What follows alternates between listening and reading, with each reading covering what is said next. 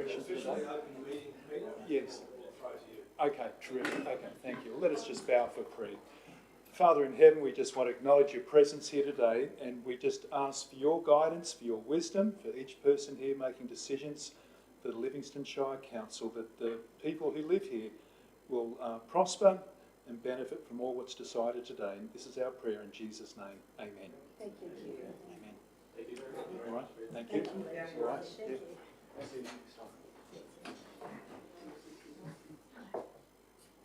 We live, Justine?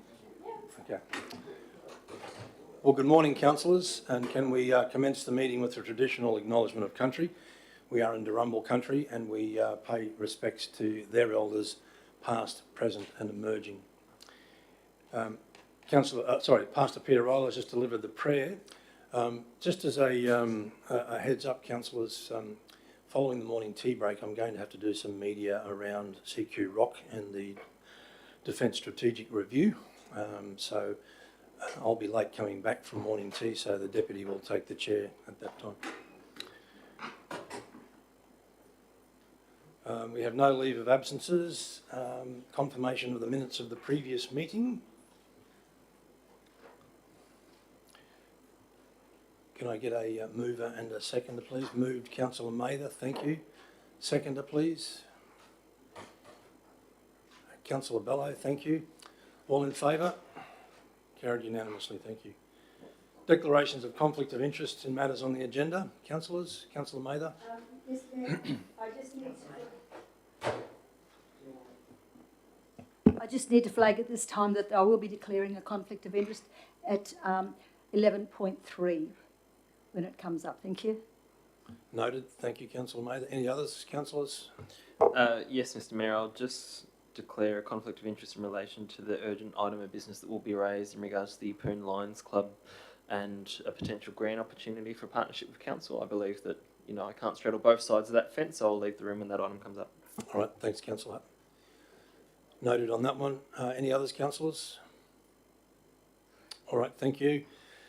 Number 6, deputations, there are none. Item 7, business arising or outstanding from previous minutes. Mr CEO, I might ask you to help us with that one, please.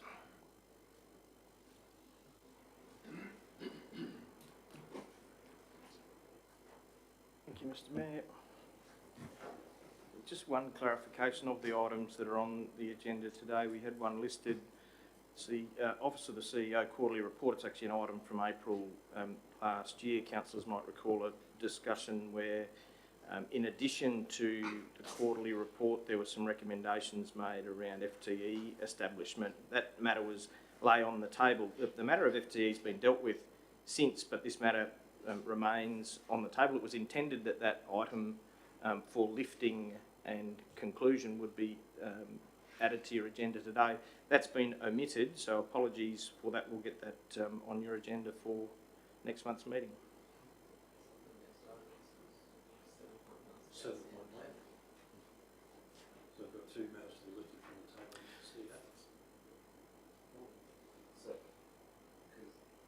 table. Sorry, Mr Mayor, I'm just confirming because my copy of the agenda has 7.1 as being the business outstanding table. The copy on the board says 7.1 is lifting matters off the table.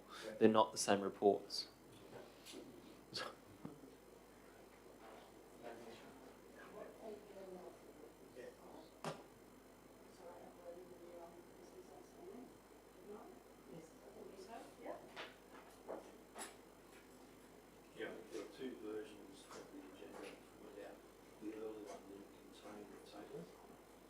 There were 2 versions of the agenda that went out.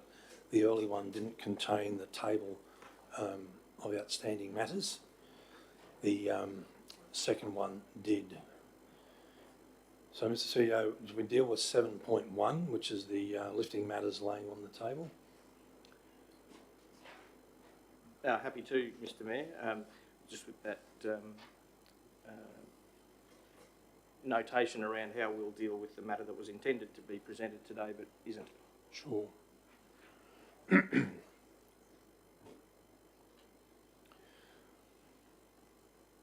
All right, councillors, the officer's recommendation is that council resolves that the following report, which are currently laying on the table with the business outstanding table awaiting return to a council meeting, be lifted from the table to be dealt with later in this meeting. That's a notice of motion in relation to from Councillor Mather in relation to barking dogs, a notice of motion from Councillor Mather in relation to resheeting Jepson's Road, and the Office of the CEO quarterly report noting that exemption now, Mr. CEO. Indeed, Mr Mayor. All right, so it's the first two items there, councillors. Can I have a mover and a seconder, please, to lift those from the table? Moved Councillor Mather, seconded Councillor Watson. All in favour? Carried unanimously. Thank you, councillors. I was just going to ask, Mr Mayor, are we then looking at the outstanding business? We are. Thank you. I'm just going to bring it up. Questions to me? What about item 3? What's happening with that? As the CEO just explained, Councillor Mather, there was supposed to be a report attached to it and it was omitted, so it will be dealt with next month. All right, councillors, so drawing your attention to the table now of outstanding matters. Mr CEO, are you going to work us through those, please? Just changing over the screen, that technical issue that we had appears to have been resolved.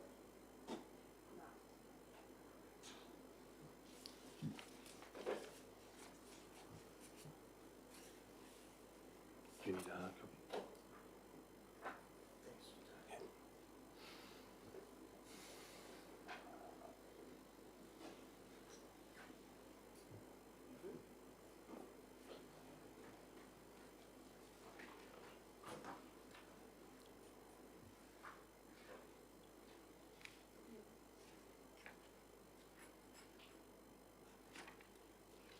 So, councillors, other than item 4, which is noted to have been tabled today and processed, which is in error, I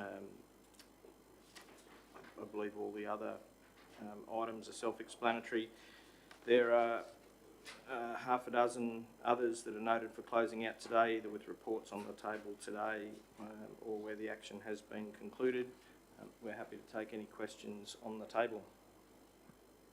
Councillor Friend. Thank you, Mr Mayor. Just a couple of questions. For item 1 and 2 on the outstanding list, we do understand that the local laws are continuing to be drafted at the solicitors.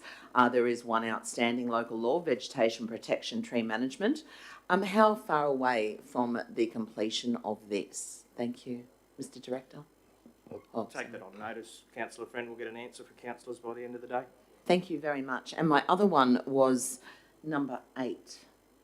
Number 8, the resolution clearly stated that we will go to public consultation in February.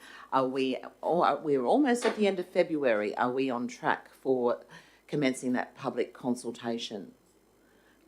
Yeah. Again, Councillor Friend, we'll get an answer for you later today. We obviously, in making arrangements, we need to be mindful that that we're ready to do the things that are nominated. The resolution was quite clear, so we'll hope that that is the case. But understandably, if we're not ready to do those things, then we won't be able to artificially proceed if we're not prepared to do so. Thank you, Mr CEO. Any other questions, councillors? Councillor. Yeah, Councillor Bello. Mr Deputy. Mr Mayor. Yeah, just item number 11. We're talking about the Farnborough Beach Master Plan. It's got there in the last table, this action has been closed due to the master plan being dealt with operationally by the Bangalore Reference Group. Probably just looking for some guidance on the reference group, whilst they have a significant part in that, but I would probably feel that the council will still be, I guess, the author of the master plan in a sense, as opposed to just the reference group dealing with it over there and it stays within their parameters. That's probably my interpretation of it, but happy to be confirmed otherwise, or what's... Yes, Mr Mayor, I wouldn't see that being able to operate any other way. So that table there, I guess, the information that perhaps could be changed to better describe that it'll be a council and not the Farnborough Beach reference group doing the actual master plan. Thanks, Mr Mayor. Unless I've misunderstood the intent of the resolution, which is in effect to establish the group that oversees this, the group's been established, and that's why it's nominated to be removed from the list. That work will continue naturally, but in terms of the intent of the resolution, unless I've misunderstood it, the reaching out to those people has happened? Yep. And the council will develop the master plan. Yes. Might pay for that to reflect that, and that's what I was thinking. Is that the wording of the resolution or the wording of the update? The wording of the action there, Mr CEO. Or the comments, I should say. Okay. Thank you. Right. Thank you, Councillor Bello. Any other? Councillor Mather? Yeah, thank you, Mr Mayor. Mr Mayor, the two items that we've taken, lifted off the table, we're not going to deal with those here in outstanding business. We're going to deal with them as we went through the agenda. Is that right? Correct. Yeah, okay. I have two others, thank you.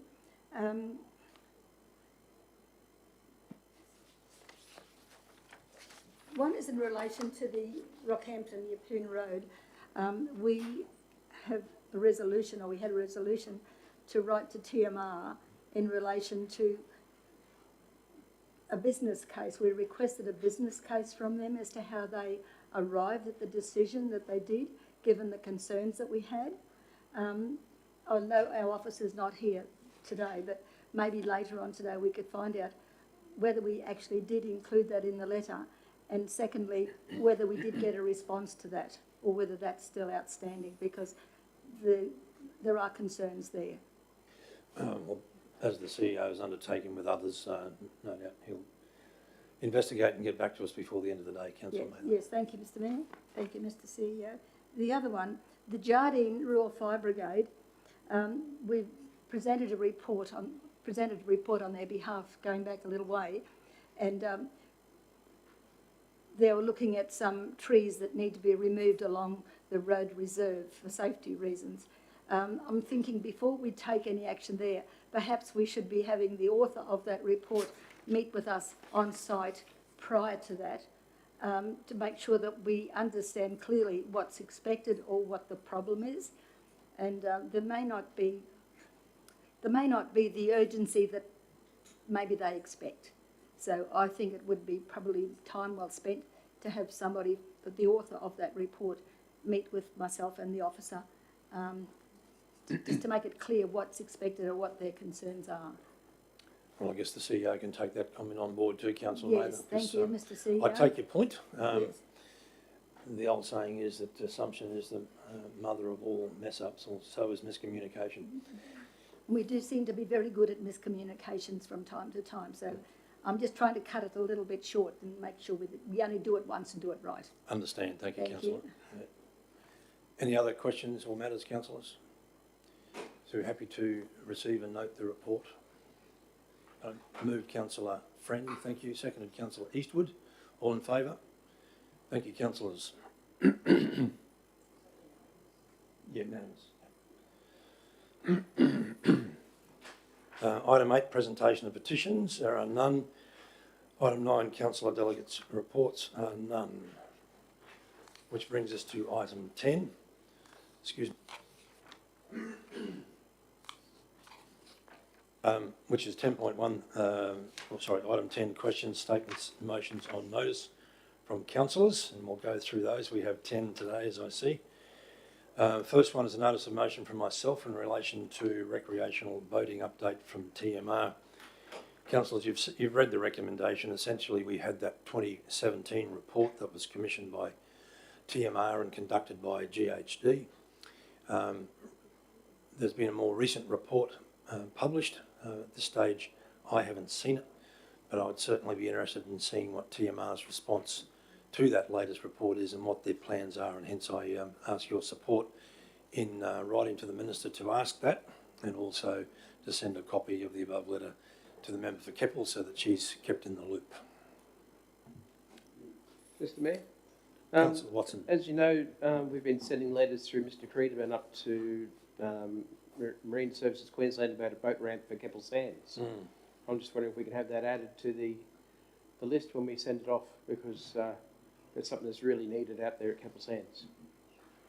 I guess at this point, council, that could be a separate request. What I'm looking for in my motion here is just an update from the Minister about what the overall plan is in terms of the coast, not individual hamlets or parts of the Shire. Yeah. Thank you. Councillor Friend, you had your light on before? All right. Councillor Mr. Mayor, thank you. In supporting what you're proposing here, I think it's important to know that going back a number of years ago, I was involved in a committee that did just that. We looked at all the sites along the Cape Coast to find out which ones would be suitable to have a deep water. We ended up only finding one.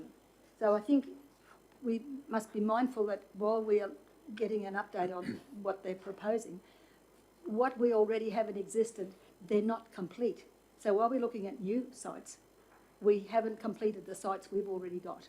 That's what I'm saying, because you don't have rails, you have unsafe slipways. Those things have to be corrected before we start looking for something new. Because I think we started up with 9 sites, we eliminated them one by one, and Fisherman's Beach ended up being the favourite, but that obviously for other reasons it didn't proceed. So I think we need to be mindful of the history there, because it very well was quite exhausting, and I totally agree with what you're trying to do, though. Thank you. Thank you, We need to find out what they're doing, what they're planning themselves, but we must be mindful that those ones we do have are not complete or are dangerous. Yeah. Thank you. Thank you. So we've got a mover and a seconder. I've got a mover and myself, seconded Councillor Eastwood. Yep, absolutely. Councillor Hutton, I'll go to you and I'll wrap up at the end. Thank you. Thank you very much, Mr. Mayor.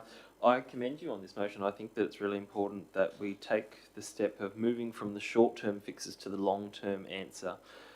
What we saw with the 2017 report, and I'm sure that the updated report will show, is that governments of all colours have invested in short-term small fixes to provide extra capacity to existing facilities, but not always upgraded or maintain them to a set standard. The reason these investments have been made is because they are affordable and because they're quick fixes. What has never been able to be invested in is that long-term fix. We've identified when they looked at Fisherman's Beach, they saw it as a reasonably short-term solution that had a low cost, therefore it was seen as low-hanging fruit. But we've had very clear voices of the Emu Park community saying that's not the answer that they believe is in the best interests of the Shire as a whole. I think part of our exploration and discussion with the state government moving forward should be about, if in 2017 we'd started investing in one of these long-term solutions, it would now only be a medium-term solution, and in a couple of short years it'll probably be a short-term solution. We get fearful of investing heavily in marine recreation facilities infrastructure because of the large costs with the setup, but we know both the tourism and economic return can be great. We just need a government willing to step up and make those long-term commitments to such infrastructure. So I commend you for the motion and hope that we can get some investment in long-term infrastructure for the Cape Coast, not just some more short-term fixes which add to capacity but don't necessarily resolve the problem at large. Thank you, Councillor Hutton. Anyone speaking against? I'll speak for Mr. Mayor. Councillor Eastwood. Yeah, and just to reiterate on Councillor Hutton's words there, Mr. Mayor, recreational fishing particularly brings so much to our Shire. We've been going through a huge population expansion. Many of these people moving to our Shire, young people with boats, and we need to make sure that we can maintain the Capricorn Coast as the most livable place there is. Now, going back to what you stated earlier in another motion, before the motion started, Mr. Mayor, about communication. This is all about communication, and we're not being communicated with strongly as well as we could be by TMR, and so because that's what this is about, I strongly endorse that, Mr. Mayor, that we put pressure on to let us know what's going on and what they intend to do on the coast. Thank you, Councillor Eastwood. Any other comments, councillors, before I wrap up? Well, I don't think I can top either of those comments, so I think I'm just going to go straight to the vote. Thank you, councillors. So we've got a mover, myself, seconded Councillor Eastwood. All in favour? Carried unanimously. Thank you, councillors. 11.2, councillor vacancy and nomination process. Mr CEO. I beg your pardon. Report 10.2. No, I'm right. I'm wrong. 10.2. I jumped a whole section. Councillor Mather, resheet of Jepson's Road. Councillor Mather, the floor is yours. Thank you, Mr Mayor. This was one of the outstanding businesses, and now that we're at the report, I have a motion, Mr Mayor. I'd like to thank, council give thanks, thank the officers for the partial resheet of sections of Jepson's Road. And I can't read my own writing. And further gravel patching be applied to expose sections of red soil in the 23-24 budget if and when required. Do we have a copy of that? Right.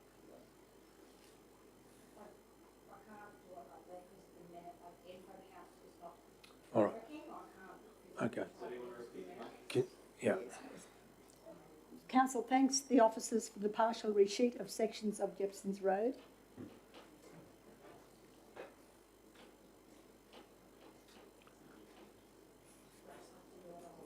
It's all right, I'll give it to Yeah. you. Yeah. Yeah. Sorry, I'm up to partial resheeting. Resheeting of sections of Jepson's Road. And further gravel patching, which is not resheeting, further gravel patching, be applied to exposed sections of red soil in the 23-24 budget, if and when required. If it's not required, it doesn't happen. So that's what I see your motion. Happy to see that, Councillor. Thank you very much. Just make sure. Okay, so it's on the screen, councillors, for your information. So it reads, Council thanks the officers for the partial resheeting of sections of Jepson Road and further gravel patching be applied to exposed sections of red soil Yes, thank you, Mr. Mayor. in the 23-24 budget if and when required. That's required. That's So we've got a mover, Councillor Mather, seconded Councillor Hutton. Councillor Mather, do you want to speak to that at all? I think it's self-explanatory, Mr. Mayor. In the essence of time, I think we're going to be meeting here early today, remember? You're going to. So we'll see how close to 2:30 you get, Councillor. All right, so happy to go to the vote, councillors. All in favour? Carried unanimously. Thank you, Councillor Mather, and thank you, councillors. 10.3, which is a notice of motion again from Councillor Mather in relation to barking dogs. I think there's an update on this one too, is there? Yes, this was the second matter. This was the second matter of outstanding business that was lifted from the table. And due to the progress made on this matter in recent weeks, Yeah. local law officers continue to manage the barking dog issue. I'll give you this, Justine. At lot 21, RP 801087, in accordance with Council's current local laws and policies, and continue to monitor the situation. Question, Councillor Mather, is that not something that the officers would do as a normal Well, part of their role anyway? After in-depth discussion with the secretaries and their understanding of what's required and what we're doing, it was let the officers do their job, and this is what it's saying. Because we have taken other steps to try and resolve the issues at that site. And while we're making progress, we're saying let's take a step back now and let the officers do what they need to do to keep that peace and monitor the situation. I would suggest they would be doing that anyway, though, Council. I guess One that's my would point. think so, but to lift the matter off the table and to have a resolution that says we know the table no longer needs to take an active role in this as far as instructions. That could be your motion, though, Councillor. Or you can just let it lapse, yeah. I think to satisfy the secretary, she felt that that's what was needed. The secretary, which secretary, sorry? Inside executive support. Yeah, we did. Yeah, We just need to put a cap on it, in other words.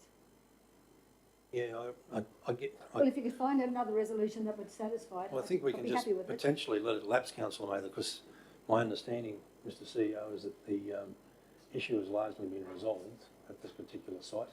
I don't know if it's largely resolved. I think we're on the right path, but that's what I'm saying. If you take a step back and Well, just monitor it. irrespective, I'm sure that the officers will be all over it like the proverbial rash. So, Mr. Mayor, may I ask a question? of course, sorry. Thank you.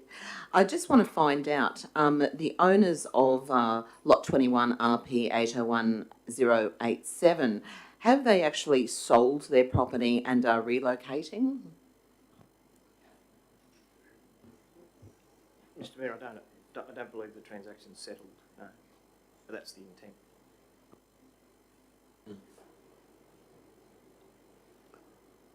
All right. Well, Councillor Mather, I guess, in terms of your notice of motion, what would you like to do? I mean, we can let it lapse because ultimately, I think. Well, I think to keep it short, that council continue to monitor the situation. That would be clear cut. And that's what we would be doing anyway, but we would not be ignoring that it's still sitting there, if you know what I mean? Yeah, I guess I'm still uncomfortable with it because ultimately the officers will be doing that anyway. Well, I think it's just in recognition that they have spent a lot of time on this matter, and we have spent a lot of time trying to find a resolution, and we believe that we have with their help. And I just don't want to let it sort of slide out the window and sort of forget about it in case it raises its head again. I just would like to think that we're just still keeping tabs on it to make sure that it does eventuate, as the councillor says. All right. If you have Suggestions from the floor, please. Did you have something, Mr Mayor, that you would like to see in there? Well, not really, no, because I think it ultimately can just lapse, Councillor Mather. Yes, if I could ask a question, Mr. Chair. Sure, go for your life. Like, if the motion is not actually going to require council to follow a direction because they already know the direction they need to take, then I probably feel the motion is maybe well intended, but it doesn't actually perform a function. And that's no disrespect to the mover at all, but there is a clear understanding from the officers to follow the policy, which, unless we're telling them to do anything different than that, which I don't believe we are, then the intent is for them to continue their function, so I'd probably move a procedural that we just move to the next item of business. The procedural motion. You're going to do that? I'd be happy to do that for that reason, that there isn't a function for this motion to actually initiate, other than to continue the good work that's been going. So, Yeah, I mean, at the table's discretion, I'd be happy to move a procedural and move to the next item of business. okay. We have a procedural motion from Councillor Bello. No disrespect, Councillor Mather. None taken, Mr Mayor. Yeah. You'll hear about it if something crops up.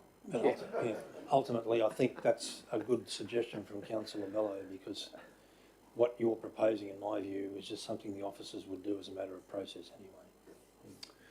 Okay, so we've got a procedural motion to move to the next item. All in favour? Carried unanimously. Thank you, councillors.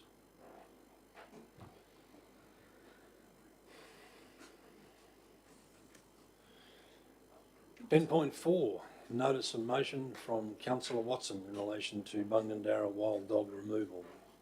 Councillor Watson, the floor is yours. Right, Turn it on, turn it on. Oh, it's usually me saying that to you. I've had some reports from people out at Bungendara with problems with wild dogs. Apparently there's been problems in the past over the years. I don't believe it's dingoes from what I'm hearing. It's more that there's dogs who've got away from someone, I guess, and become in packs. After the fires, there was funding that was used to remove some of these dogs. The issue here is that in the past, the landholders were able to look after this issue themselves, but over the years, the blocks have been cut into smaller and smaller parcels, which has made it difficult for the landholders to do something about it. And what's happening is we've got dogs that are going into people's yards, removing other animals. They've actually got as close as St Brendan's, and people are starting to get worried that there could be a possibility of a child being taken. I've been speaking with our fellow John, wasn't it? John Wyland, and he says there's definitely an issue out there. But in the past, no one's really wanted to do anything, mainly because they believe the people who've got these large acreages don't know how to cope with these wild animals on their blocks. So this is to try and see if there's a way to fix this. I've been speaking with the FBA.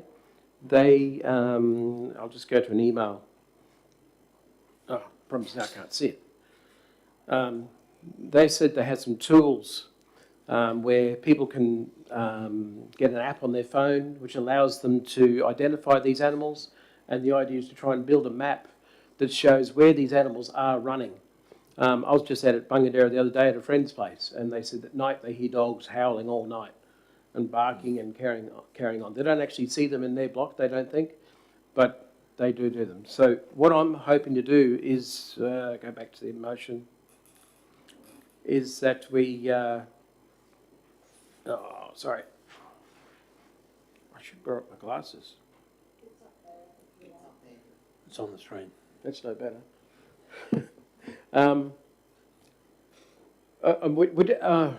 As you can see, it's resolved to conduct a survey to residents of Bungendara by email or mailed letter asking who has seen the dogs, who is interested in contributing towards the contractor to remove them, and asking residents to contribute to any information they may have on wild dogs.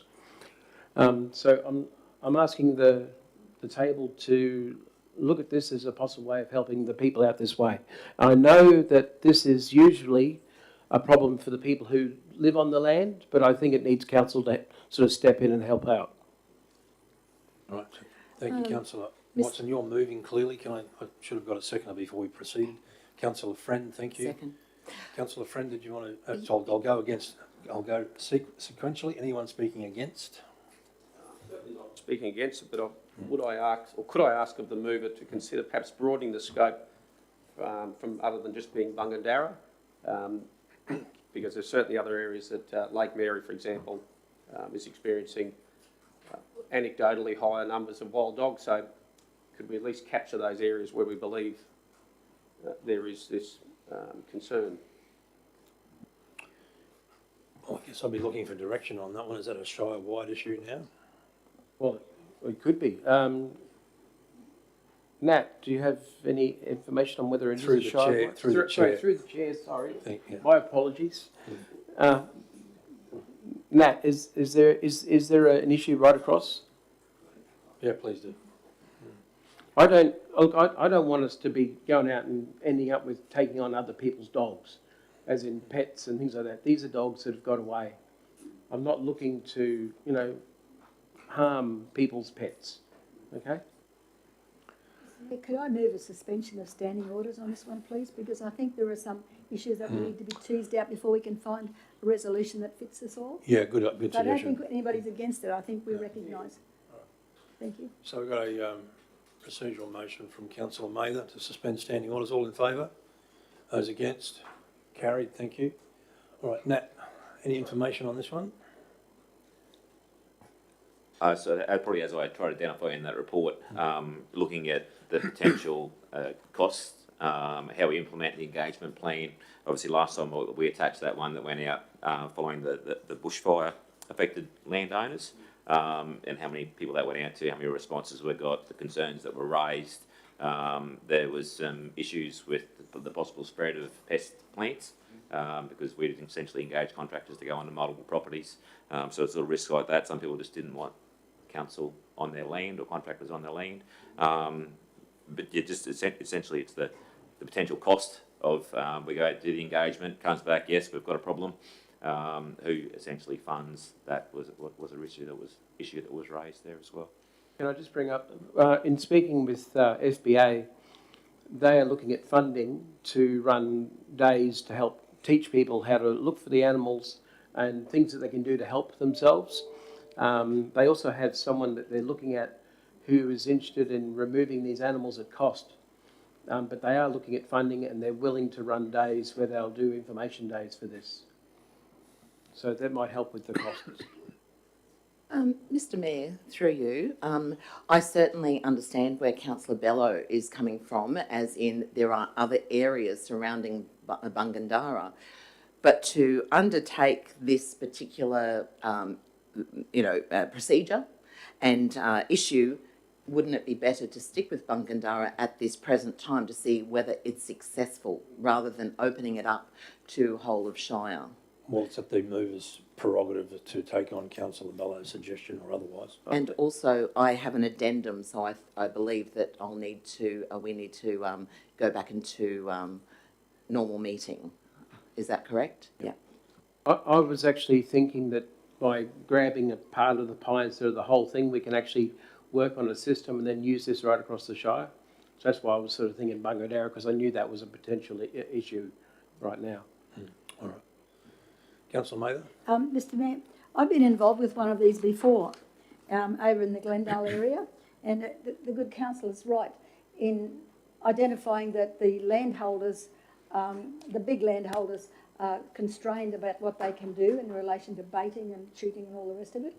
And yes, domestic animals have been mauled repeatedly, and we ended up getting to the bottom of it. But I think there's still a lot of homework to be got here, and that could be by survey. But letters to everybody is a big job. It's a big job. We need to look at the area of the capsulated, you mentioned that's encapsulating these dogs, because they can run for 50, 60 kilometres a night, we found. They could come from across the border, in fact. Some of those southern towns, they move around in big herds. And you probably find that they're not dingoes, that they're crossbred domestic animals. And what we found at that time, that the dogs are chained up during the day while mum and dad go to work, and when they come home and cook tea and do what they have to do, the dogs are let off for a run. And that's when they get into trouble. They mate up with their mat and off they go in packs. So we've got to identify how many dogs we've got out there, whether they need to be registered, and I believe they do. What times are they usually out there? What times are they most offensive? Whether they're registered, whether they're fenced, the frequency of the visitations, whether we've tried cages. There are a number of things that we can actually look at first to see what we've tried and what we still have to do. But we really need to do homework before we start sending out letters. But we can do like because it's like Mary has got a problem too, and I agree with Councillor Friend, we need to contain ourselves to this one first because it seems to be the concentrated area. Can I just say there is an app called Feral Pig Scan. You put it on your phone, it helps you you take a photo, you identify where the area is, and then a map can be built to work out where these animals are, so that we know where to sort of to do this. This is an app that I got from the FBA to do this. So I've forwarded this on to Nat and also to Mr. Abbott's, and I can forward on to anyone else who needs it, but just so they've got that information. All right, thank you. All right, councillors, any further comments before we resume standing orders? We've identified that FBA actually carry out these workshop days, I believe, where they invite landholders that want to be involved. So is this going to assist them with their work, or are we doubling up on what they already do? Or It's about pulling us all together to work together for this. So because they said that they can't do it on their own. what they can't do what? They can't. FBA has people that can help us to gain what we want to do. It's not something that they can do on their own. That's what I believe. Okay. So it comes in as a joint thing to do it. That's why they're interested in finding funding to help identify these animals, where they are, those sorts of things. And that's why they run these landholder days, to educate people on how they can do it. Because more people have involved. Because apparently, through the chair, Nat, I think there was we did 600 properties and I think 17 or something were involved last time. Yeah, 520, and I think 14, so close to those numbers, Yeah. Councillor. Yes, sorry, I think about that. Yes. So we need to increase the amount of people who are interested in sorting this issue. Isn't the data there saying that of the 600 properties that were asked to be involved, is that correct, Nat? And 14 said they did want to be? Yeah, correction. 530 properties, and only 14 allowed us the access to do the work. That is concerning, and that's why we need to bring this more to the front. We've got people who are buying blocks of land who, as I heard from John Wyman, that they don't want the dogs on their property, but they don't know how to deal with it. And there are, what's those things that catch the dog, like dingo traps, but they're a safer version apparently.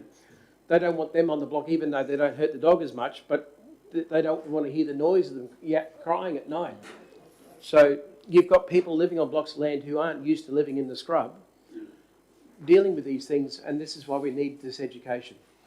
Councillor Watson, my personal view on this is I would prefer to see us enter into some sort of partnership arrangement with someone like FBA or some other group to try and understand the problem a bit better before we charge off and start doing surveys and those sort of things. Could we organise a briefing where to come down and talk to us about what they can do? That would be a great suggestion. Yeah. All right. Can we do that? We organise a briefing session. We'll leave this lay on the table and we'll just basically organise a briefing session to update us. Before we lay this on the table, Mr Mayor, may I make that addendum with permission of Councillor Watson for future... Well, we're laying it on the table, Councillor Friend. So, I mean, when we consider it next time, you can add your addendum at that point. Okay, Councillor Mather's moved that we resume standing orders. All in favour? Carried unanimously, thank you. All right, Councillor Watson, you're going to change your notice of your motion? Yeah, so we're just going to say we're going to ask for... Is it on? Yeah. We're going to lay this on the table for pending discussion at a briefing session. I'll contact the FBA officer I've been speaking with and get them to contact Mr Abbott. Is that right? Yeah. So before we make that procedural motion to lay it on the table, which I'm happy about, do we need to make that addendum for future information? Not at this point in time, Councillor Friend. I know you're not happy about it, but No. ultimately we don't need to deal with it today. Thank you. All right, so we've got a mover, Councillor Watson, second to Councillor Bello. All in favour? Carried unanimously, thank you. Thanks, Dave. 10.5 is a notice of motion from Councillor Friend in relation to sewer access chambers. Councillor Friend, you're moving this one, I take it? Yes, thank you, Mr Mayor. Can I get a seconder, please, on this one? Councillor Mather, thank you. Councillor Friend, the floor is yours. Thank you, Mr Mayor. My fellow councillors, my intention of moving this notice of motion is to create an awareness in our community of their obligation under the Act, prompt a more conciliatory approach to contacting the homeowners rather than an accusational approach, create a policy that is standardised to include a basic costing and such, for example, but not inclusive of perhaps $500 or $600 for those that will comply with the legislation, offset by including budgetary requirements for upgrading sewer access chambers in the 2023-24 budget deliberations. After all, this being council infrastructure that has not been overly attended for 8 years of de-amalgamation must have an equal amount of responsibility attributed to the council. I also have some questions. Okay. Questions to the officers? All right. Okay, thank you, Councillor Friend. Anyone speaking against? Perhaps my opposition to this is more to do with the broken down bits of the motions A, B, C, D, E. Item B there, rescind all council invoices issued to residents for completed works. I'm not in a position to make that decision here today. I don't know the intricacies of each one of those invoices and the individual cases, so I wouldn't be prepared to support this motion in its entirety based on the lack of information surrounding those particular invoices. So on those grounds, I won't be supporting the motion. Mr Mayor, would it be beneficial, because some members may not be familiar with this matter, that we suspend standing orders again? Because obviously if we're going to be going from A to E, so that we understand it or make alterations, we really need to be over the top of it. We can't do that. Councillor Mays, I think we can deal with it through normal debate today. I mean, Well, I don't want to be jumping in and out of standing orders. I try to avoid that too, Mr Mayor. I don't do it very often. But I think on something that's so important, that where financial loss or gain is involved, and will continue to be in the future, our members need to be fully over the top of this, and I'd say that not any of them are. All right, well, I might be able to tidy up your concern with a question then to Councillor Friend. Councillor Friend, what's the derivation of this notice of motion? Why has it come about? Certainly, there have been councillors at this table have been contacted by a number of people who have received notices to actually clear their manholes and their sewer access chambers. Some people have actually gone out of their way to do so and have received still continuing large invoices for doing so. Sorry to interrupt you, Councillor Friend. So they've been buried, or what's the case with these access chambers? Some chambers have been buried by dirt and soil subsidence and soil movement, as well with being buried quite underground, and some people have just purchased their properties, received this notice, and didn't even know that there was a sewer access chamber there, because it's not mandatory to know these things in conveyancing when you're purchasing a property. So this could have been done earlier in development through landscaping, etc. of these areas. These people have found these access chambers and cleared them, and feel that they are being penalised because they're trying to do the right thing. However, they're still being penalised for helping and trying to find these access chambers.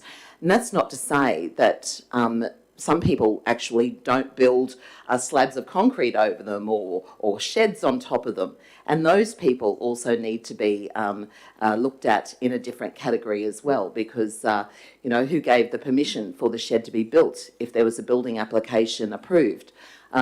So there's apparently, so many access chambers because we have a historical community, it's an older community, and only now are our sewer and water operations looking into raising them, for good reason too. They have an obligation to make sure these accesses are clear in emergencies, otherwise we don't want sewage running down the street. However, it's the people who are actually trying to do the right thing feel that they are penalised.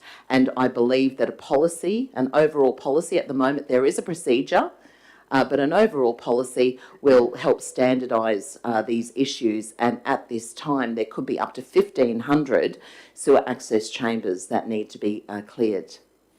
All right, so thank you. Just if I can have a second, Councillor Watson.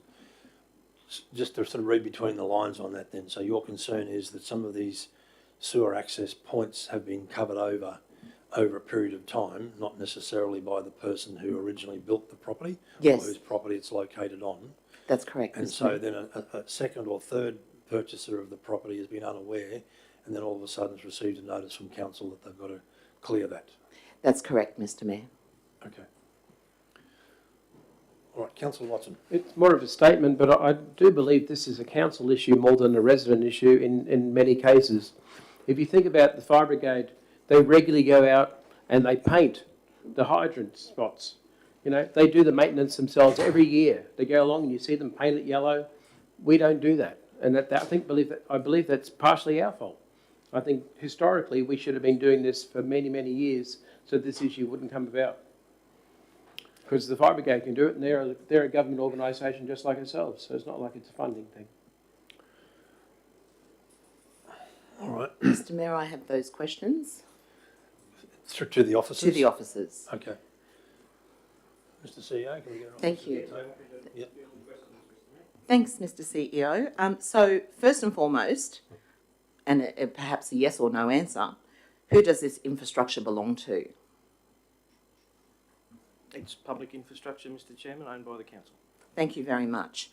And what proof is provided that the current owner has indeed buried them? What actual proof is there that we can say to that current owner, rather than just being the homeowner over, what proof do we have that they actually buried them? Mr. Chairman, if I understand the question correctly, it would vary case to case. I think the report outlines a number of examples that we've had, and the circumstances have varied on each occasion. Okay. And I suppose my last question would be, how many manholes or sewer access chambers have been attended to via council, giving the homeowner the invoices and costs between 2014 and 2022? Mr. Chairman, that one I'll have to take on notice. I believe that the report makes reference to a variety of numbers, but not a specific response to that question. Thank you, Mr. CEO. All right. Councillors, we've had Councillor Friend speak for, Councillor Bello speak against, and partially anyway. Councillor Watson speak for, anyone speaking against? Councillor Eastwood. I'll speak against it, Mr. Mayor. I find this fairly messy notice of motion with the potential to cause a fairly strong financial deficit to the council. In the report it says the estimated cost of remedying access to these chambers is between $800,000 and $4 million. And I don't believe our council's in a situation to spend that sort of money to do that. Ultimately, and usually it would be the landowner's responsibility, and of course there'll be situations, but we can't blanket it. We cannot blanket and just give money back and say, look, every situation's the same, because every situation's not the same, Mr. Mayor. So we need to, this notice of motion is not going to get my support. Maybe a change notice of motion down the track. I don't think we could get there today. I think it's something that's going to need maybe Councillor Friend to sit down with the officers and really protract something from it. But I just cannot back this up because of the amount of money that potentially it could cost us, and it takes away the responsibility of some landowners. Thanks, Mr. Mayor. Thanks, Councillor Eastwood. Anyone speaking for? Yes, Mr. Mayor. Councillor Mather. Mr. Mayor, I mentioned at this table not so long ago that when construction of development takes place, there are so many checks and balances that go between the developer and our engineers and our plumbers. And when the development is supposedly complete, council officers are invited out there to ensure that everything's in accordance with the rule book and the development conditions. It is then that needs to be identified that these chambers are exposed, and they also need to be logged somewhere that they are exposed. There doesn't seem to be any process or any legislation or any rule book that says we've checked all this and they're exposed and we are signing off on it, because it takes 12 months before it can be signed off. Now, if these chambers are exposed at the time that our council is satisfied that they are exposed, it's up to the developer to make sure that, or the agent to make sure that when the house is sold, that they remain exposed. And there needs to be something in place that shows that the landowner acknowledges that. Whether it be on the file, I don't know, but there is nothing. And anybody purchasing a block of land with a house on it and a driveway and a nice lawn or a pool, find out down the track that the council sending me a bill to say that they're going to dig up my yard to expose this thing. We didn't even know we had one. Somebody will challenge this, Mr. Mayor. And I can see that it's a sticky one. There's no two ways about it. As Councillor Eastwood said, it's messy. You're damned if you do and you're damned if you don't. But we've got to be fair. There is no proof to say that these people knew that they were there. And they purchased in good faith. And we have nothing to say that we ensured that they were exposed, that we can guarantee that they were exposed. And we took all precautions that are available to us to protect the landowner and to protect council's interest as well. I think we have to show good faith here, and yes, it might cost us, but this is what happens when we don't do the safeguards. I don't like it any more than anybody else does. But I've been involved with some people too.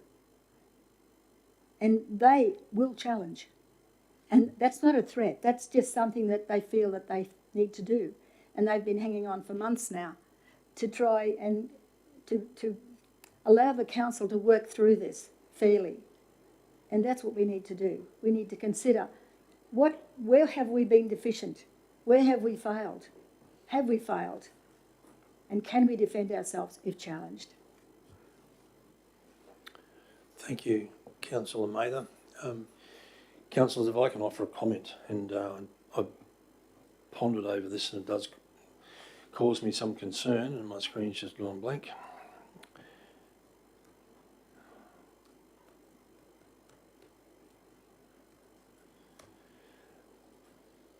I know up until this point the officers have been operating without a policy framework. It's essentially been a process/procedure on a piece of foolscap paper.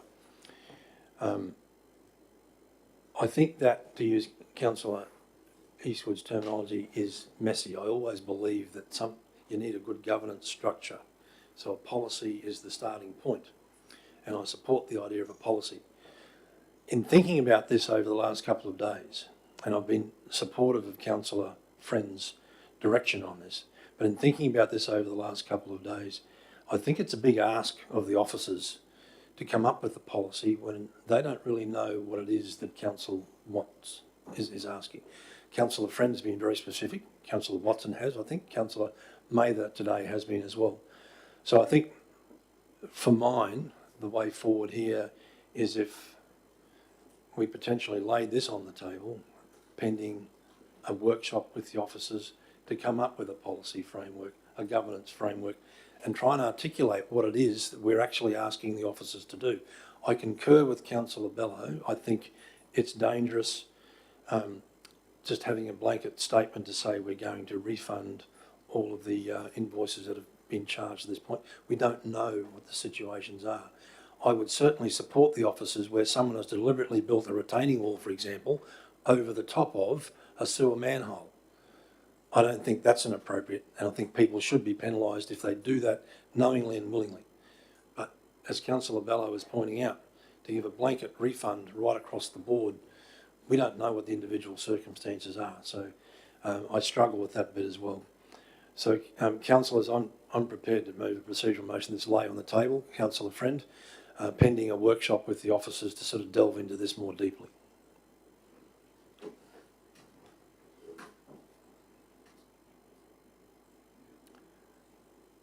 You right there, okay.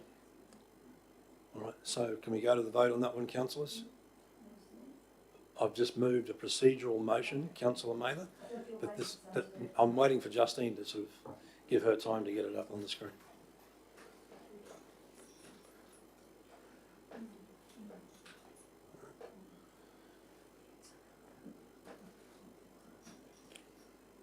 All right, so I'm moving a procedural motion on this one. All in favour? Those against? Carried. Thank you, councillors.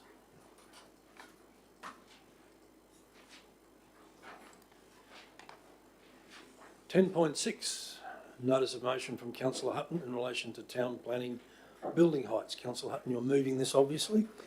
Second it, Councillor Eastwood. Thank you. Councillor Hutton, the floor is yours. Thank you very much, Mr. Mayor. I think that all of us here at the table understand and appreciate that for more than 12 months we've been grappling with the challenges of a town plan that has a perceived or an identified deficiency in terms of the differential between mapping provided in the town plan that identifies a very clear building height to language in the town plan that has been found to be wanting legally. As part of that, what it's created is a sense of distrust, but also created uncertainty for community, uncertainty for developers, which means that none of us can have a surety as to what the town plan either allows or doesn't allow. In that space, we then as councillors are left to make decisions based on what we believe is the public interest or what we believe is the public sentiment. And as the experience that we've had in recent months demonstrated, where changes are made during a process of mediation, those changes are not able to be taken back for public consultation, which leaves the community feeling disengaged or disempowered, and councillors feeling that they're carrying a burden for something that really should be and could be fixed. That to me says that there is change is required, and that change that is required is that we need to look at amending the town plan, and to amend the town plan to either remove the deficiency to ensure and provide stability of saying it's 4 stories in the Emu Park CBD, or alternatively, if we're saying that 6 stories is the acceptable height limits into the future based on community feedback, it needs to be informed by the community. And by going through a formal town planning amendment process, that public consultation does take place. We'll get feedback from that part of the community itself as well as the broader community. Council and council officers then have the opportunity to access experts to get advice around amenity, get advice around impact on the CBD and future planning needs, as well as the opportunity for people to put in public submissions that have feedback provided to it, so that the community has certainty, so that the development community has certainty as to what council will or won't accept, and it provides certainty for officers when they're making judgments in the first instance around items in the plan as to what's acceptable and what's not, so that we don't go through protracted legal processes that have uncertain outcomes that leave everyone feeling that they're at a loss. So I'd like to move today that council request a formal review of the building heights in the Emu Park CBD, and based on that, amend the town plan to provide clear direction for all parties as to the heights. Thank you, Councillor Hutton. Anyone speaking against? It's got 2 questions, Mr. Mayor. I don't disagree with it, put it that way, because have you identified, through you, Mr. Mayor, have you identified any specific deficiencies? I mean, with looking at building height versus zonings and town plans and all the rest of it, I know all these things come into play. Have you identified any specific deficiencies when you use the word deficiencies? I think, Councillor, the legal documents we'd have from this last case where there was the discrepancy is very clearly where there's a differential. So between the mapping that demonstrates and says clearly saying 4 stories in the CBD versus medium height, which has provided for and has been implicitly suggested to imply that up to 6 stories is allowable. So that is the deficiency. Obviously that's not the language that the town plan will fix it for, but that's definitely a discrepancy that we need to talk to with the community to get clear guidance on to move forward. Yeah, no disagreement there. Thank you, Mr. Mayor. Thank you. Thanks, Councillor Mather. Anyone speaking in support? Another question, if I may, Mr Chair. Probably, perhaps, both to Councillor Hutton and maybe to the planners as well. When we use the words provide certainty, is that something that actually is too prescriptive, almost too black and white, in that, under my understanding, the Queensland planning guidelines are not black and white, and not that I'm endorsing the current process, and if we can make it better, that's great, but is certainty something that you can actually achieve and reach, or is it maybe improving it so much? And I'm not trying to just play on words, but I'm not sure, so I was just curious to probably have input from whether yourself or the planners to provide their comments, because that'd be very valuable to hear from a planner.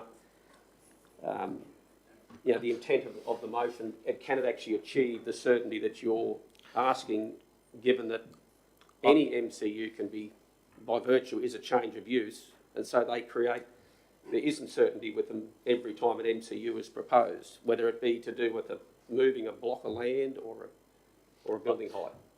I guess you could interchange the word certainty for clarity. So raising what expectations are, so that when someone comes forward with an MCU saying, I'd like to put a 25-storey building in, that officers can clearly articulate that that's not the vision for the Emu Park CBD, or that's not the planned infrastructure that would support, there is not going to be the planned infrastructure that supports that in that place, which sets up the developer to have certainty around what the supports are and what sort of environment they are developing into, but also the community that buys into and invests in a community, that they can have some certainty around how their community is going to look and engage into the community. Of course, as you have articulated, the planning scheme allows, and under the legislation at a state level, allows for people to propose things that are out of scope, and you can go through an MCU process to see and to test the market to see if change is, if there has been a change in sentiment or a change in flavour.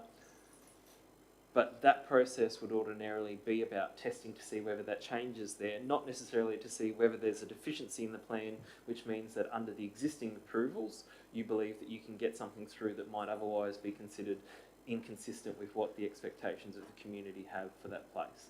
And I think that's the difference between the example we provide here. The example in the past is that there was an inconsistency in our planning scheme which allowed two sets of community, the development community and the local community, to actually have a different understanding of what was allowable in that zone. So that's seeking clarity to make sure that we're all on the same page and allowed for. Councillor Mather. Thank you, Mr Mayor. Just to follow on from the previous two speakers, it's my understanding that if you've got inconsistencies between a block of land and what is allowed there, and an MCU comes in and says, oh, we really don't want it there, it's not what the vision is for the Shire. My understanding is, and correct me if I'm wrong, that we must consider it and we must approve it if it can be conditioned. I guess we might go to the officers on that one, but in the meantime I have a question for Councillor Hutton. In the report it notes that there will be a review in the latter half of this year, in 2023, of the planning scheme in itself. Are you proposing through your motion to sort of bring that forward for Emu Park CBD? Yes, Mr Mayor, I don't believe that we've got the opportunity to wait. So we know that there are existing parties out there looking to develop in the space of Emu Park. We have now for 12 months had this lack of clarity. I believe that we need to take a step forward and advance with dealing with this so that there is certainty for them, certainty for the community, and this obviously would then feed into the capacity for us to embed it into the next generation of the town plan itself. But I just don't believe we've got the liberty of waiting. Otherwise, we'll find ourselves in a consistent cycle of having similar developments that are coming up that will be in conflict with the scheme in some people's eyes, that will be approval, necessitating approval in some people's eyes, and we'll be repeating a cycle that we've now known about for the best part of 12 months and can actually manage more succinctly by managing now. Right, thank you. So, Erin, in response to Councillor Mather's question, please. You are correct. Very good. You're a planner. Yeah, no, you're correct. Where we have the ability to condition something, we must do that, subject to reasonable and relevant conditions. So there is a lot of rules associated with making a decision on a development application, regardless of it being code accessible or impact accessible. And where we have the ability to condition, we must do so. And that's in accordance with the assessment benchmarks. So anything is up for application, basically. We need to look at it on its merits and if it can be conditioned, and we really don't have a lot of choice after that. Correct. There is no such thing anymore as prohibited development. You can lodge an application for anything, anywhere. The Queensland system has been working under a performance-based planning system since 1991, and that opened the door to full merit-based assessment, and it changed our sort of planning world from small small, 30-page town plans with 3 columns saying you can do this with approval, or you can't do this, to a much broader consideration. Now we know them as assessment benchmarks. And that gives certainty. That does give certainty. There was a lot of certainty when you had the 3 columns. Yeah. Thank you. It didn't necessarily encourage great development or opportunity to support development that might have, as Councillor Hutton sort of talked about, changing with the times and looking at things outside the box. But the current law, there's no such thing as a prohibited development. No, it doesn't exist. It does cause a lot of angst for a lot of people. Yeah. Especially Yeah, the planning system itself is a confusing beast, and the whole concept of acceptable outcomes that nominate a 4-storey height limit or a 6-storey height limit, or say you can build a shed this far back from your boundary, all of that can be processed through a performance assessment or a merit-based assessment by officers.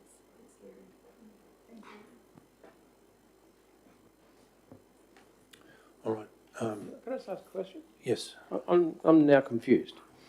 Are we saying that even if we do try to change this to bring in, that there's set heights and things of that it may just not happen anyway, because the new rulings as 91 will allow, as long as it fits into performance, it can be done? Yeah, the performance assessment, probably touching on what Councillor Hutton's spoken to, and he's used the perfect word in terms of clarity. If you provide clarity and certainty in the wording of your overall or performance outcomes, then you can link that to particular limitations or levels or setbacks. So where the planning scheme has quite a lot of clarity and describes what the outcome is being sought, then we can we would have to make that consideration. I guess the other thing to really think about is touching on what the report has indicated. We actually commenced our planning scheme amendment discussion last week. The initial discussion of officers commenced last week, so that it's underway, and there'll be some information coming to the council in due course on that process. Councillor Friend? Thank you, Mr Mayor. I'd like to speak for it. Okay. Unless No, there was... floor Yep, is yours. thank you. Just very briefly, well done, Councillor Hutton. This notice of motion is very timely to undertake this formal review, because I love that word clarity, clarification. Medium rise in the planning scheme is often misunderstood and can be misinterpreted, and we need to really set down the clarity of what that is. And the officer's commentary states that current work is underway, and as Erin has just confirmed, to advance the next amendment to the 2018 planning scheme. So this process and this notice of motion is very timely. Thank you so much.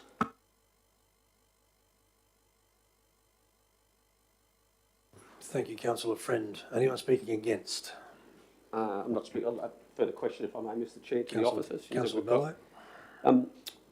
Erin, how important then is it then for councillors in bedding down a planning scheme to take into consideration, I guess, legal definitions that, if they were to be contrary to them or in conflict with them, are more than likely going to be challenged by the development community, i.e. in the case we've got here, or we've been through, where we had a medium rise definition was deemed to be suitable in that CBD area, if I'm closely correct to that.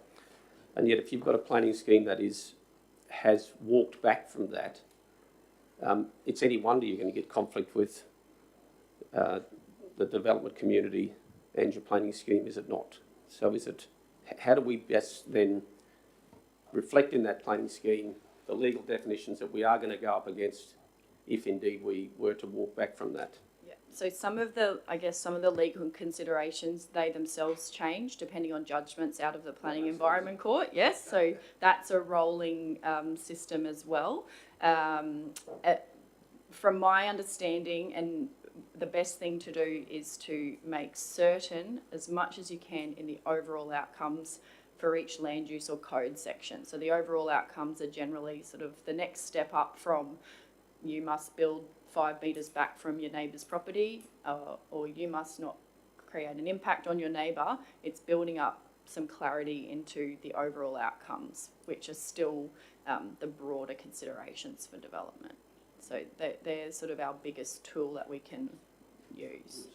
Which arguably, though, doesn't actually provide the clarity that maybe the community would prefer, would make it easier. But we are not working in a system where we have 3 columns and you can do something with approval, or you can't do something. It is a performance system, and we will definitely, through the scheme amendment consideration process, take advice from our solicitors on some of the best mechanisms we can use to employ in the planning scheme to provide that clarity. And of course, once we go out to community consultation and get an indication from the community of what their thoughts are for particular elements of the scheme, that's something else I should mention is we're not anticipating going to consultation on this one matter, because a planning scheme amendment process is significant.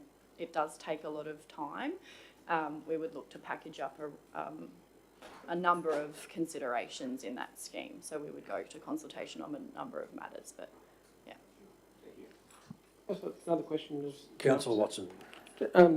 Aaron, so this is going to take some time to do. Does this mean in the meantime we could end up with a flurry of people coming in wanting to get stuff done before things change?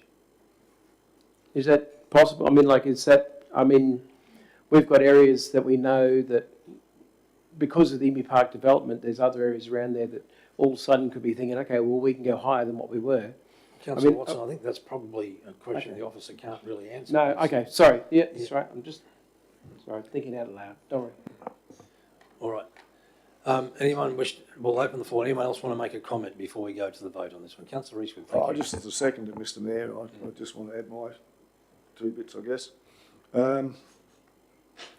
Look, if we do go back to the recent Emu Park low rise that got passed by this council, I do believe that did put the community and the councillors in a very difficult situation without that clarity.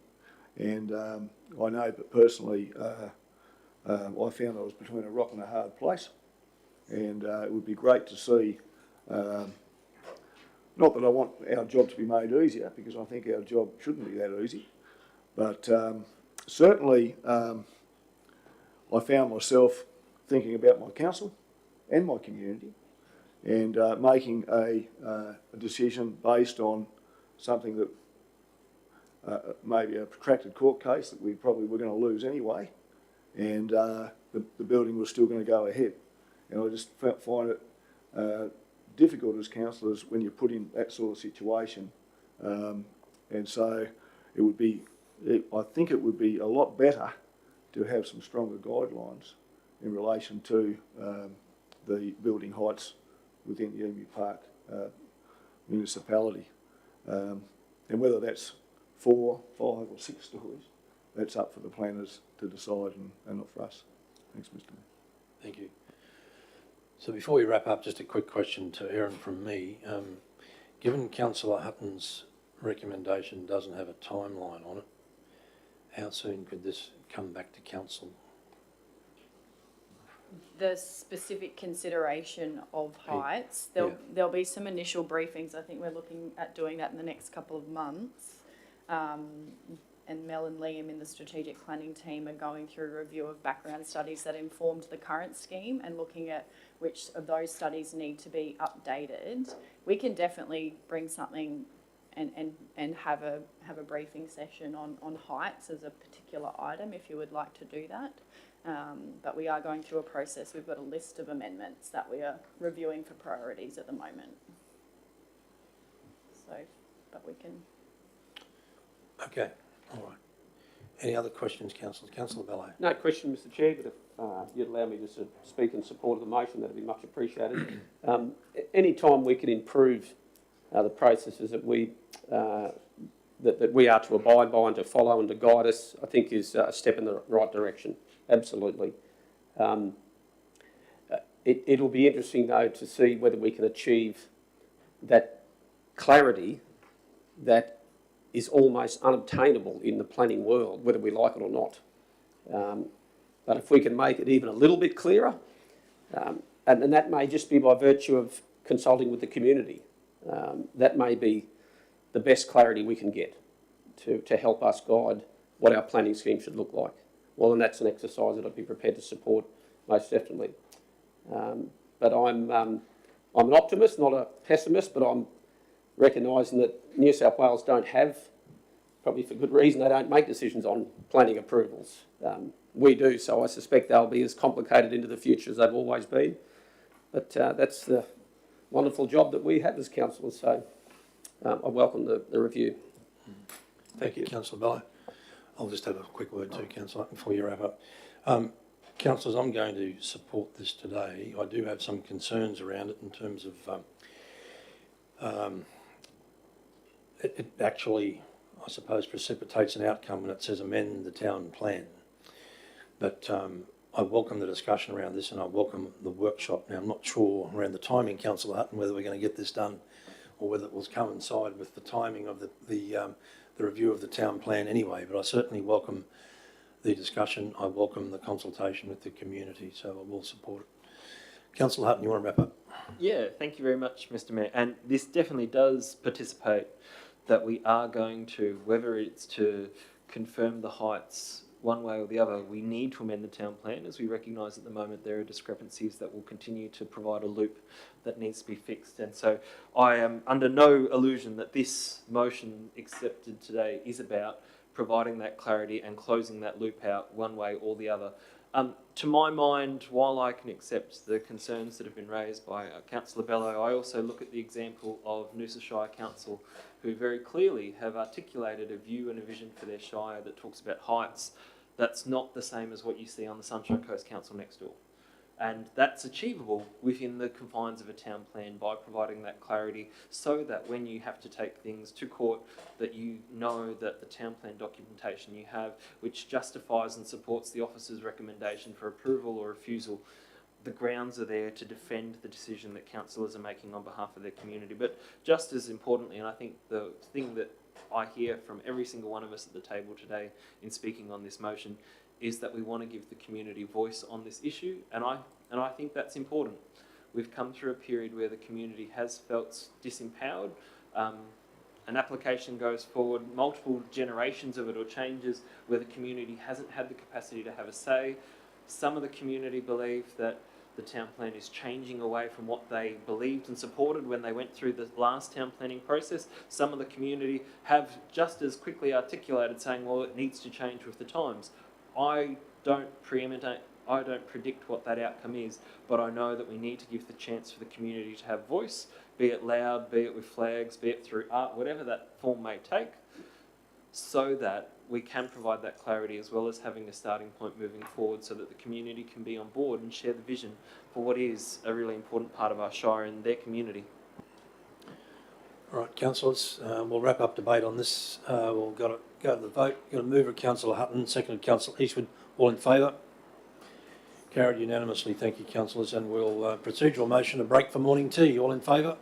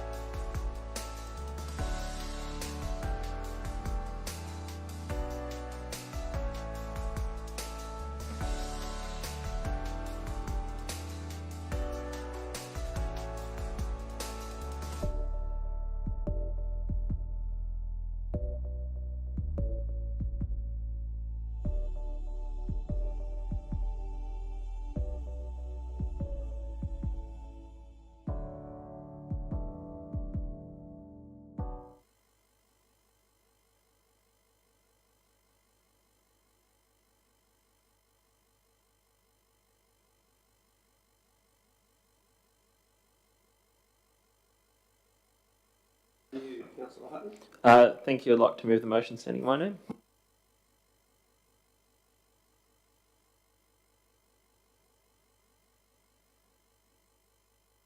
Councillor Watson is going to second that. We'll hand over to you, Councillor Hutton, if you'd like to speak to that. Thank you, councillors. Just very briefly, this is something to put forward in regards to getting an update on the road condition, maintenance works and scheduling for Collins Road, but then asking that for councillors into the future to consider any works that may be required as part of Budget 23-24. So it's asking not much of today, but preparing for the future and providing an opportunity for it to be examined. Thank you, Councillor Hutton. Anyone would like to speak? Councillor Friend, you're I speaking. have two A question? questions. Two Certainly. questions, thanks, Mr. Chairman. Through you. One is to Councillor Hutton and one is to the officers. So, Councillor Hutton, what are the actual safety concerns noted in the background of this notice of motion by the residents? Councillor Friend, I would have to refer you to the residents to speak on that. So I've had a couple of phone calls from them in regards to this road and concerns. They did speak about the condition of the roads based on the same rains that we've had that have caused great effect to a lot of our dirt roads around the Shire, but also concerns around the maintenance. And so I thought if we could get a status update on where it's at without necessarily using the bump meter at the moment, and then consider whether there's opportunity to do any further works as part of that 23-24 budget. But obviously that will be a decision for councillors at the time. Sure, thank you. And my second question is to the officers or to you, Mr. CEO. How often is this road attended to within our matrix? I'd have to take the question on notice. Councillor Friend, we publish our maintenance program. As you know, I haven't checked specifically where this one is on. The motion is about a call for a report. That information will be provided at the time. Okay, councillors, anyone like to speak against the motion? I'd just like to ask some questions, please. Mr. Question, Councillor Maiden, certainly. A councillor friend has already asked my first question, took my thunder. I'm very familiar with this road. I speak personally with the landowners. I'm up there from time to time, and as recent as probably 3 weeks ago. So I know exactly what the road's doing and where it's doing it. And it's one that I've been onto for quite some time. It does need upgrading. What we've got is a short road, gravel road, that needs gravel. It has a blind corner because it's a hill and it's got guinea grass on it. And unless you cut that hill back, you won't be able to do any good. And that's very close to a boundary. On the left-hand side, it's a drop. So the only slasher that I've seen in that area, and our slasher doesn't go there because it's not a bitumen road, is a local bloke who does it himself. I caught him at it and thanked him for it. The last one who did any work on that road was a contractor, and the resident at the end. So they're the sort of little complaints that they have. It wasn't washed out or anything like of our roads at the moment. So Is the question I'm just saying, if you're looking at what needs to be done, right? and I don't have a problem with that. I Right. don't have a problem with the resolution, Mr. Mayor. But what I think you need to recognise that this is where I have difficulty getting work done. Simple things that just don't seem to eventuate. And one of the biggest gripes is that waterhole at the bottom of the hill where Wild Road mixes with that road. There is no drainage outlet. There's no official drain. It's just a little concrete slab that collects water forever, and cars have to go through that. And that's where I'm having difficulty. Nobody has responded to that. And we really need to have a drainage easement that allows that water to get away. So, but it doesn't seem to have been a priority with infrastructure. It has been a priority with me, and I support Councillor Hutton. But there's 800 kilometres of road network are probably in worse condition, and I'm sure you'd appreciate that. But we got to start somewhere. I'll take it that you've I'm happy to support this. take it that you've spoken to the motion in amongst that question as well. So thank you. Anyone want to speak against the motion? No. Councillor Hutton, anything further comments? No. We'll go to the vote on that. Those in favour? is supported unanimously. Thank you, councillors. Item 10.8, notice of motion, Councillor Hutton, percentage for the arts. Over to you, Councillor Hutton. I'd like to move the motion standing in my name. Councillor Watson is seconding.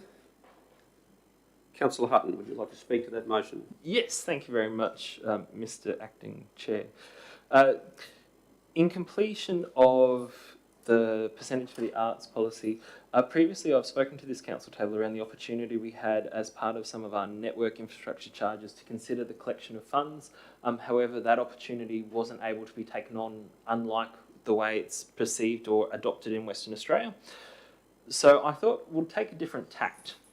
And when at a recent council workshop, and when I say recent, I mean one time after we were re-elected, there was a conversation held around, well, what percentage do we think the council's budget gets invested or should get invested in different ways? And we talked about, I think it was on average, we're talking about 45% of council's budget should be on roads, and we talked about 20% on IT.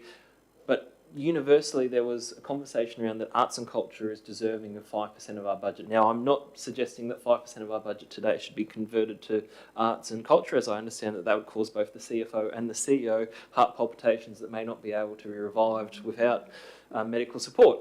However, what I am suggesting is that for a shire of our community that has such a vibrant cultural foundation, that we should consider, instead of looking at individual projects in the arts space, but to provide security for the future of arts in our shire, we should consider into the future, what does percentage for the art look like?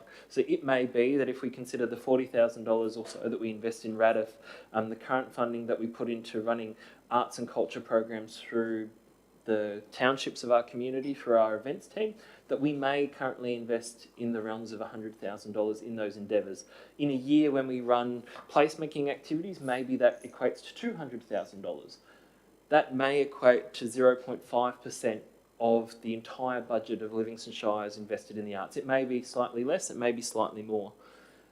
This figure, though, fluctuates depending on the year and the projects we have in place. If we were to consider, and the reason for this discussion paper is to provide you, councillors, an opportunity as part of your budget, if you were to consider a percentage for the art as the budget of the Shire grows, as we undoubtedly know it does, as we know costs increase, this would actually provide a secure foundation for arts into our Shire's future. So it may be that it's 0.5 today and 0.5 next year and the year after, but that 0.5, recognising CPI, will see a slight increase that will be in support of that. So that is the intent, is to get a paper for councillors to consider as part of the budget deliberations on what currently we spend as a percentage of the Shire's revenue on arts, and whether councillors would like to lock in and secure an amount or a percentage for the future to provide a foundation for our arts community.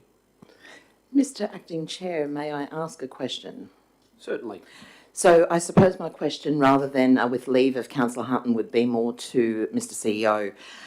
In the 7th of February, when we had our briefing session, and it was discussed in depth amongst our table in relation to placemaking and the budgetary constraints that we're currently having with placemaking at this time, overwhelmingly it was discussed that that placemaking should then partner with other organisations and arts organisations to bring the arts to our shire with little funding from council at this time. So I suppose my question is to you, Mr. CEO, why was this not brought back to the table for a public resolution, the actual placemaking budget? I think, Mr. Chairman, the council will still consider we won't be proposing a budget for placemaking consistent with the discussion with councillors in recent times, but the councillors will still have the opportunity to include and exclude things from the budget over the next number of months. But unless I misunderstood councillors, there was a pretty clear message that that budget was to be zero. Yeah, if I can probably just endorse the CEO's comments there, but as with any budget process, it is the councillor's budget, and that budget will not be finalised until it's voted on and handed down and supported. So whatever the makeup of that will be yet to be determined. So Okay, any speakers against the motion? Before going to speakers for, I just have one question for Councillor Hutton. Are you aware, Councillor Hutton, of any other councils that follow a similar pattern to this, or? There are examples in Western Australia where they use a percentage for the arts collection as part of their capital works funding. I also am aware of other levels of government who undertake such endeavours, so the Australian government has committed to spending 2% of the GDP on defence in future years. And the government of Great Britain has committed to spending 1.5% of GDP on investment in social infrastructure. So in other sectors it's done at varying levels. I believe that this is an opportunity for us in terms of how we support and secure funding for our arts into the future. Thank you. Any further speakers for? No? It's a very quick one. Yeah, absolutely. You can be We quick need or arts slow, and whatever you like. culture, more of it in our shire, and I think this is a very good idea. I don't know what the percentage would be, but I'm sure that we can sit down and work it out. And I'm very forward for this. Okay. Any further speakers for the motion Yeah, I'll speak. or against? I'll speak for it, Mr. You're against the motion, are you, Councillor Eastwood? No? For the motion, okay. Deputy Mayor. Yeah, look, this is a really, really important step in the right direction, I believe. We have a very arty community, and we are an amazing location where arts and culture actually add so much to what it is to live here. And it's not only the arts within the area, but it's also to bring artists into our area to perform, to do shows, to present, and that also adds so much to where we live and what this community is about. So yes, I do support this motion, Mr. Mayor. Thank you. No further speakers. Would you like to wrap up, Councillor Hutton? No, we'll put that to the vote. Those in favour? Thank you, councillors. That's unanimous as well. Mr. Acting Chairman, Yes, Councillor before the Friend. next notice of motion becomes live, can I ask a question before it's live? Or do I have to wait until it is live? Oh, no, you can ask a question of the chair at any time, and I'm happy to oblige if you, based on what the question is, I guess. Well, thank you, Mr. Chair. The next notice of motion in relation to 100,000 trees, I do have a question, but leading into this question, on October, first and foremost, two things. There's a mistake in the report saying Council resolved the following on the 27th of October. It wasn't, that particular resolution was on the 20th of April 2021. So that's a mistake. The second, leading into this question, on October 27th in 2020, Councillor Hutton brought to the table a notice of motion that stated that Council requests a report to be provided on the development of 100,000 tree strategy, which can be considered by Council identifying opportunities, strategies and current policies that support the planting of 100,000 trees within Livingstone by 2035, the identification of priority areas, identification of suitable species, and the engagement of the community. At the time, in October 2020, this was laid on the table for a report to come back to Council. So on the 20th of April, a report certainly did come back to Council, and the resolution of the 20th of April was that the resolutions concerning significant trees, tree protection, and replanting be progressed through the drafting, adoption and implementation of 4 key projects, namely the Local Laws Review, Biodiversity Strategy, Open Spaces Master Plan and Planning Scheme amendments. This was moved by me and seconded by Councillor Hutton. Now that leads into my question. Should that resolution of April 2021 be rescinded before we look at this current resolution? Very good question. My understanding, I might go to an officer before I make comment, and then I'm happy to provide comment. Thank you. Over to you, Mr. Ireland. Yeah. Mr. Chairman, in relation to the mechanical question, I think I've provided advice to councillors previously about the repealing or rescission of motions is not mandatory. The process of passing a subsequent resolution, whether or not that's complementary is not prohibited. It's probably tidier to do that if it's considered that it's not complementary, but it's not mandatory to repeal one to pass a subsequent resolution, complementary or otherwise. Thank you. Does that answer your question, Councillor Friend? It does. The mechanical question has been answered. Yep. However, I'm still unsure of why it was resolved to actually be adopted into these 4 projects, the implementation of the 4 projects as previously noted. And I'm just wondering, have we not already dealt with this in April of 2021? Okay, maybe whether an officer could provide any commentary on that? Through the chairs, I think that question is for the councillors to decide if I'm not correct. If you want to, I think that personally, I'm not an expert, that would have to be during debate. You would debate if... My question was more so the organisation enact the resolutions of the table. Have we already gone down this pathway that has been since flagged, or... Mr Chairman, I think Councillor Hutton's hovering over his buttons. It might provide the motion before the council. I think councillors well know my views on notices of motion, but we try not to unduly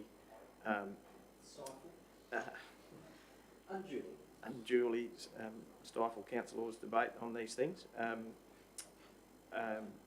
The motion before councillors calls for a report, which will, by its very nature, update councillors on the previous work that has been done. There is no doubt that there is some overlap between what's proposed here and what has been passed previously, but as I say, it's really up to councillors what councillors bring to the table, what councillors permit to be debated. We offer some guidance in the background, but really leave that to councillors. Yep, no, I'm happy with that. I guess the only cause for the questions, we've seen an earlier case with Councillor Mather where ultimately the motion was deemed not necessary, in that it was clear that the action would follow irrespective of the motion. So that was... So, yep, certainly.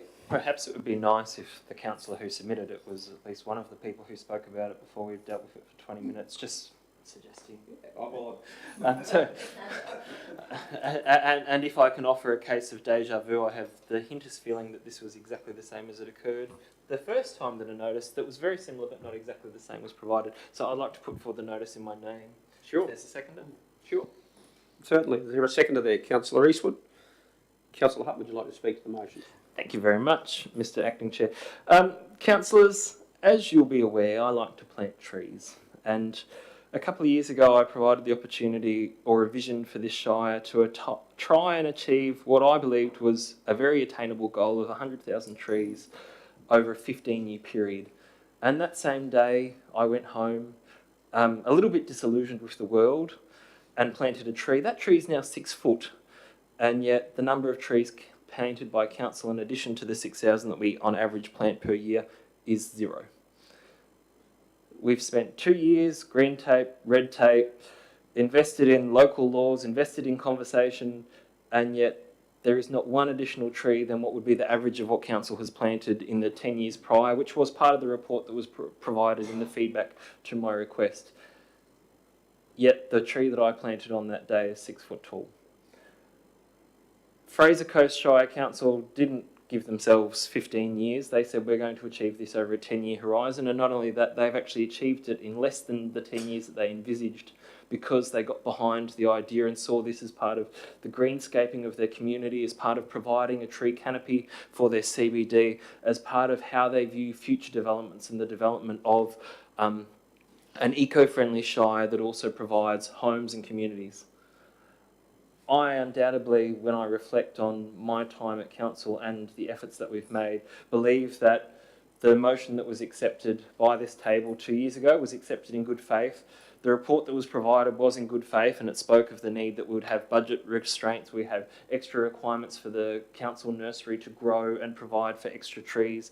It spoke of the capacity of council to engage with the development community, but I'm also aware that we then had a follow-on resolution that talked about, well, we'll look at these 4 projects as part of master plans, planning scheme amendments, a biodiversity strategy, and a local law review.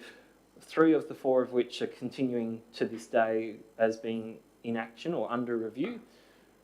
And it saddens me, because that tree that I planted that day is more than 6 foot tall. It's contributing to the carbon capture of our community. It's providing some degree of shade. It's not great, but more than that we would have been for the other best part of, I guess, if we said that we could plant 6,000 trees a year and it's been 2 years, the 8,000 trees that we've missed out on that are currently providing no shade, providing no carbon capture. And I'd hoped, and I hope, and the reason I brought it back to the council is because I thought that maybe it's time that we actually go, can we do better and can we try this again? Because the first steps we took, while with the best of endeavours, have not seemingly got us where we wanted to be. Or at least that's not where I thought we wanted to go, and hence why I brought it back to the table for us to consider. I did remove some of, and the wording is changed because I believed I was overly ambitious the first time, and maybe it was my desire to say that, you know, we should talk about which tree should go where and we should be providing guidance similar to what I've seen Central Highlands Regional Council provides. I wondered if maybe the scale of my ambition helped reduce the effectiveness of what the motion was in its original form.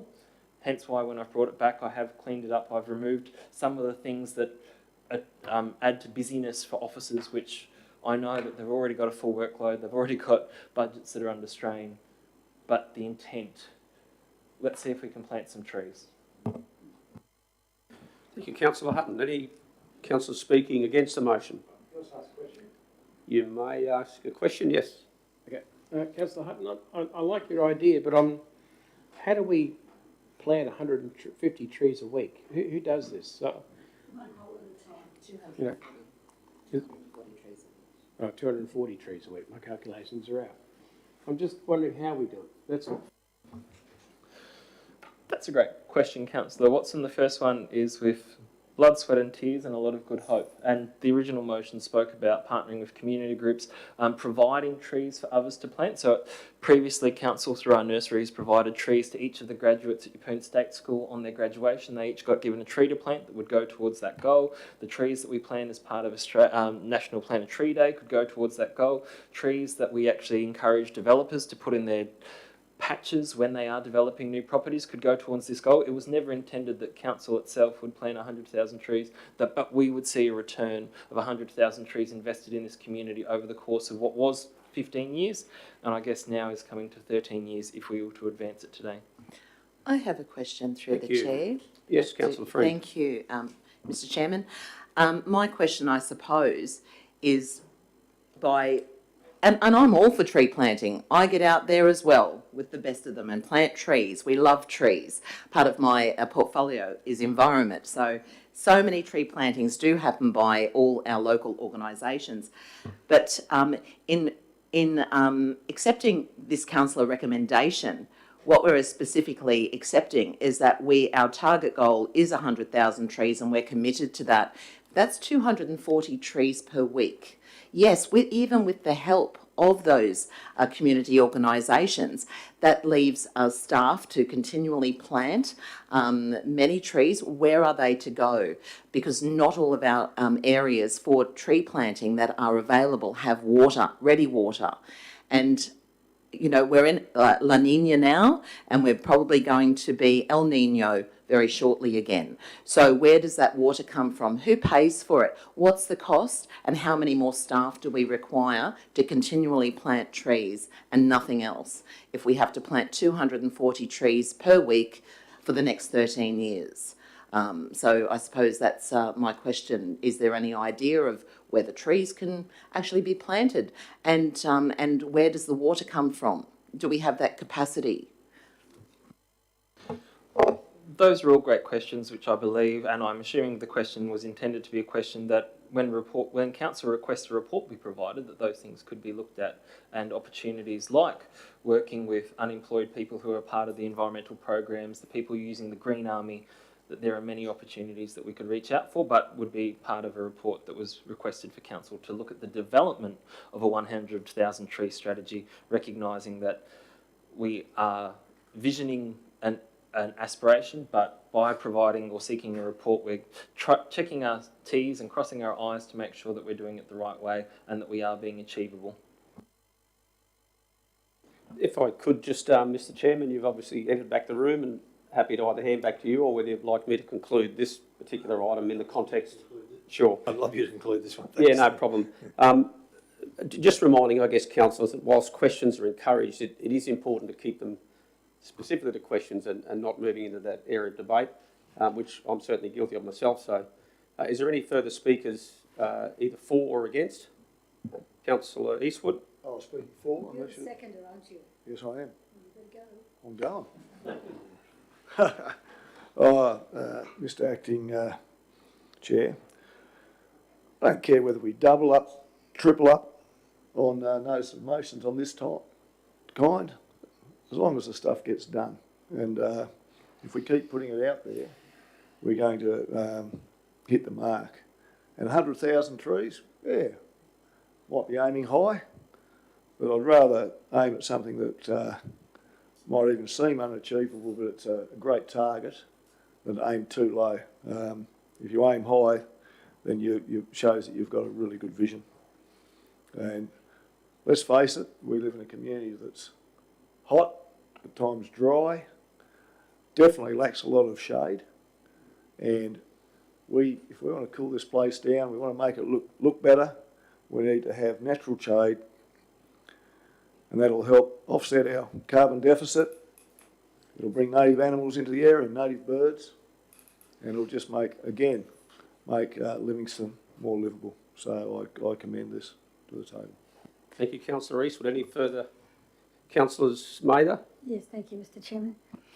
The intent of the motion is good. It's done in good faith and it's looking into the future. Perhaps it's a little ambitious to do 240 trees a week, given the resources. But I think we've got to start somewhere. And I'll just bring members back to the very first line. Council request a report be provided. All of these matters are relevant that have been raised here today, and no doubt we'll be going through them again with a fine tooth at a later date. And we can apportion that work in relation to the resources that we have, the areas we'd like to start on and what sort of species we'll be looking at. All those things will come into play. And I'm just saddened that the councillor went home and was sad. I hope he's now happy because his tree's 6 foot high. Thank you, Mr Mayor. Thank you, Councillor Mather. Any further speakers either for or against? Councillor Yes, Friend. I have a question. Question, Thank yeah, you. just a question? Just a question. Great, thank you. My question is, by adopting this councillor recommendation today, are we then locked in to actually bringing that target of 100,000 trees by 2035, or are we just locked in to looking at the report, the costings, where the trees can be planted and how many staff are required? What's the outcome? I'll ask Councillor Hutton to provide an answer on that, if he would be so kind to do so.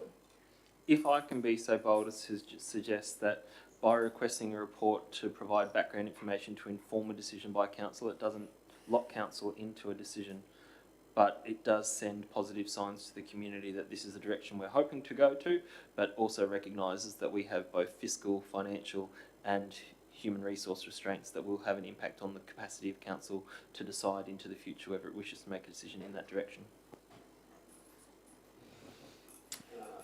Answers the question. Yes. No further speakers. We'll put that this motion to the vote. Those in favour? Looks like that's unanimous. Thank you. I'll hand over to you, Mr Chairman. Thank you, Mr Deputy, and thanks for taking the chair while I was away. We're up to 10.10 as I'm reading the agenda, which is a notice of motion from Councillor Mather in relation to an upgrade of the Marlborough Police Station, which is probably more to do with the staffing of it than the station itself. Councillor Mather, you're moving this one? Yes, thank you, Mr Mayor. Can I get a seconder, please? Councillor Watson, thank you. Councillor Mather, the floor is yours. Thank you, Mr Mayor. Would you like me to read it out for the sake of those watching in today? No, look, Councillor Mather, if you're happy... An overview? An overview would be fine. Yeah, okay. Thank you, members. this matter was brought about by the long-term absence of a resident policeman in Marlborough.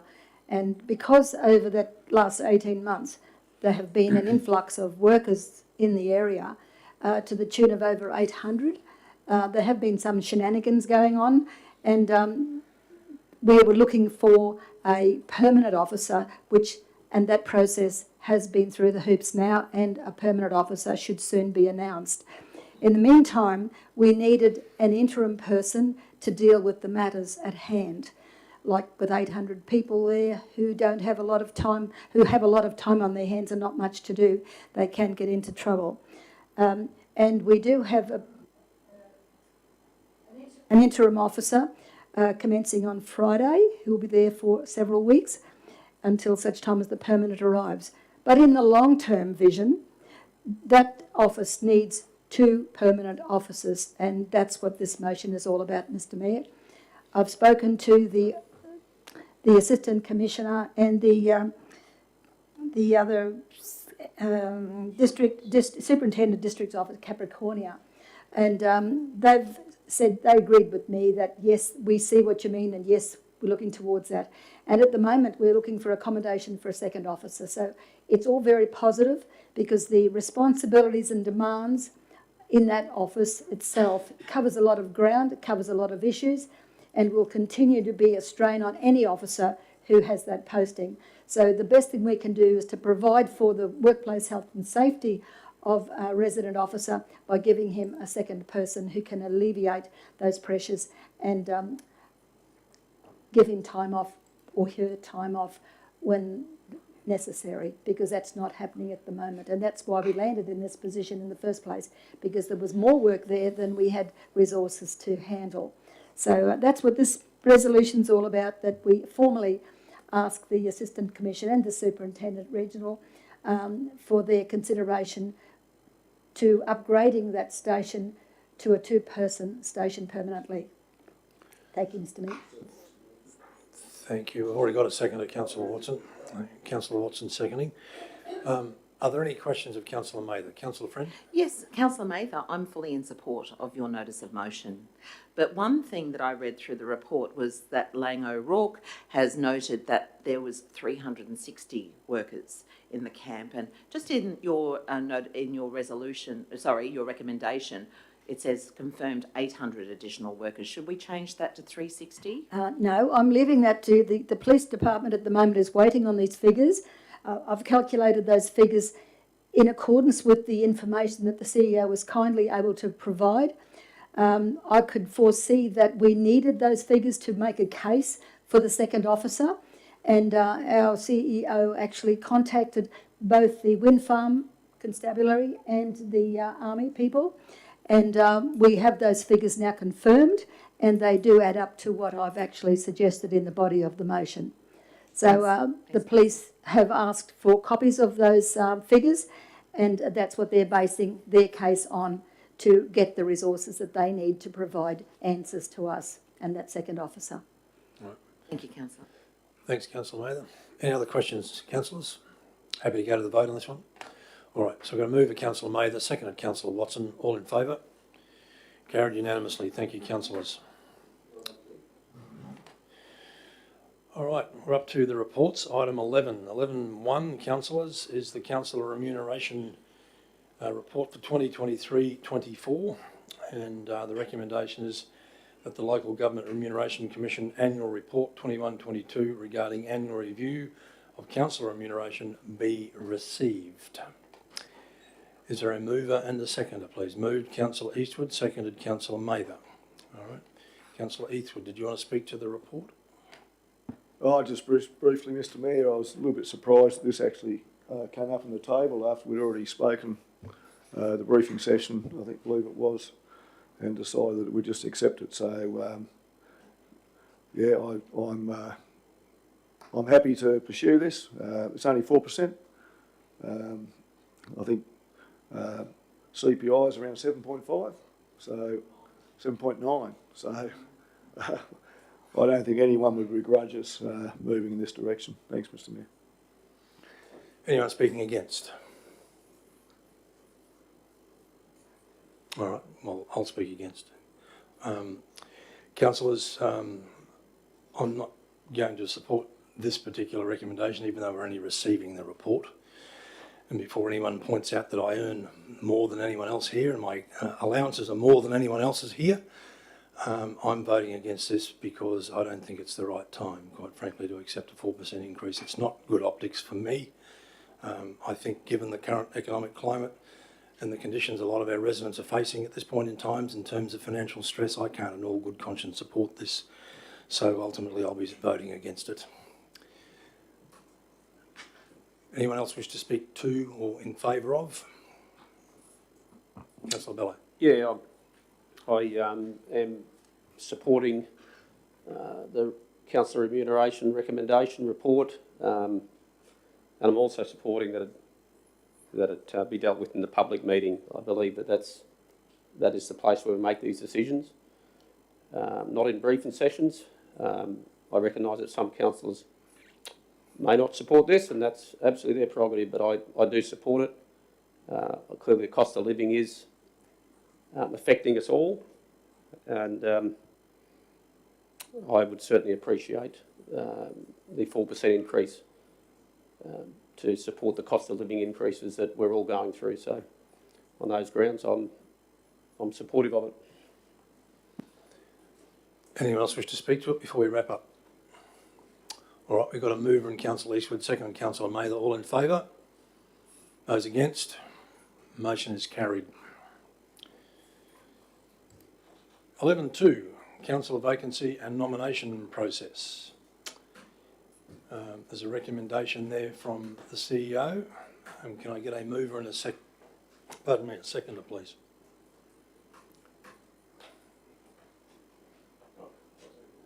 All right, so I'm happy to move. Seconded. Councillor Watson. Mr. CEO, do you want to speak to your report, please? Thank you, Mr. Chairman. Following Councillor Hutton's resignation at our last meeting, processes are underway to fill that vacancy that takes effect on the 31st of March as obliged under the provisions of the Local Government Act. What's being sought today is Council's endorsement of specific elements of that process, and if I was to refer councillors to the table on page 56 of the report that seeks to outline exactly what that process is. So subject to Council's endorsement today, we will publish the Council's requirements for intending candidates such that they can begin that preparation, even though formal nominations can't be invited until the resignation takes effect on the 31st of March, which would effectively give 5 or 6 weeks additional notice, given that the proposal is for the advertising period to be rather brief. It's also signals to candidates that Council's expectations, if these recommendations are adopted, that the application, there will be an application sought that will require confirmation of candidates that they satisfy the statutory prerequisites, but also that the requirement to have successfully completed the Queensland Government's So You Want to Be a Councillor course is also recommended to be part of the Council's prerequisite process. And then some short written answers to a number of what are described as useful qualities by the Department of Local Government, might be in other places referred to as selection criteria, that signals, I guess, the different things that candidates might bring to this short-term role that will conclude at the local government elections in 2024. Because of the reasonably dynamic nature of these things, the third recommendation is to authorise the CEO to determine the final timeline, and that's specifically around things that are nominated, like the Department of Local Government's training session on So You Want to Be a Councillor. It's currently nominated as the 4th of April. It may or may not be that date. They've penciled it in for the moment. So the recommendation is deliberately structured in 3 parts. One, to note the statutory obligation to fill the position, The second is to endorse the process that's outlined in the report. And the third is to authorise the CEO to make any minor revisions that might be necessary to deal with matters that come up from time to time. Thank you, Mr CEO. Any questions? Councillor Friend. Thank you, Mr. CEO. Thank you so much for this report, and I do agree with it. But there has been discussions of a public secret ballot. So in an open meeting, having a secret ballot by the councillors to determine who will actually be the successful candidate. So this is not noted on page 50 under actions. Should it be noted for clarity? Mr. Chairman, I didn't believe so. That's been my recommendation to you, and certainly to date appears to be the preference of councillors. I didn't believe it required a council endorsement. That'll be a matter for meeting procedure on the day at what's currently forecast to be the April ordinary meeting. Any other questions, councillors? Happy to go to the vote on this one. We've got a mover and myself, seconded Councillor Watson. All in favour? Need to be quicker than that, councillor. Okay, all in favour? Those against? Motion's carried. 11.3, which is the Office of the Independent Assessor's referral in relation to Councillor Glenda Mather. Councillor Mather, you're leaving the room, as I understand it? I'd just like to move that I... Microphone, councillor. Yeah. That I, Councillor Glenda Mather, have a declarable conflict of interest in item 11.3 as it pertains to matters involving the Office of the Independent Assessor. I will be leaving the table and the room for the discussion and voting in relation to this matter. Thank you, Mr. Councillor Mayor. Mather. We'll find you when the matter is resolved.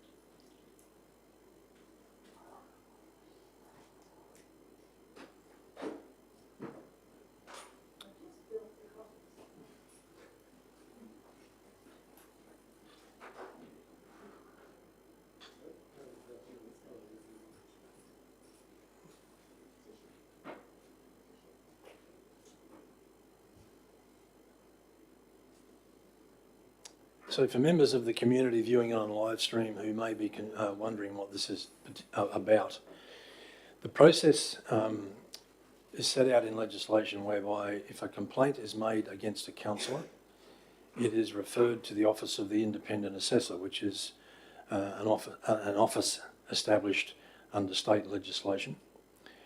And the Office of the Independent Assessor has a number of prerogatives, one of which is to refer the matter back to council for consideration. In this case, the Office of the Independent Assessor has decided to refer the complaint against Councillor Mather back to the council table for a decision, for determination.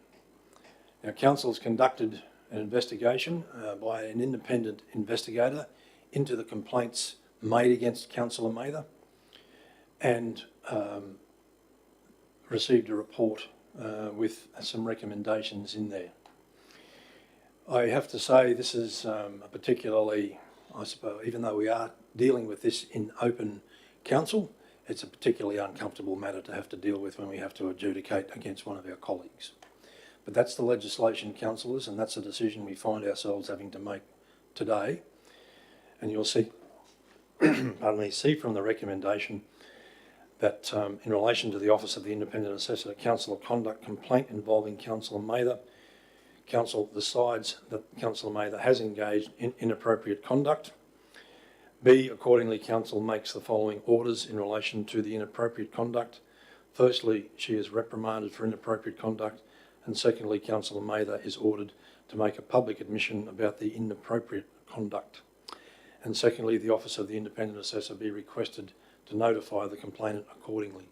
As you'll be aware, councillors, there are a raft of options for council to take when making a determination about a matter of this nature, and these are two that have been recommended at this stage by the CEO. So I'll entertain questions first, councillors, and then I'll chase a mover and a seconder, please, notwithstanding I know we all feel quite uncomfortable about this. Any questions? Councillor Friend. Thank you, Mr. Chairman. I've got a couple of questions here. First thing, on page 61 in the recommendation, it's noted that B1, councillor is reprimanded, and B2, councillor is ordered to make a public admission about the inappropriate conduct. It's also noted that under section 150A, G1B, we can make one or more of the following orders and lists them, all 7 orders. This recommendation listed 2, as I've noted. Who was the deciding party within our local government that recommended these particular 2 discipline actions? Well, as I mentioned in my prelude, Councillor Friend, that was a recommendation from the CEO, which is one of the options available to us. There are 7, as you've no doubt read within the report itself. So at this point in time, those were the 2 recommended by the CEO in discussion with myself. Thank you. And the other one, Mr. Chairman, is on page 80 to 81. It's noted that our IT department has supplied the investigators with the amount of times that Councillor Mather has actually had issues with her computer, her laptop, and one in particular was an IT request, which was my personal request that Councillor Mather just happened to reply to. So I just wanted to find out why my personal request that Councillor Mather responded to was noted in this particular investigation. All right. Mr. CEO, I'm going to have to go to you for that one. Mr. Chairman, as you know, the report's been published in mostly its entirety with certain redactions made to protect the identity of third parties. It wasn't, I guess in not redacting your own identity, Councillor Friend, that wasn't considered to be consequential given that it doesn't lead to any of the conclusions of the report. Thank you, thank you. A statement, I find that inappropriate behaviour. Thank you, Mr. CEO. I'm going Councillor Friend, that's not for you to determine. So please proceed. Thank you. In relation to attachments, no, I've just asked that question. It's fine. So done, Councillor Friend? I am. Okay, thank you. Any other questions? Councillor Hutton. Thank you very much, Mr. Mayor. So my question is in regards to the investigation policy previously had some wording in regards to whether council wished to refer it to the councillor tribunal for the decision-making process where it felt that it was unable to fulfil that role. Is that still an option at this point, or is that no longer something that council can consider? Mr. CEO. Mr. Chairman, no, it remains an option for councillor to use the councillor conduct tribunal as the investigator, and in fact, if I recall, in the case of complaints against the mayor, that's mandatory. But on this occasion, an independent investigator, not the councillor conduct tribunal, was used. Any other questions, councillors? Yeah, the question really is just to help me find the information again in here, which I was reading this morning. So the section that talks about the various outcomes that council could determine, can someone just... 62, thank you very much. And a further question there, whilst I'm going to read that part, but it appeared in there that Councillor Mather had acknowledged and apologised, or had there been any acknowledgements from Councillor Mather in her responses that she had apologised or not? Or was she objecting to the allegations, or was there, what was her feelings towards the Mr. Chairman, allegations?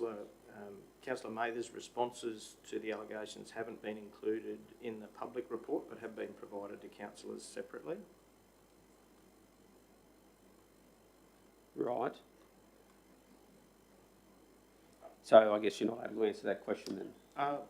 Look, in general terms, Councillor Mather feels quite strongly about the subject matter generally. As we all know, Councillor Mather is a strong advocate for rural road maintenance particularly, so I guess feels a lot of her responses are about the state of rural road maintenance, not so much about the response to the specific allegations that were put. Okay, so it must have been in my report there that, well, I'm not allowed to disclose what's not publicly able to be disclosed, if I'm interpreting you correctly there, Mr. CEO. I think there's a reasonable summation of things in the investigation report that's been published.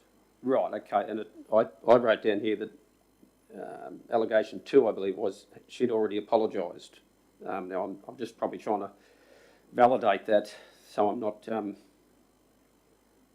not misrepresenting or misquoting. And there'd been, I guess the reason I asked that, if that is indeed true, there'd been examples where, and maybe it's more for my position on the matter, when the actual debate itself, because I understand that some councillors, myself included, when apologies had been provided, the OIA had then deemed that there was no reason to put added resources towards it in the event the apology had been provided. So I was just curious on this one, why that one, if it was correct, that allegation 2 she'd had apologised, that was still progressing through to a determination by us in this situation. So probably no question there, Mr. CEO, just me thinking out aloud. Thank you. Perhaps the distinction, Councillor Bello, is, and I may be incorrect, is that Councillor Mather's former apology wasn't a public one as required or suggested within the Section 150 AG. Yeah, I think that's a reasonable observation, although it's inconsistent with the OIA's practice whereby others had not progressed through because there's an apology and there was no further, and it wasn't a public apology necessarily, but it had been dealt with prior to getting to this sort of a format. But anyway. Any other questions, councillors? All right, well, now comes the difficult time. We're going to need a mover and a seconder on this one. OIAs for not following procedure. Mr. Chairman, councillors are not obliged to adopt the recommendation that has been made. So if I separate the subject matter from the procedural matter, a little bit like planning, where voting down a resolution is not necessarily a refusal, so it's a passive act. So it's interpreted that by definition the council has rejected the application, but we get on the record a refusal. So in this circumstance, I would also recommend that if the council is not adopting the recommendation and the inference therefore is the council doesn't believe that Councillor Mather has engaged in inappropriate conduct, I think there should be a motion to that effect for the record and close the matter out. What happens after that then?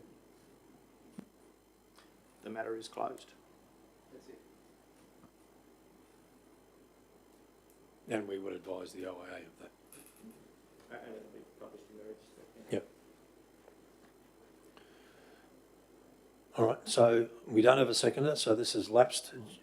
You're going to second? All right.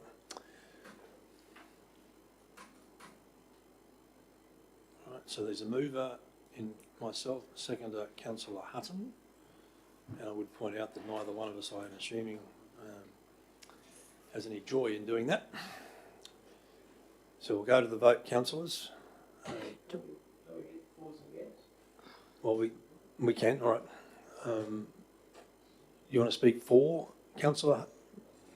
All right, anyone speaking for? Okay, you're speaking against, councillor Watson? All right. It's just on the weekend I sat there and, like all of us, was churning quite a bit about this. But I've written something. We need to back Glenda Mather. She is a long-standing member of the chamber who has been elected to represent the people for more than 30 years. What we have here is 3 cases that have been brought to our attention by the state government. The state government has set itself up as judge. Where is our freedom of speech? The allegation 2, is this person suitably qualified? This is by no means putting a person down, but if this person is not then, I've written a bloody error here, sorry. Language, councillor. Sorry, apologies. But if this person is not then, a councillor's putting that person in a stressful situation, and this person should be helped. On the balance of probability, is he qualified? There were doubts in the conversation the other day. This is allegation 3. This is laughable. We are here with all the troubles of council, all because Councillor Mather clicked the wrong button on a computer. I believe there are people out there to get her, simply because of her passion for trying to make things right. Was the email sent to that person intentionally, or was it a mistake? I know Glenda is not a computer whiz, and I know that she has asked me many times to help her with her computer, and I'm no computer whiz.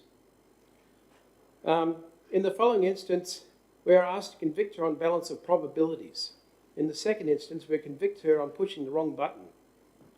We need to write to the state government to totally exonerate Glenda Mather and ask that in future allegations be backed with persons making them. Otherwise, we are wasting our time. We are told as councillors that we are like board members and we should be looking at issues from the higher view. It is not possible when there are roads that can't be travelled on and residents constantly ringing councillors because they can't get action. This is like a star chamber tactic. Anyone can attack councillors at any time. Either we are directors representing the public or servants of the CEO and his staff. And I don't mean that in any disrespect. I ask that the table join me, or this will continue for the rest of our elected lives.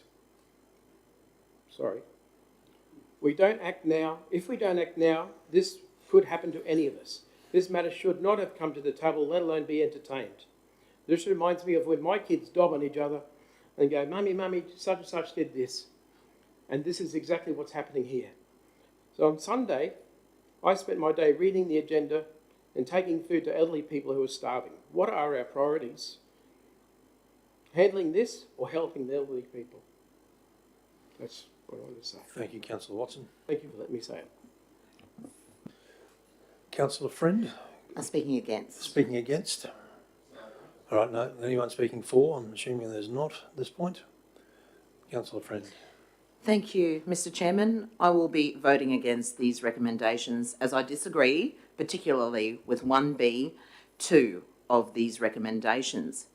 Councillor Mather has served this Livingstone community through amalgamation with Rockhampton Regional Council for over 30 years. Her passion, dedication, tenacity, courage and compassion cannot be undermined by the humiliation and public scrutiny this public apology would bring. Isn't this enough laid out here on the table today for all to witness? This good councillor is also a community member, ratepayer and a decent human being. No, Mr. Chairman, over 30 years of service, I cannot vote for this. What happened to the days gone by where a person who took umbrage and a mediator, perhaps a CEO or other managers, sat down with all parties to discuss these issues? Councillor Mather has never taken a bribe, always helped others and continues to do so to this day. Thank you. Okay, Councillor Eastwood. I'm going to speak against it, Mr Mayor. Firstly, I'd just like to state that I don't believe that we should be making these judgments against fellow councillors that are in many ways our colleagues. In the same way as when I was a cop, I didn't agree with the Internal Investigation Department and believed it should have been investigated from outside. Cops investigating and judging cops just wasn't right. And further to that, I just have little faith in the process, or in that case, even the OIA. Thanks, Mr Mayor. Okay, anyone else like to make a comment? Councillor Hutton. I think, councillors, what we've expressed today is 100% the concerns that are raised with the system that pits councillors against each other or asks us to sit in judgment against councillor colleagues, friends, foes, whatever. I do worry that the risk of us making a judgment that is based on information outside the purview of the case means that the natural justice that we are seeking to afford to one party excludes the natural justice of another. And I think that the commentary that's been provided today speaks to things well beyond the scope of the report. Councillors as a collective made a conscious choice to say that we wished to not undertake the investigation ourselves and therefore referred it to a third party who is a professional in the field, receives the feedback from that third party that makes an on-balance judgment. And now we're saying that, well, regardless what that report says, that we feel that we already have decided, or we have made a decision that we don't agree with those findings. Now, under the legislation, that would appear to be our right, and therefore that will potentially occur today. But I do raise this fear, councillors, that in a scenario where councillors have made a choice to refer to a third party to provide a non-biased or a non-judgmental background and to exist within a set of rules, regardless whether we like them or not, we cannot be letting our emotions or our personal opinions determine the innocence or the guilt of any party, and hence why it is referred to a third party, hence why the third party has provided a report that's in the public space here today that offers a judgment that was not ours to make. Ours is simply how we manage the judgment that's provided. It's not to judge the rules. Many times this council has stepped up at the Local Government Conference of Queensland saying that we don't wish to be a star chamber. We've said that we don't value the way that the rules do pit each other against us, but we cannot allow those things to shade our judgment of what our responsibility is here today. And I would reflect that back to my fellow colleagues, that I think that we need to make sure that we are dealing with the report that's provided to us and the responsibility that's placed upon us, not our sense of obligation or our sense of values in regards to the policy that's made by another level of government. We expect our officers to exist within a set of rules and guidelines in regards to policy. The state government expects us to exist within a set of legislation and policy. We need to uphold that for us to have fulfilled our obligations here today. Thank you, Councillor Hutton. Okay, I'm going to wrap up unless there's any other comments. Oh, I'm happy. Councillor. Oh, I'm not so much happy to speak, but I probably feel a responsibility to speak. Certainly take on board Councillor Hutton's comments there, and indeed everybody's comments, and endeavouring to, I guess, to imply impartiality in this, and that's hopefully will come through in my comments. And I'm not supporting entirely the findings of the independent investigator. I guess I don't believe that it's inappropriate conduct for the mistake to be made to do with the computer. I am empathetic to Councillor Mather in terms of her and indeed my own struggles with computers, but especially that she is 40 odd kilometres away, and her age has probably not meant that she's conversant with computers as others. She acknowledged that she made a blunder, so I don't believe that that's deemed to be inappropriate conduct. It might be poor computer skills, but I know that she, I believe that she would recognise the importance of only using a council computer for all information. Allegation 2, I believe that she apologised for and acknowledged that her words weren't the best used. So on those grounds, I'm not prepared to support the entire outcomes of the investigation. I'm reminded of, I know somebody famous once said that you can say nothing, do nothing and be nothing. That's not the job that we're asked to do. Councillor Mather certainly exemplifies the opposite of that, but it does come with a responsibility, obviously, to work within the parameters of your ethical standards, and I believe that there's been sufficient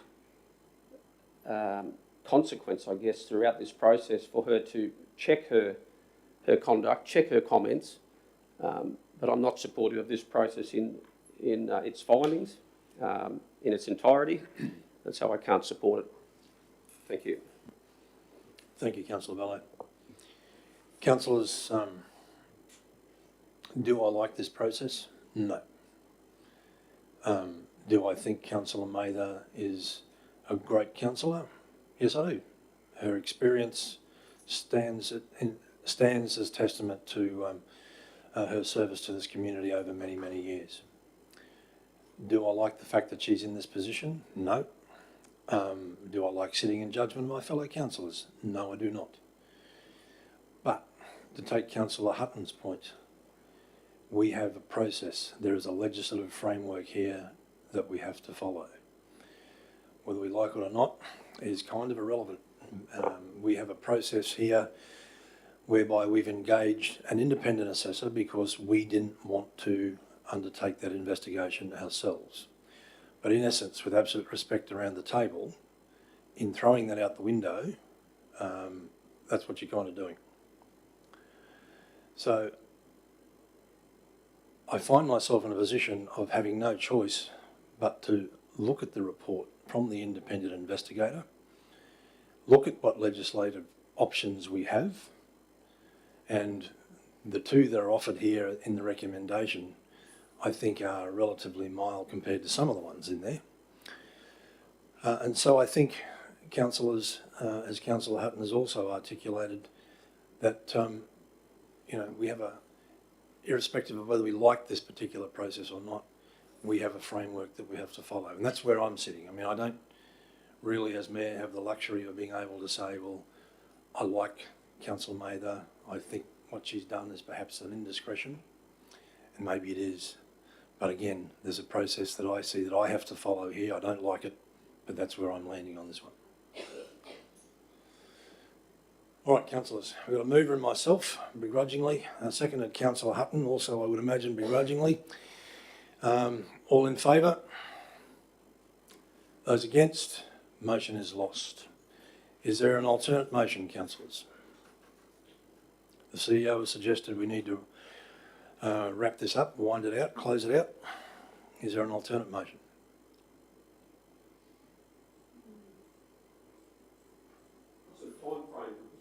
Would one need to provide that? It's really governed by the council itself. Mm. So There's not a statutory or other timeline.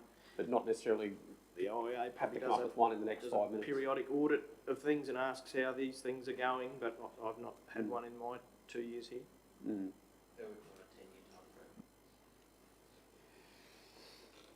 It was just a request or question, councillors, not suggesting anything. No, I was just trying to understand, I guess, the parameters of... All right, we shall move on. 11.4, the appointment of the external member to... Yes, please, yeah. 11.4, the appointment of the external member to the Audit, Risk and Improvement Committee. Sure. Hopefully this one's a lot simpler.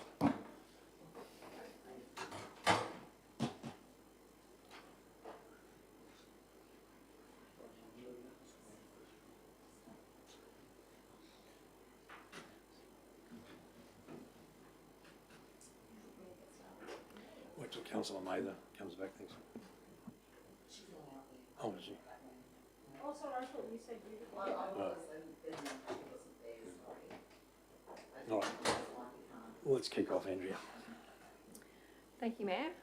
Councillors, as you'd be aware, the Audit, Risk and Improvement Committee is an advisory committee to Council, and it's charged with the independent assurance to assist Council through the oversight of accounting, auditing, governance, risk and control activities and reporting requirements of the Local Government Act and various other bits of legislation. The committee does consist of 3 external members as well as 2 councillors, and Stephen Coates, who's one of our external members, his tenure is ending or has ended this month on the committee. Stephen has served on the committee since February 2019, and I'd personally just like to thank and acknowledge his efforts in improving Council's overall maturity and management of our audit committee, in particular around our internal audit and governance activities. A recruitment process was undertaken late last year, and we had 29 applications that were received. We were shortlisted down to 4 applicants, and all applicants would have been suitable for the appointment. However, Stephen Cheval was the strongest candidate. Stephen does bring a wealth of... Peter. What did I say? Stephen. Oh, sorry, Peter. My apologies. It could be Peter Stephen, Chevelle, I don't know. So Peter does bring a lot of the similar characteristics of Stephen with his knowledge of internal audit and governance activities, and he will strengthen the committee's capacity around those things in addition to risk management, information technology. Peter also has numerous qualifications around financial management, reporting, auditing, information and communication technology governance and risk management. Peter also does have chair experience and will be suitably qualified to be considered as transition to the chairperson when the existing chair, Kerry Phillips' tenure concludes in June as the chair role. So Peter is recommended to council for consideration of the appointment to the committee as the third external independent member. Thank you, Andrea. Would the two members of the Audit and Risk Committee like to move and second? Moved Councillor Eastwood, seconded Councillor Watson. Councillor Eastwood, do you want to speak to the report?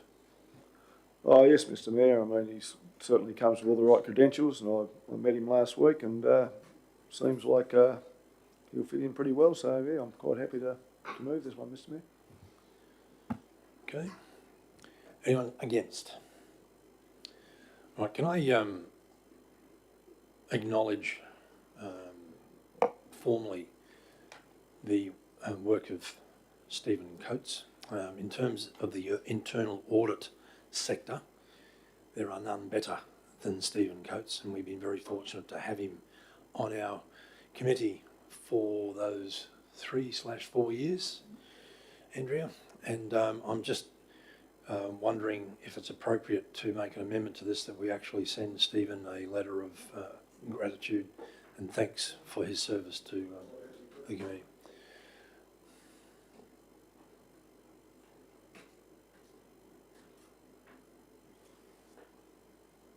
Just coming up on the screen. Steve, PH, yep. COATES.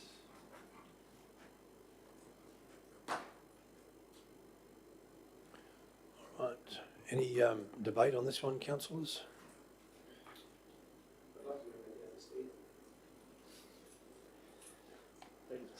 Yeah. All right, so we've got a mover and Councillor Eastwood, second, and Councillor Watson, all in favour? Carried unanimously. Thank you, councillors.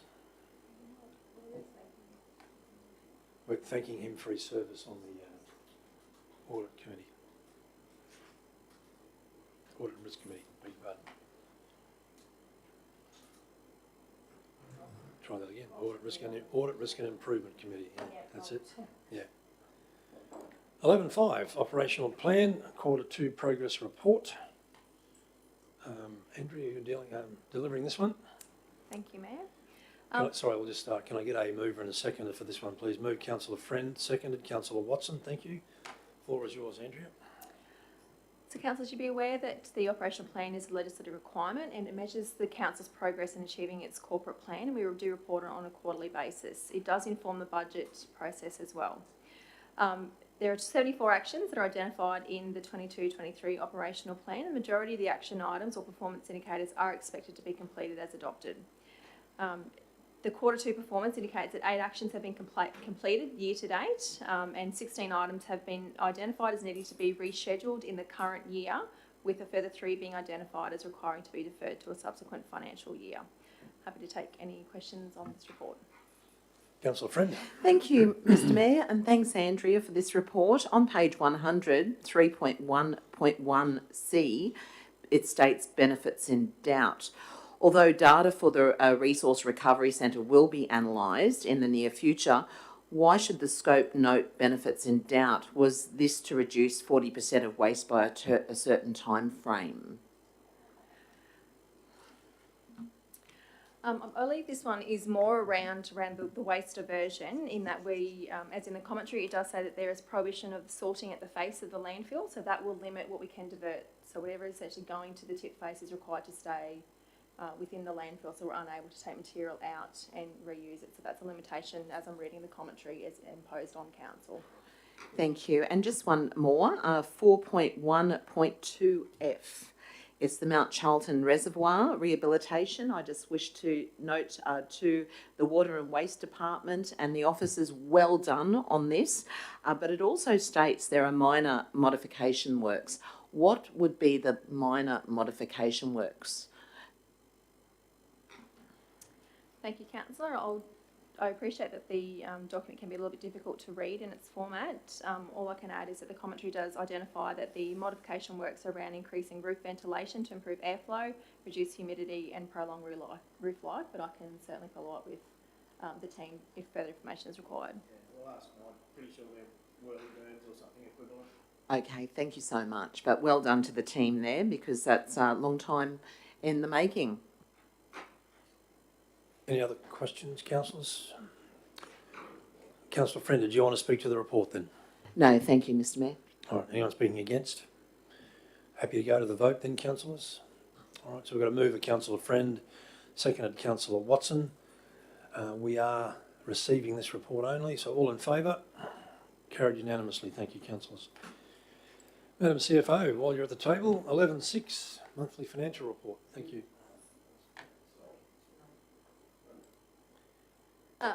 Thank you, Chair. So councillors are presenting the monthly financial report for period ending 31st of January. So overall, the year-to-date operating result is positive, but that's largely due to the generation of the second half yearly rates in the system in January. However, the issue date was 1st of February, I believe. So trends are starting to emerge just over halfway through the year. So rates and charges are slightly behind, but still within expectation. So this does suggest that our budgeted growth expected in rateable property has not yet been realised year to date, although there was approximately about $200,000 worth of supplementary invoices levies issued in February after the rate run. In fees and charges, development application and waste fees continue to be lower than anticipated, and we'll continue to monitor those revenue streams. Sales revenue is quite strong, with 60% of the revised budget has been achieved, with the large work associated with doing TMR on Tamby Road. Interest earnings have exceeded the revised budget forecast expectations, and it is consistent with previous months and does reflect the higher cash rate and higher anticipated cash holdings that we do have at the moment.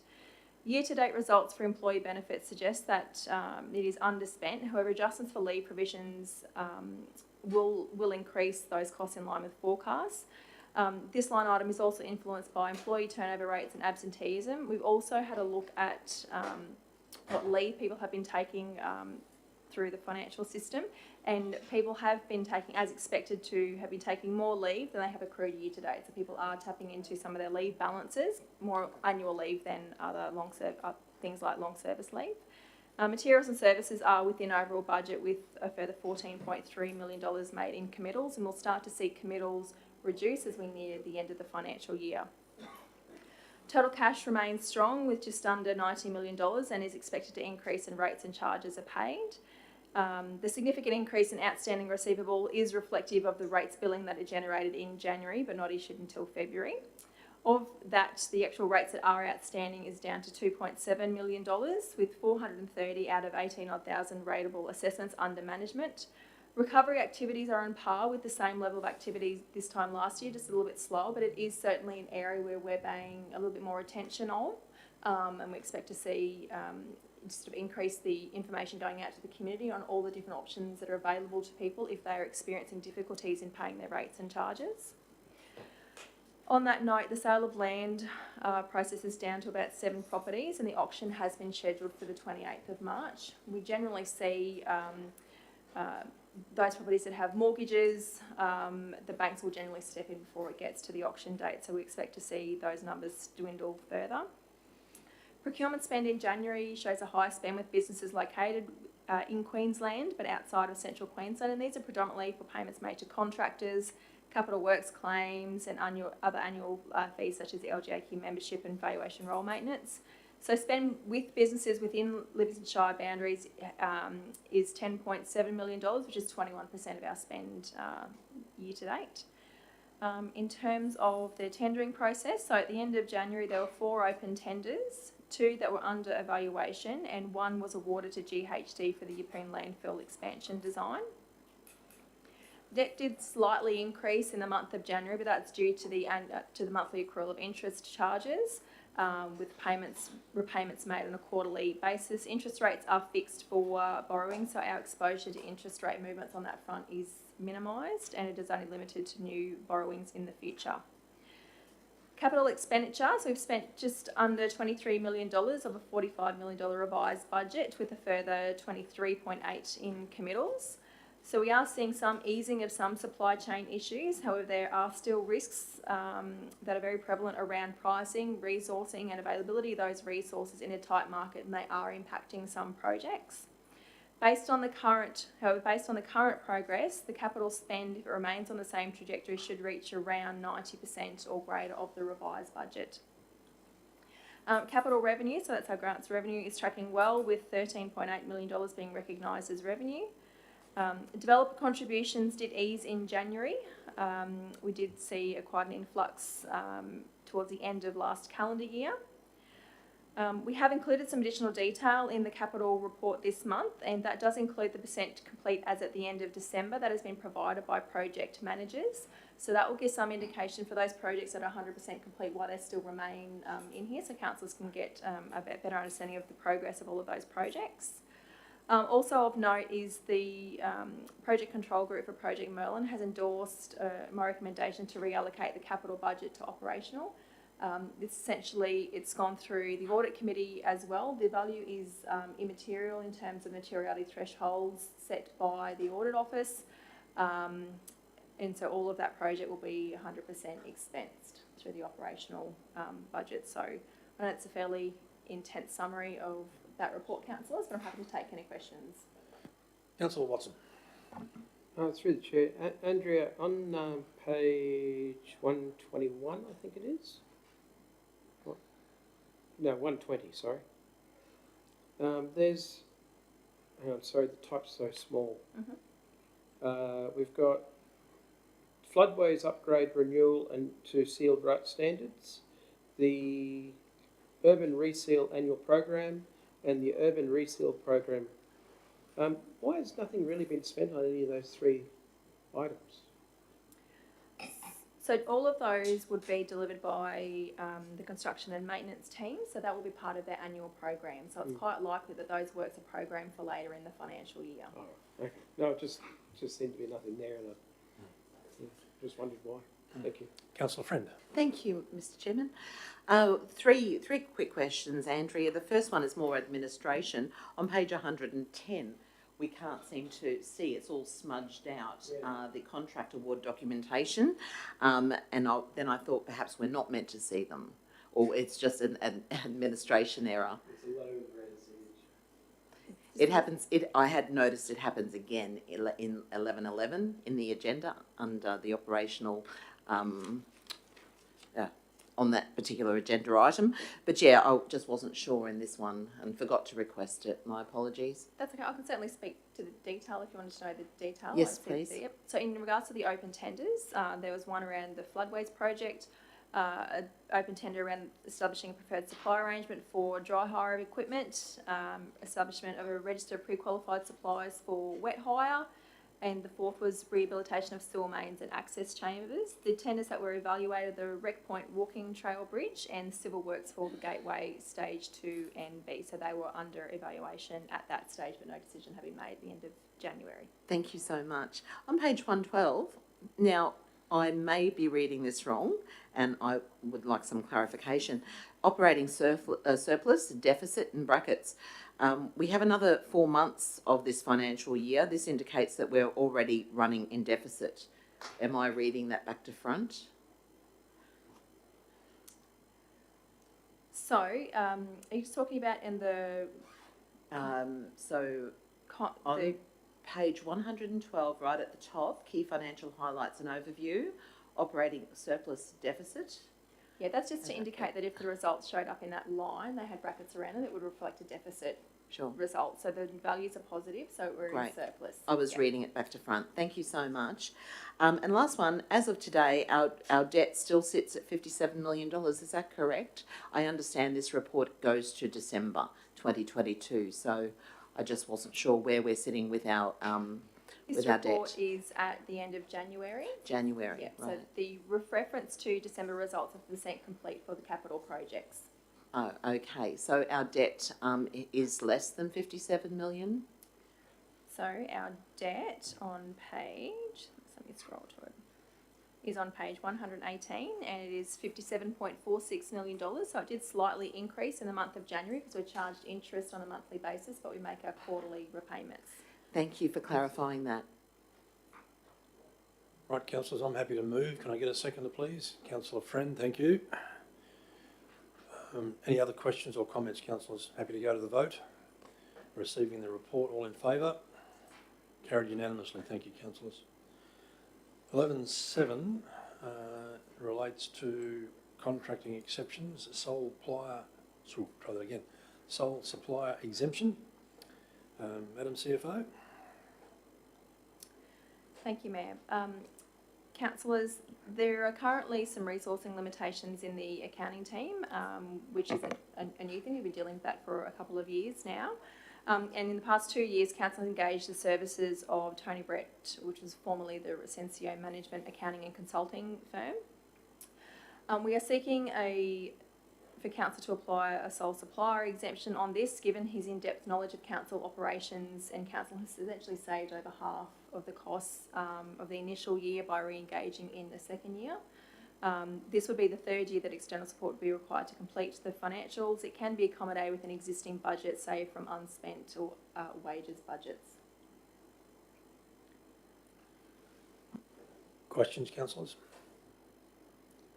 Councillor Hutton. Just the one question. So, did we undertake the same process last year in using them for providing this service? We actually went through a quotation process for the 2 prior years separately, and he was still the preferred supplier in each occasion.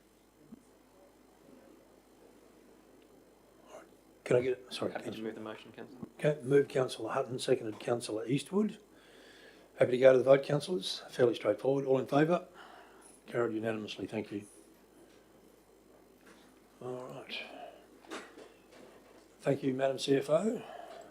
11.8, Central Queensland Regional Organisation of Councils update. Thank you, Councillor Mather.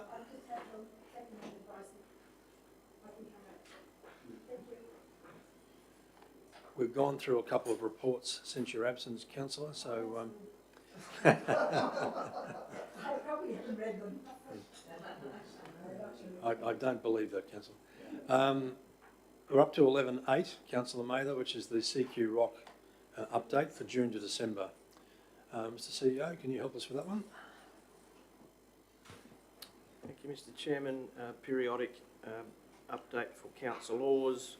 So minutes have been of the company that is the Central Queensland Regional Organisation of Councils have been shared with councillors separately, but there's a bit of a summation of things in the report. I guess the highlights might be that Livingstone Shire, since the last report, has assumed the chairmanship and secretariat of the company.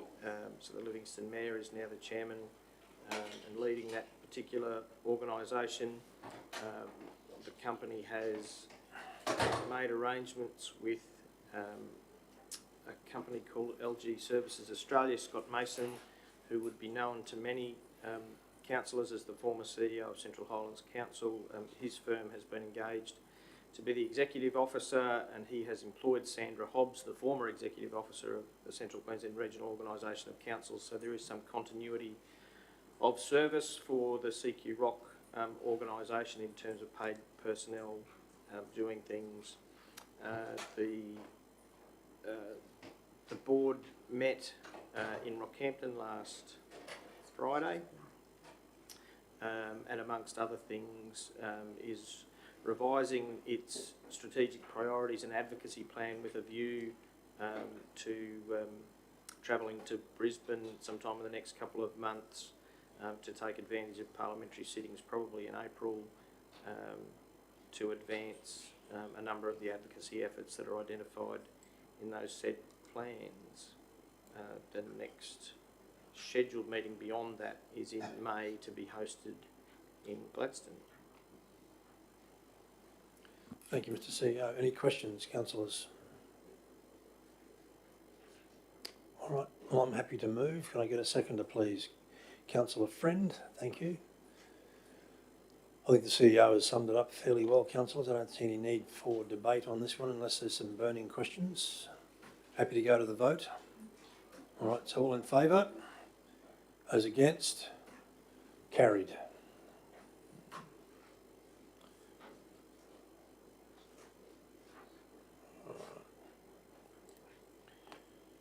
I believe lunch is being served at 12:30, Mr CEO, so Mr Mayor?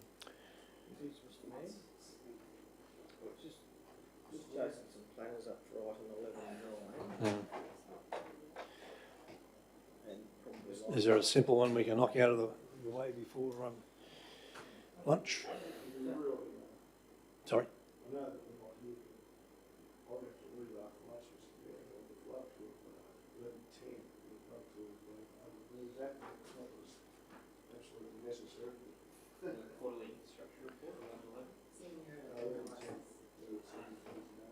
Right, yeah, we can probably not. Yeah. Yeah, we can do 11:11. We'll jump to 11:11, Justine. Well, we need. No, we're not. We're doing 11:11. I'll just jump because we're going to go to lunch at 11:30. This will take longer than 10 minutes.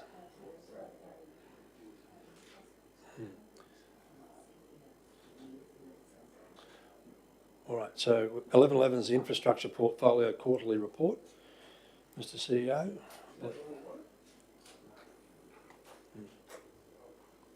You right, councillors?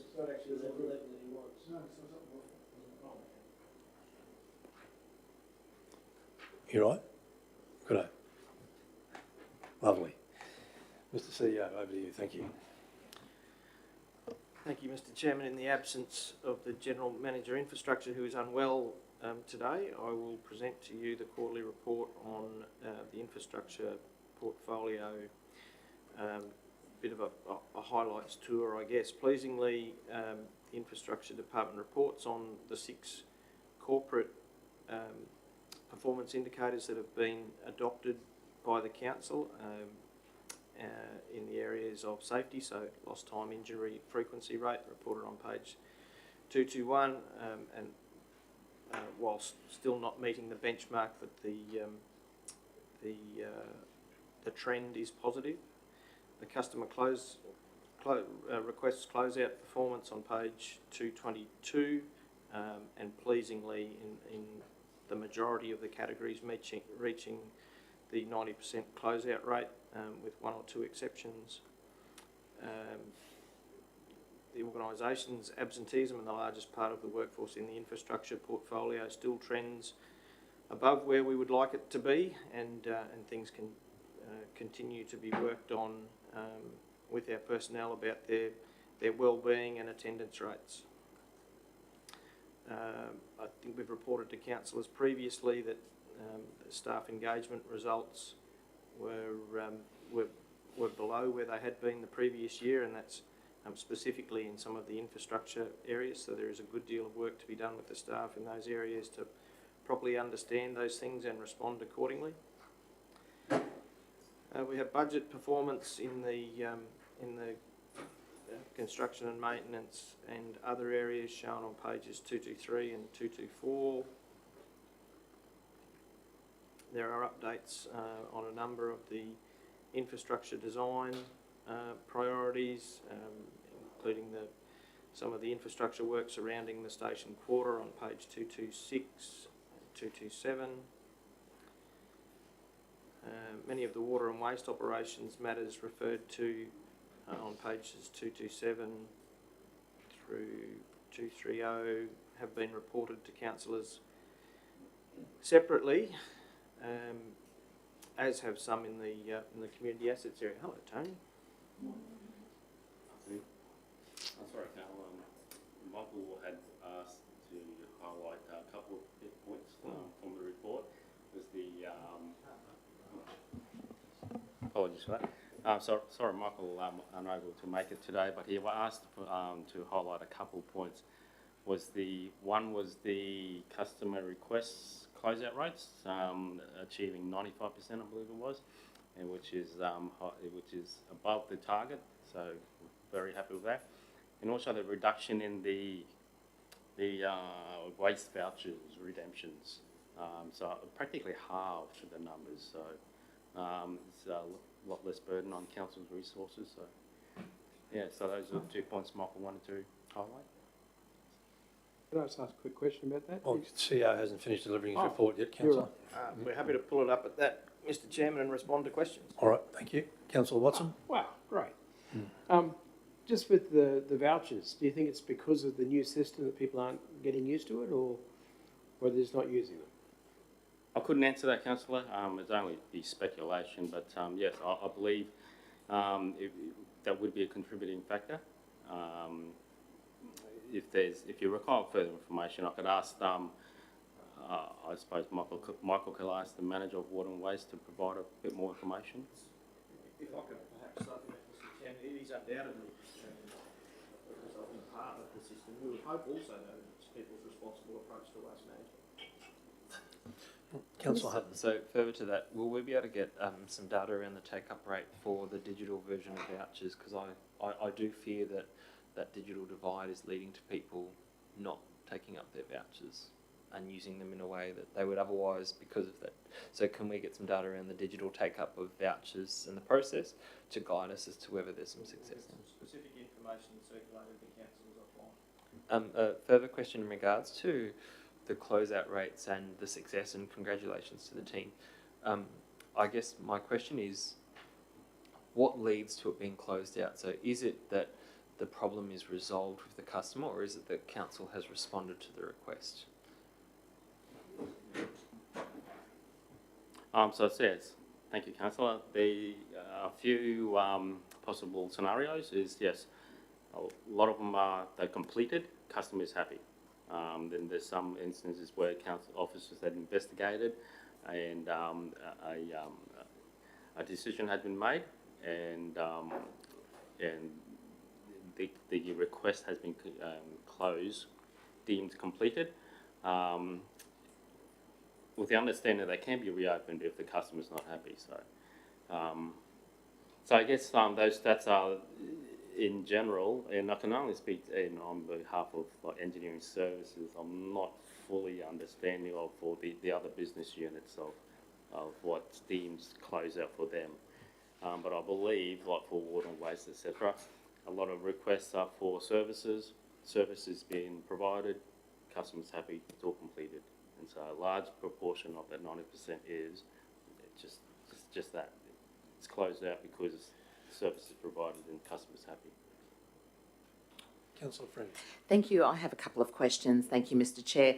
But firstly, being the portfolio holder of waste, in my portfolio meeting it was noted that there's less vouchers used for a number of reasons, from what Mr Lau and Mr CEO have actually stated as being electronic and perhaps difficult to obtain, but also too, less vouchers are being given out on a random basis to those that turn up at customer service as well. When there were paper vouchers,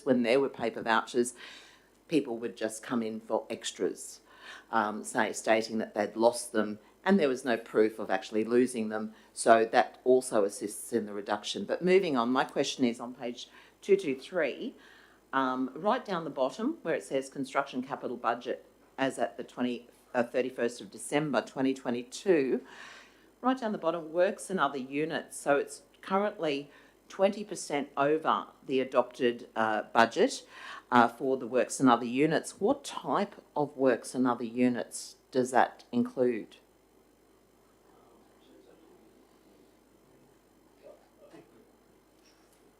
I think Councillor will take that one on notice, but we'll get you an answer before the end of the day. Oh, lovely. Thank you so much.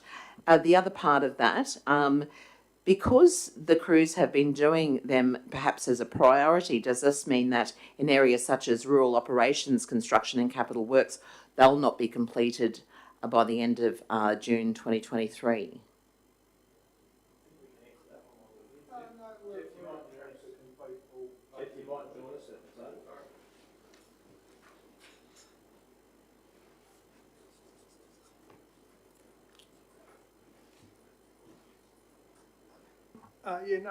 Basically we're on track to finish the majority of our rural works that are budgeted for. One exception being we recently went out to tender for some floodways because we didn't have the internal resources. The price we got back was exceptionally high, a reflection of the market conditions. We believe we can do it a lot cheaper, so we're going to try and do it with our resources this year, but it may carry over into next year. Okay. But no, we're on track to finish them. Your question on works for other units, it was showing the amount spent compared to budget, was it? It's showing the adopted budget actuals and then how that particular unit works. Other units currently are 27% over the actuals and adopted budget. I just wanted to know what type of works. Yeah, well, that would be simply, the reason we've gone over is I did not know some of that works was for us to do when it was adopted. So it's been adopted as the budget for, say, water and sewerage, but our crews are doing the work, so we call it works for other units. Typically it's water and sewerage works. Okay. Yeah. Thank you. Thanks for that. If the current capital works that are 100% funded by council cannot be completed by the end of this financial year, then are we able to transfer any of those monies to operational works?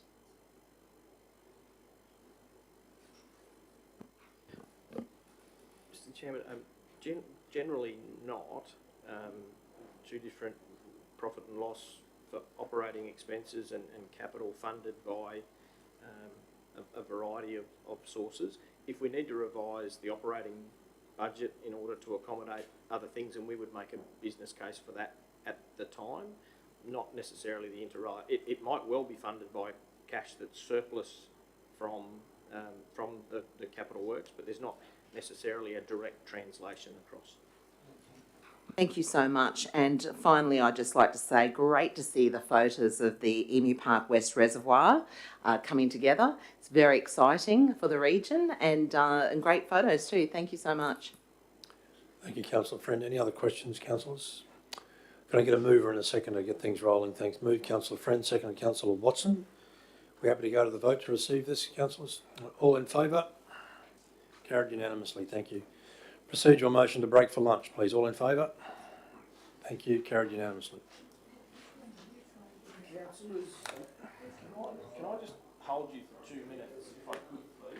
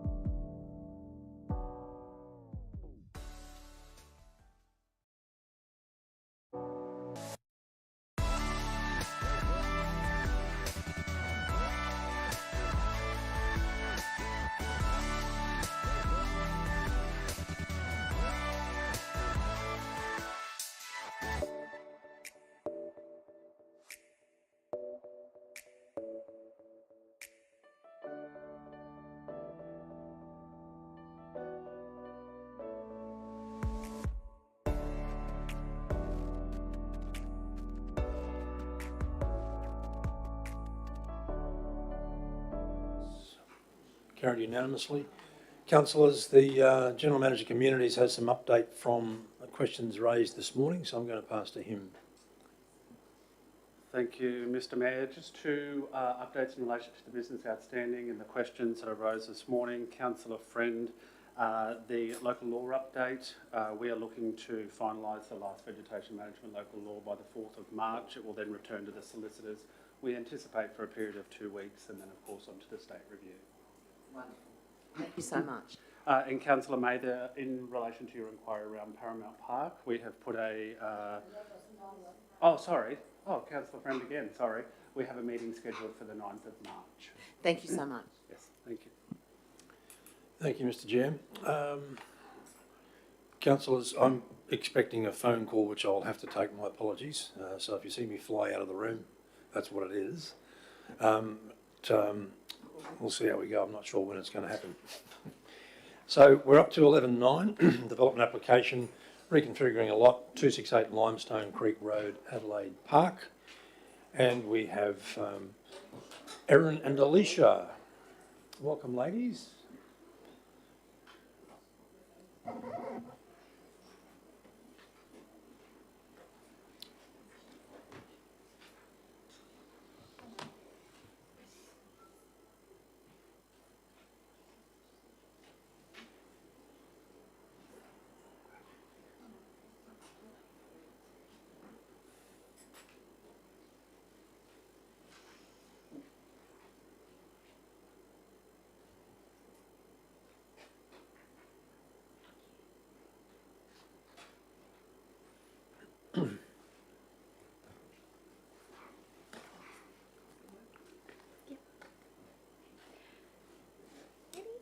Alright, good afternoon Mayor and Councillors. This presentation is for reconfiguring a lot for one lot into 4 lots at 268 Limestone Creek in Adelaide Park. So the locality, so the site is zoned rural and is in the Capricorn Coast Rural Precinct. The area of the site is 10.14 hectares in size, or if you work in acres, that's 24.7 acres.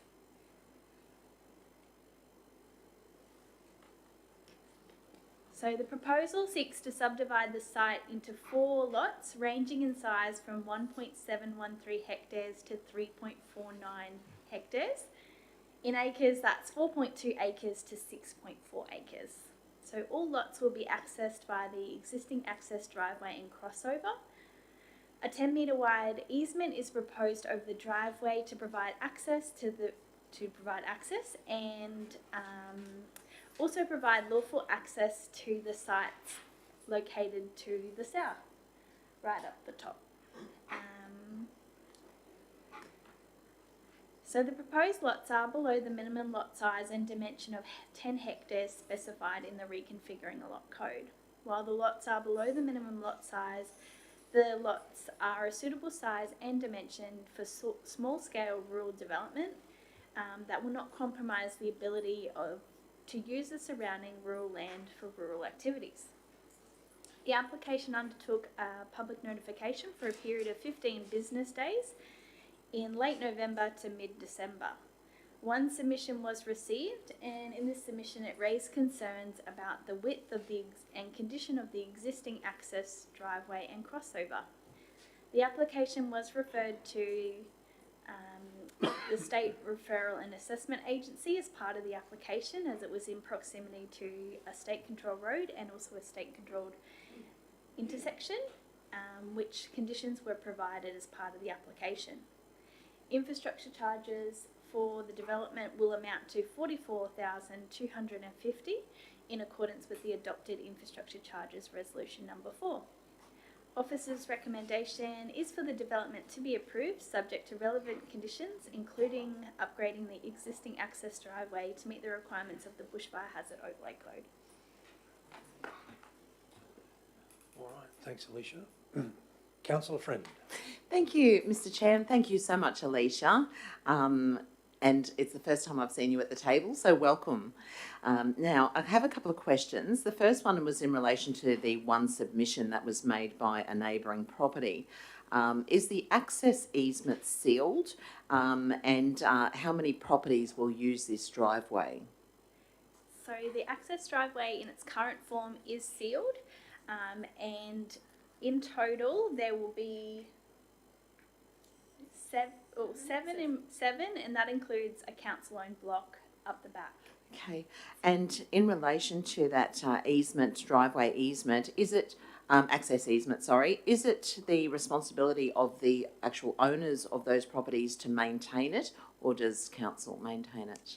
Yeah, so the driveway crossover and the access driveway will have an easement document that's associated with it. So when it comes in for plan sealing, that will be provided, and depending on what the arrangement is and who the easement burdens, Sure. there'll be maintenance conditions around that. Okay, and in relation to the easement again, one moment, thanks, sorry. Is that conditioned in the application? I went looking for it and I read it all through, but is that conditioned for these people who want to undertake this DA actually have to do something with the easement themselves, or? Yeah, so there is an existing easement. I'll have to confirm that one. Okay, thank you. In recommendation A, page 129, I believe it was, it states that the site does not comply with acceptable outcome, AO 15.1, as it contains local environmental significance. Then the report goes on to state that lot 4 will contain this environmental significance. So could you just explain the outcome, why it doesn't comply? So the front of the site contains a small portion of mapped local environmental significance. You can sort of, yep, perfect, see it there. Okay. So as part of the application, we've included that a covenant be placed over that area to protect it from development. Excellent, thank you, that's really good to hear, happy with that. And also, why was a slope stability report not provided, and should the applicants have done so? Yeah, so this one had a very small portion of mapped landslide hazard just at the rear of the site. No buildings or structures are currently in that one, and for lot 1, because that contains the existing house. So it wasn't really relevant to the assessment, but because it contained that overlay, it was triggered as an assessment benchmark. Sure. In the table of assessment. Yeah, thank you so much for answering those questions. Councillor Watson. Could you point out where the council land is that's adjoined to it?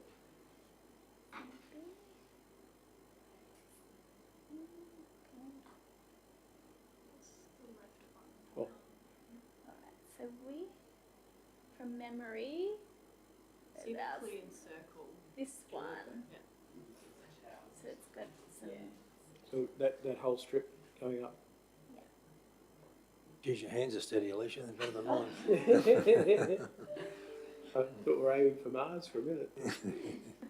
So we own that behind that. Is that hilly land, or is that something we can develop at some stage? That is the mountain. Okay. Okay, I was a bit lost there. So is that a reservoir at the top of the?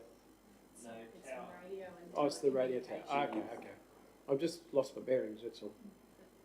Right. Thank you.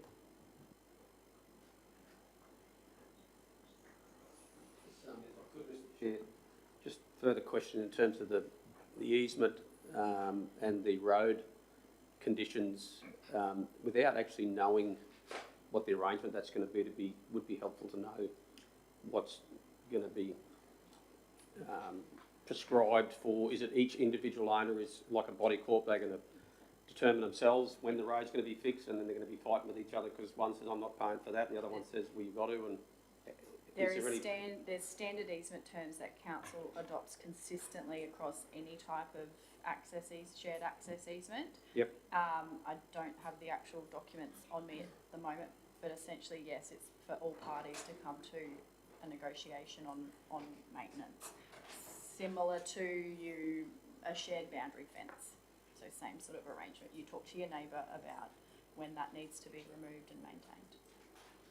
So I guess in order though is there the ability to determine that as conditional upon the approval being awarded, there is in place an actual,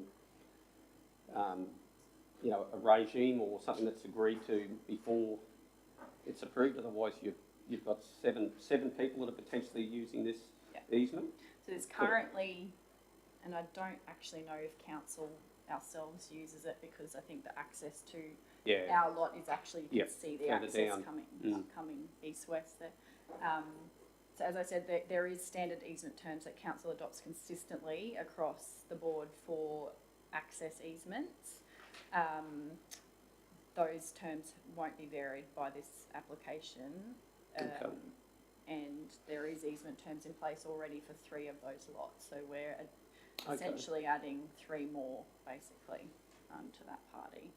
Right, okay. And that's just a matter of buyer beware that you are buying into a shared road here. Yeah. Or an easement road that, yes, whether you want to contribute to it or not, it's totally up to you. it's up to negotiation with your other easement neighbours, parties, grantees, grantors.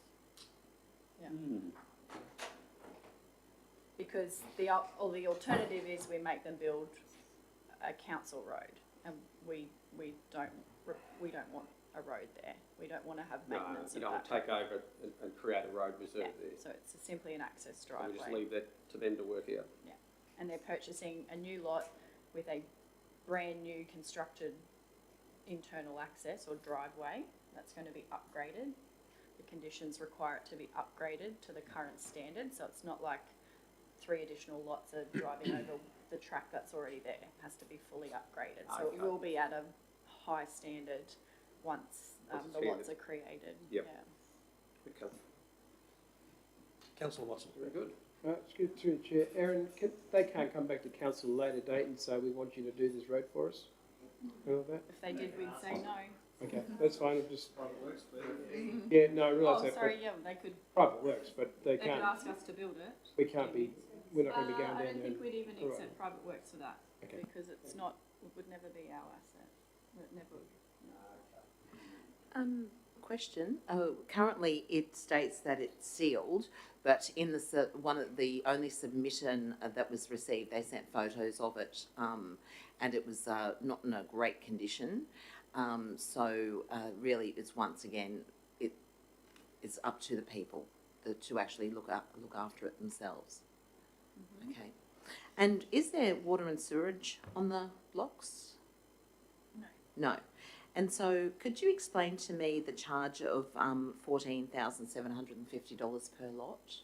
Yeah, so that's taken into consideration the apportionment in the infrastructure charges notice. So their charge would be transport, and the community facilities and parks charge is only, not water, not sewer or stormwater. Councillor Mather. Thank you, Mr Mayor. Parks charges, where's the nearest park? The nearest park is irrelevant to the imposition of an infrastructure charge, because parks are an open network, so everybody in our community has access to any park. So the infrastructure charge is applied broadly over all parks in council's network. Thanks, Aaron.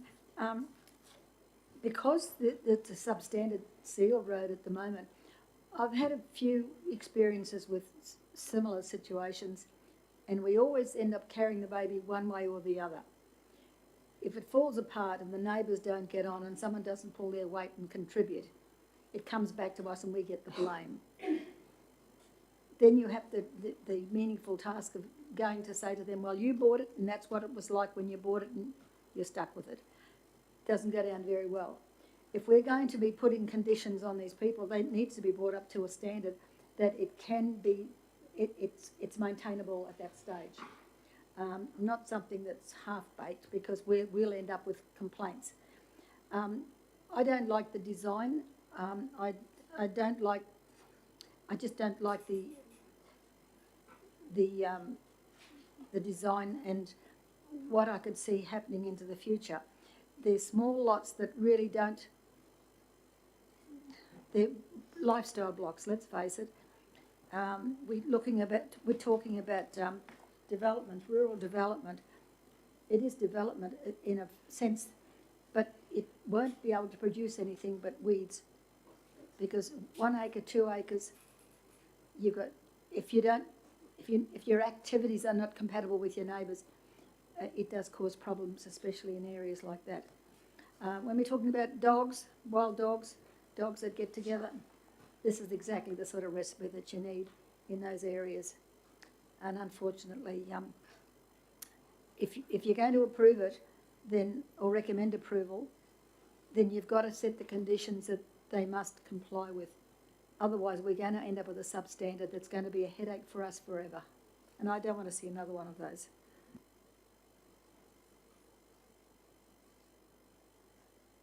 Question if I could, Mr Chair. Councillor? Just to help me understand, so it's currently zoned rural, is that correct? Yep. And in our planning scheme, minimum lot size in rural is So 100 hectares, was it, or? it's based, we also have a precinct in the rural. Okay. So for this one, it's the Capricorn Coast Rural Precinct, which is 10 hectares, Okay, right. minimum lot size. So that's an acceptable outcome. And that precinct, sorry to interrupt, that's because it's closer to the town, is it? That 100 hectares doesn't apply, it's captured in a precinct, is it? The precinct doesn't necessarily mean it's closer to town. There was an exercise done through the last planning scheme drafting to identify particular areas where we would support. So normally you'd be limited to 150 hectares or 60 hectares. But historically this council has had a number of precincts where we allowed it to go, subdivision of rural land to go down to 10 hectares. There's pockets in Bungendara, there's areas along the western side of Farnborough Road. Be Woodbury there, maybe? Yeah. So there's particular areas. Some of it's to do with the high value of the land in terms of its ability to have production on a smaller parcel. So this area is one of those areas where it's identified as a precinct where the smaller rural lots could go to. As you can see from what's happening almost immediately to the east, there is a land pattern that is occurring. Which probably wouldn't be rural productivity per se, would it? No, the lots to the east are the lifestyle lots that what we refer to as lifestyle lots in terms of park residential product. So you had a question. That wouldn't have been identified maybe as a better use of the land? Park residential lots. Given the neighbourly pattern? It hasn't. The lot sizes that are being created now do lend themselves to future subdivision if that is how that corridor develops, as opposed to a different kind of layout that might limit future development, which is something we're cognizant of. Okay. Good, thank you.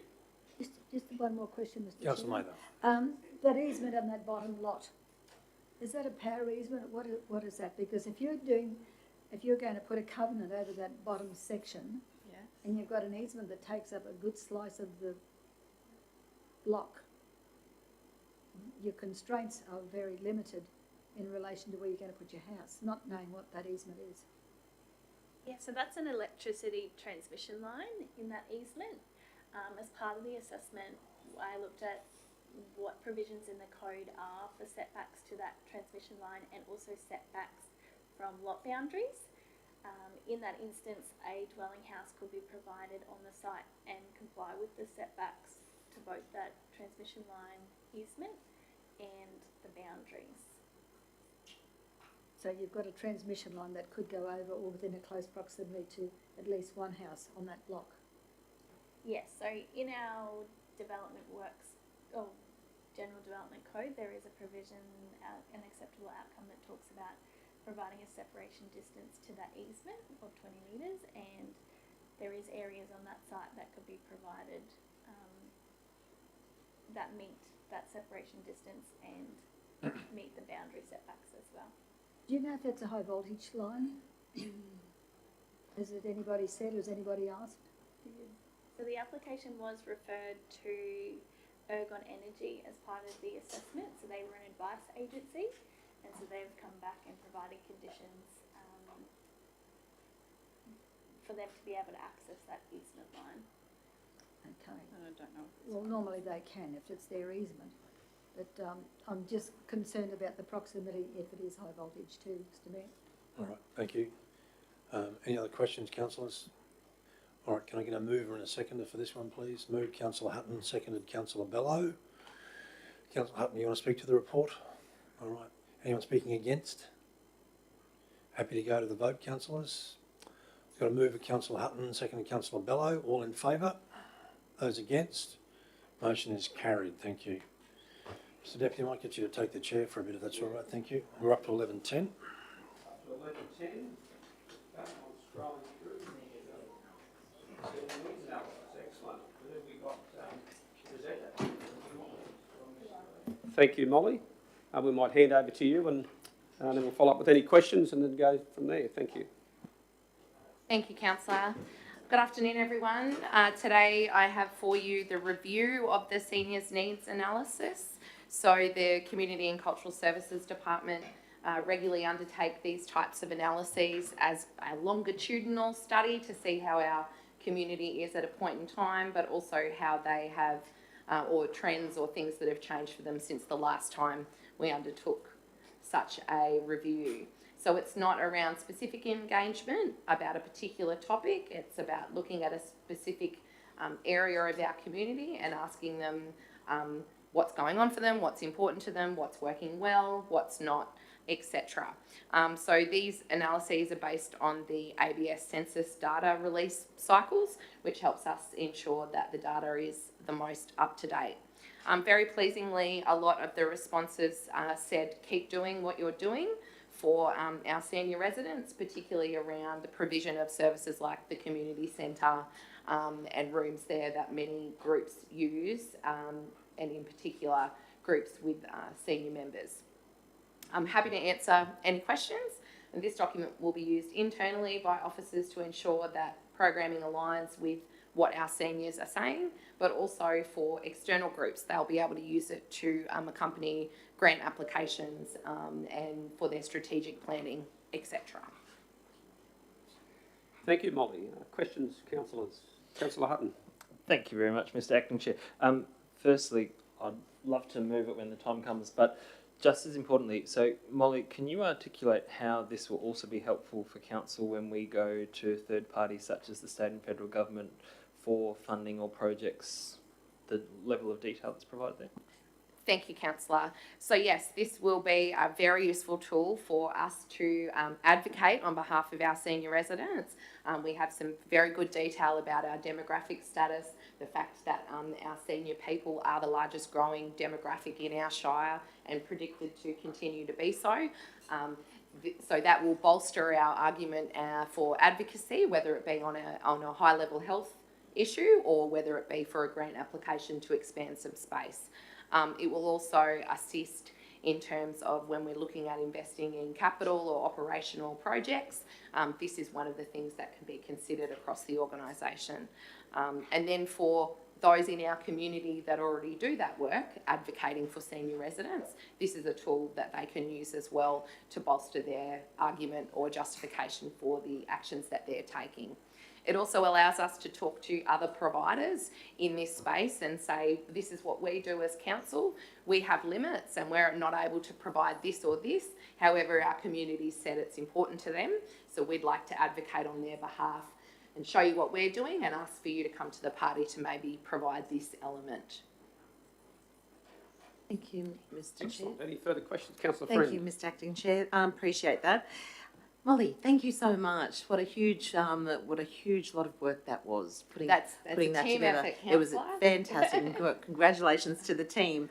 So it's suggested within the report that Facebook would be the top way to reach seniors, but yet there are a lot of seniors that are not tech savvy. Correct. Are there other alternatives that you're looking at? What would they be? So that's our first priority, is to strengthen the engagement process for our senior residents. we did have COVID that had an impact on this particular engagement, but we're not doing as well as we can in engaging those senior residents. I would suggest that Facebook was the top response because those who were able to engage were already connected to Facebook. Yeah. It's those that aren't already connected that we're missing. The library has some fantastic programs going on at the moment called Be Connected, Yes. which aims to get older people connected digitally. However, we're planning to have discussions with the engagement team and others around what are those alternatives. Sure. And if we know the community centre is a physical place that is often frequented by this age group, how can we leverage that as a way to engage and communicate? But there's also many other areas that we're missing. So that the biggest recommendation from this is to examine and improve our communication or engagement, particularly with those that aren't digitally connected. Well, that's right, and that can certainly help other departments within council as well engage, such perhaps as local law, etc. But also my other question was, on page 201, respondents which wish to be involved in planning. That was the most responses we've had under that one. Is that achievable? How can we involve them in planning? Again, we'd really like to explore that. As you know, we've had a number of systems, community voice panels. That was one way that we tried to engage people who want to, you know, we've tried a various number of mechanisms. We've got the task forces, we have the access and equity group. Some of those are very successful, some haven't been as successful. But the common theme from all pockets of the community is we'd like to be involved in the conversation, in the discussion. Maybe not looking at the engineer's plans as such, although the Access and Equity Group do like looking at that because they can really identify the access and equity issues. Absolutely. In this sense, I think it's about the engagement overall. Do people, particularly seniors in this report, do they feel like they could ask a question or they could have a say, or if they weren't connected to the internet, could they write a letter to say, I think this about this particular issue? Maybe broadening the options so that those that don't have that particular connection do know there are other ways for them to have their say. Sure. But work in progress for sure, but something very interested in improving across the board. For sure, sure. Mr. Chair, I'm happy to second if there isn't one already. And just perhaps hand it back to the chair. So we've got up to the point where Councillor Hutton was going to move. All right, thank you. Righto. Councillor Friend was going to second, and I was just perhaps going to ask a question if I could. It would seem that from the previous analysis to this one that some of the challenges have changed a little bit. I think cost of living was was probably the primary concern that our seniors are expressing through the survey, the analysis. Absolutely, and when we're still doing the work on some other analyses in different pockets of the community, similar concern. So I think we're seeing that it doesn't matter if you're older, younger, working, not working, renting, owning, cost of living is the largest concern for people. The other concern that was raised here, that was raised in the previous, was around that access and transport to particular services. Remember these fantastic services that exist, but getting from your home or where you live to that service could be the barrier that stops you. And we're talking health, you know, physical, educate, all those types of services, but in particular health. But yes, cost of living, I think, and we probably see that reflected on the state level, the federal level as well, that's really putting some pressure on how people feel, let alone what they're choosing to do. Any other questions, Councillor Mather? Thank you, and thanks, Molly.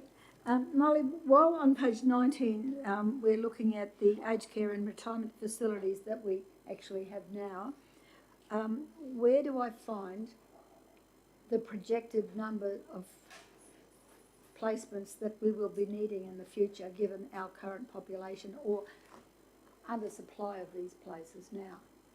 The short answer is I'm not sure. We haven't been able to find that information. However, we are working with the PHN to... What's PHN? Primary Health Network. Yep.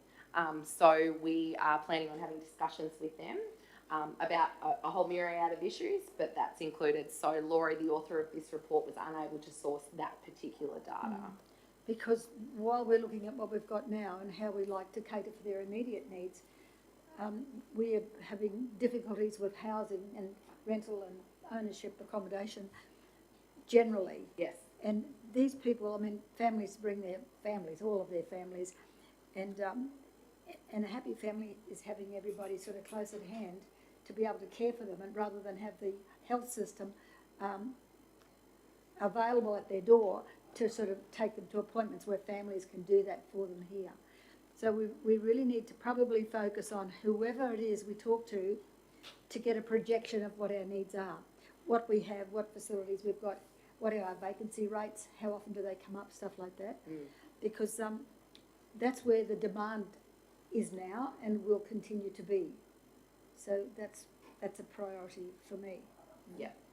I'll advise you of what we find out for sure. Yep, because whoever we go to knock on their door, we've got to do homework and gather our status as what we've got, what we need now, before we go knocking on doors. Yeah, okay. Thanks, Mol. Thank you. All right, councillors, are we happy to... Councillor Hunter, do you want to speak to the report? Thank you very much, Mr Mayor, and I would like to acknowledge that Councillor Eastwood was very excited by the detail of this report and is excited to be, as he's articulated in the forward, an important part of our community being recognised and then being supported as to how they can age in place. And I think that's something that we all agree, that it is about livability for our residents and how we provide opportunities for people to age in place and participate in their community throughout their lifetime.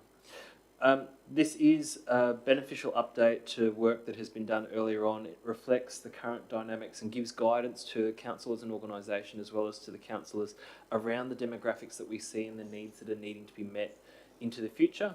It helps set some of the vision, but also provides that really important evidence that when we go to our funding partners and find opportunities as to how we can justify why we're seeking it on behalf of residents in Livingstone, so I commend it to the table. Thank you, Councillor Hutton. Anyone speaking against? Would anyone else like to speak for before we go to the vote? All right, so we've got a move of Councillor Hutton, second of Councillor Friend. All in favour? Carried unanimously. Thank you, councillors. Thank you, Molly. Thank you.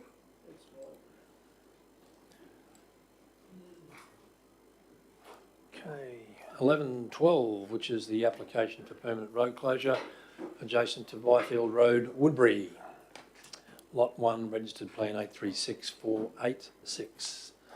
Welcome back to the table, Mr. Lau. Thank you, Mr. Mayor. So, councillors, this is application for permanent road closure up in Byfield. I assume everyone's read the report and viewed the maps, and so it's pretty self-explanatory, really. For the officers' comments, I suppose, to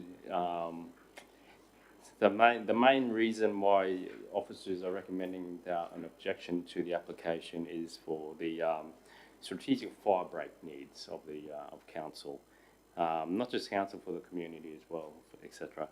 So the report outlines the reasons why. Although there are other officers who have no objection, this is the main one. So if council requires any further information, I'm happy to provide it. Thank you. Thank you. Yeah, no problem at all. Thank you for that, Tony. Councillors, any questions to the officer? Yep, Councillor Friend firstly, perhaps, and then we might follow up with Councillor May, if that's okay. Yeah, who was... Councillor Friend Yeah, first. that's fine. Thank you. Kept you at the post. Thank you, Mr. Acting Chair. Tony, thank you so much for the report. It does state on page 237 that natural resource management does not support this, but my interest is also in the potential future fire break. Is there a current fire break there? Is it maintained? Or if it is a future fire break, when does council have plans to commence maintenance and upgrade and... Thank you, Councillor. So the officers,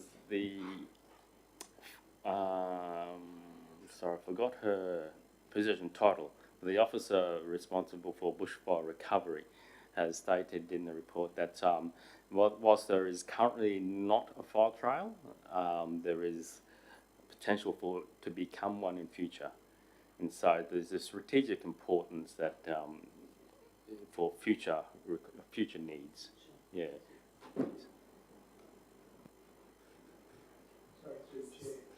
Sorry there. Yep, you go for it. Actually, I thought Councillor Mather was next, so sorry. Thank you, Councillor Hutton. I'll do 2 seconds. I'm just looking at the image of the land and this proposed trail. Surely these people end up clearing the land anyway and it'll end up being a fire trail without us having to do it. Yes, Councillor. So I guess there's a differentiation between a fire break and a fire trail. Fire trail is for emergency vehicle access as well as emergency evacuation, etc. So if the road reserve was closed, the property owner is well within rights to fence it off, and so that prevents any fire trail. Can I just finish though? But can't we put it in there that we still have access to that area along that alignment? Because they're going to clear it. You can see what they've done with the rest of it. Surely we could put in a line that says that we still have access to it at a later stage. It costs us nothing. We still have that trail. So I guess it's the purpose of the application, Councillor. It's an application to the state government for a permanent road closure. So that removes the road reserve. So yeah, there are other options though, Councillor, as in the applicant is able, if the application is rejected, the applicant is able to approach council and for grazing rights, for example, or for other purposes where we can temporarily close roads, etc. So there is still room for negotiation for that purpose, as you said. Councillor Mather. Thanks, Mr Chairman. Tony, what are we using it for now? Nothing. That's right, Councillor. That's my understanding is we're not using it for anything at the moment. But as the report says, there is a potential strategic importance for it in future. I understand that. So what does it connect with? You're down here from Druce's Road off the Byfield Road. What does it connect with at the other end?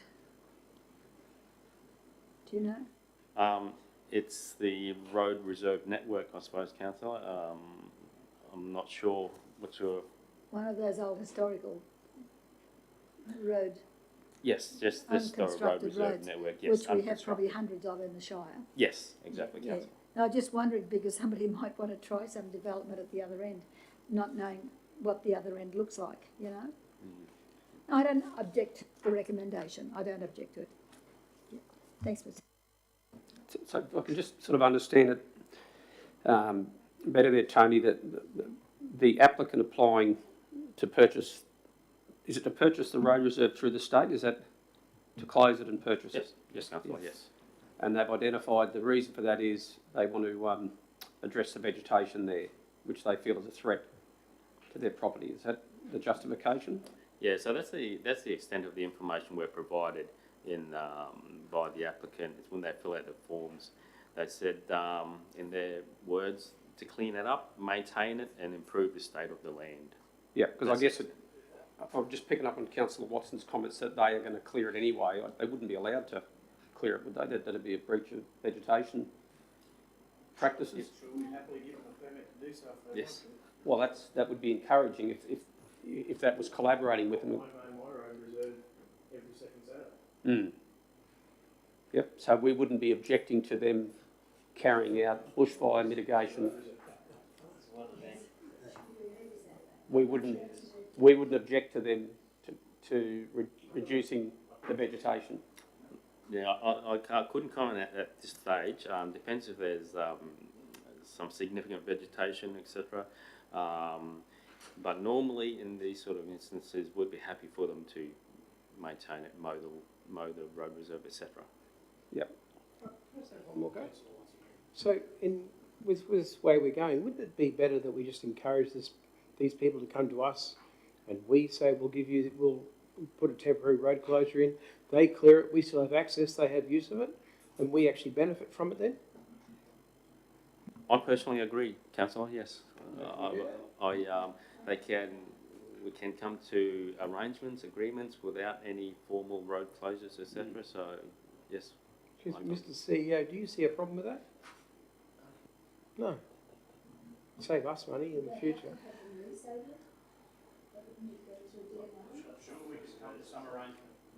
Is there any way we can talk to the people and see if this is a possibility? I mean, it's only going to benefit us, and it's going to benefit them as well. Mr Mayor, the application is for a road closure, that's what's being considered. The recommendation is to not approve that. Parallel discussions logically would be, if that's the genuine outcome that's being sought, then there are many mechanisms we could use to achieve that outcome. I have a question. Thank you so much. So on page 237, Natural Resource Management, as I've stated previously, says that they don't support it, showing the attached maps showing the state significant environmental matters and planning scheme mapping for the site, which includes matters of local and state environmental significance and stream order buffers. And there's some protected plant trigger mapping indicates there may be threatened plant species in this location. So even if council were to then go against the officer's recommendation and that council take it upon themselves to sort this out and allow the owner to do so, wouldn't this trigger environmental applications through the state for the allowance of this? Mr Mayor, my earlier response, the application before us is for a road closure. Yes. It's being recommended that that's not acceded to. Separately to that, if the applicant's genuine desire is to better manage the vegetation on their sensitive and otherwise, come and talk to us and we can come up with a series of permits or approvals under varying forms that might allow them to achieve those same outcomes without having to close the road. If I could just qualify though, that may potentially be in conflict with the coordinator of natural resource management, but it would be at the discretion of the table if they wanted to choose to allow that activity to occur. Well, I think in terms of the council resolution, yeah. Beyond that, Mr Deputy, we trump that. Yeah, but we'd have to resolve one way or the other. Whatever activity was going to occur in that road reserve would be subject to the council's determination. So, councillor, I wouldn't have prejudged that, no. Sorry. And the mapping, the mapping exists regardless of what happens to the road reserve. The mapping would be still in place, and so whether it's freehold land or road reserve, they still have to comply with this state planning policies, local planning policies, etc. So. Right. So through the chair, if I may, so therefore, if we then decided and voted against this officer recommendation, and they could go ahead and close that area, they could fence it, and we would never have that future fire trail. Sorry, it's different. I believe so. Yes, councillor. As of the fire trail itself would, I guess, because it's no longer a road reserve, it's no, we could no longer, yeah. So I guess, yeah, that's right, Mr. Mayor. Yeah, they can grant it to us if they wish to, but it just makes it a lot harder for us to establish a fire trail. Happy to move the motion, Mr. Mayor.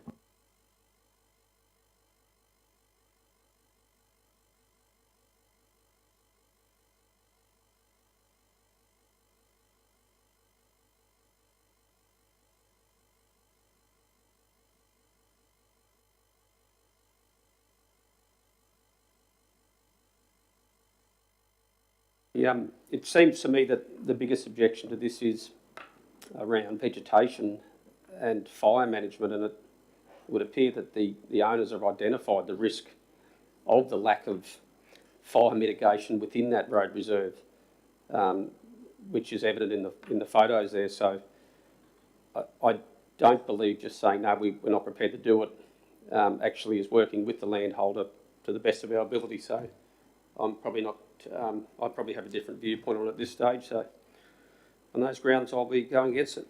Thank you.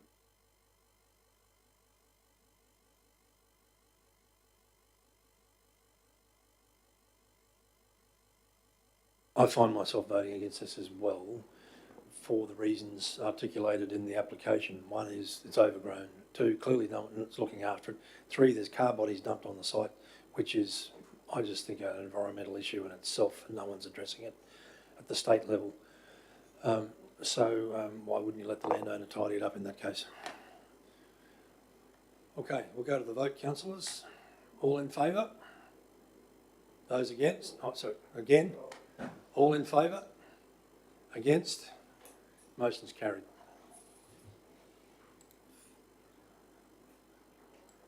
Application for permanent road closure, 7 Tamingi Place, Yeppoon, 1113. Over to you, Mr Lau. Thank you, Mr Mayor. This one's in Yeppoon, councillors, at Tamingi Place. As the report suggests, that the application for the applicant wishes to close the area road to increase their usable land space, and they plan to use it for recreational purposes. So the assumption is that they're not intending to build in it, the space, is just using it for open space. Officers are recommending, once again, for council to not support the application, and for main reasons being, oops, sorry, I lost it. Because it is used as a pedestrian passage currently, and it provides that pathway connectivity, and it does help with the stormwater management for the area as well. They're the main reasons. Thank you, councillors. Councillor Hutton. Happy to move the motion, Mr Mayor. Thank you. Questions, councillors? Councillor Friend. Questions, thank you. Thanks, Tony.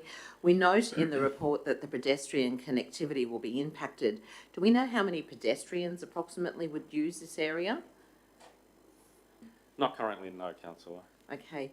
The other question I have is that the applicant requests the green zone for recreational use.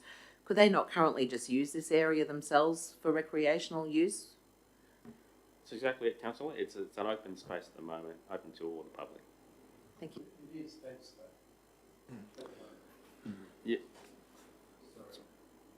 I looked on Google Maps and looked down the street, and you can see that there's that these people have got a fence on their boundary, so they'd have to remove the fence to open that area.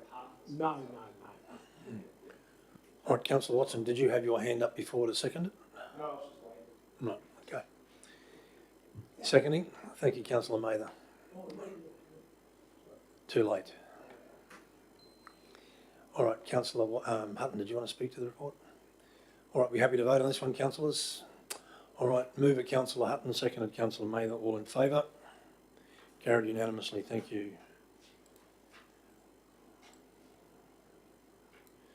This is fast turning into the Tony Lau show. 1114, application for permanent road closure, 442 Mount Chalmers Road, Mount Chalmers. Thank you, Mr Mayor. This report's the last one I'll be presenting. This one's for Mount Chalmers. This one has been to the table previously where council did not support the original application. But we did provide advice back to the applicant in suggesting a smaller area which captures their structure within the road reserve, and they were happy with that. Officers support it, and so we're recommending that council supports this application.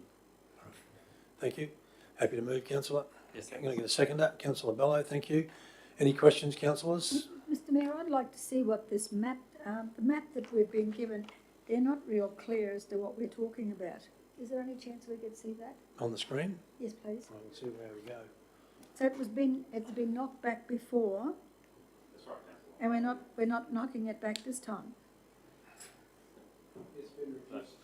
The area you're asking. That's right, councillor. So previously they had applied for a whole area, and that sort of landlocks this parcel of land, and plus there's some infrastructure in this area. What's that yellow mark there? Is that Ergon? Shed constructed on road reserve. No. So that's road reserve we're talking about, is it? That's right. This landowner owns this shed, and it's within the road reserve, and so the new application is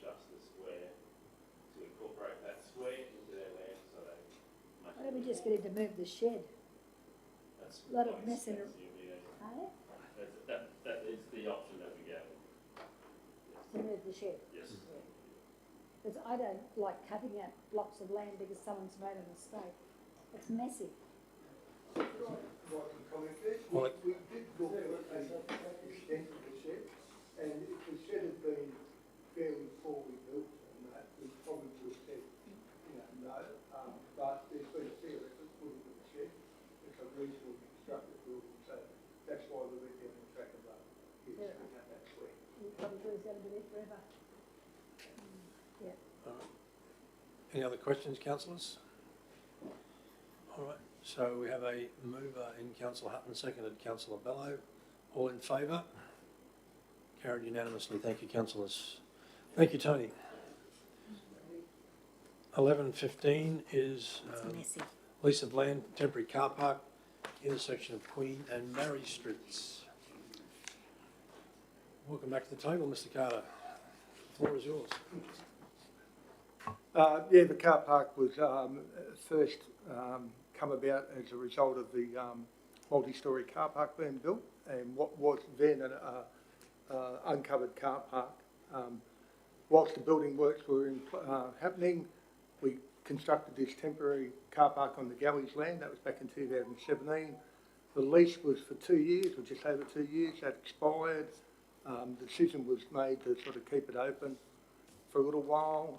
Eventually the last decision was along the lines that we would wait until we fixed the facade at the undercover car park, in case that created some sort of stoppage of car parking in that facility.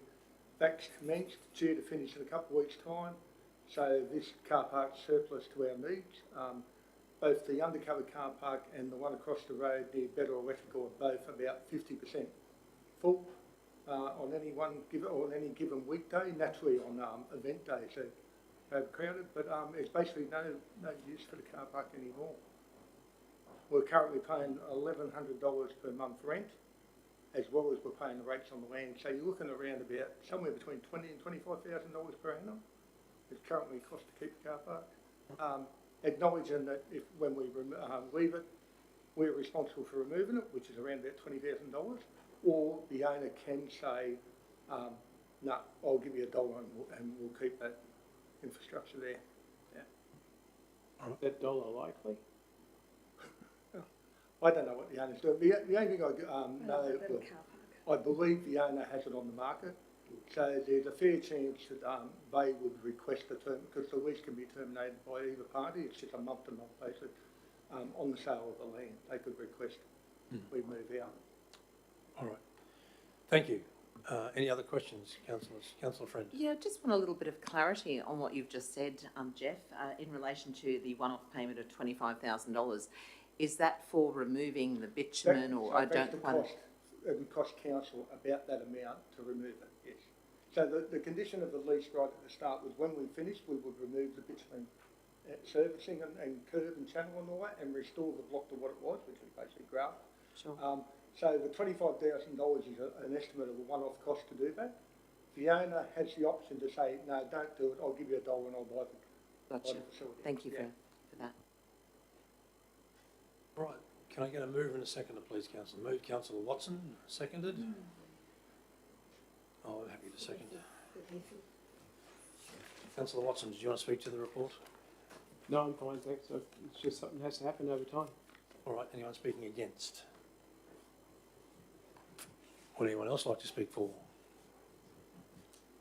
I guess acknowledge the positive collaboration there that has occurred with the owner and council over the years. It's been there for a little while now, hasn't it, ultimately? It'd be... Yeah, as stated, it kicked off in 2017 while the multi-storey was being built. There was a 2-year, 3-month lease, formal lease we entered into, but since that time, it's been on the goodwill of both parties to keep it going on a month-by-month basis. As I said, the owner, if they sell, you owner may say, no, don't want to do it. We're suggesting we don't need any more. The last hurdle was the facade on the multi-storey car park, which should finish in April. That's why we're aiming to... Yes. So just, I guess, to acknowledge that the collaboration that has occurred there between council and the private sector, and there may be some communications that council may need to provide to our best ability, explain to the public why, in their eyes, they'd probably have very little knowledge of anything other than we're taking a car park away in an area that's fairly popular. So, notwithstanding that, it's been a good collaboration and we can certainly do some media around that. Yeah, but, Thank you. we do in the report suggest that we'll be advertising on site and using various social media formats and that to notify people well in advance that the car park's closing, and we'll add the reasons to it. Yeah, that'd be great. All right. So we're going to move to Councillor Watson. Oh, Councillor Maitland, sorry. Yes, thank you. If it's 50-50, like 50% of the corner and 50% in the multi-storey, yes, with projections of people coming to town and the lagoon and beachfront and all of the tourists who like not too far to walk, would we have overflow need from the multi-storey car park if we take that other one away? Would we have people looking for a place to park, and they'd be on road verges and all the rest of it? I would suggest 350 days out of 356 no. We have got events like Australia Day, Beach Party Days, things like that, where there is a lack of parking space. It has to be remembered that this is not our land. It's on a month-by-month agreement. I know, that hurts. The owner could just walk away anyway, and we would have to remove it. So, but there's no doubt that at times, very, very rarely, it's just only when there's events that there's that surcharge of parking, but on a day-to-day basis, we're only talking about 50% of both the covered and the 1 year better, so they could easily accommodate the 50% that are in this car park.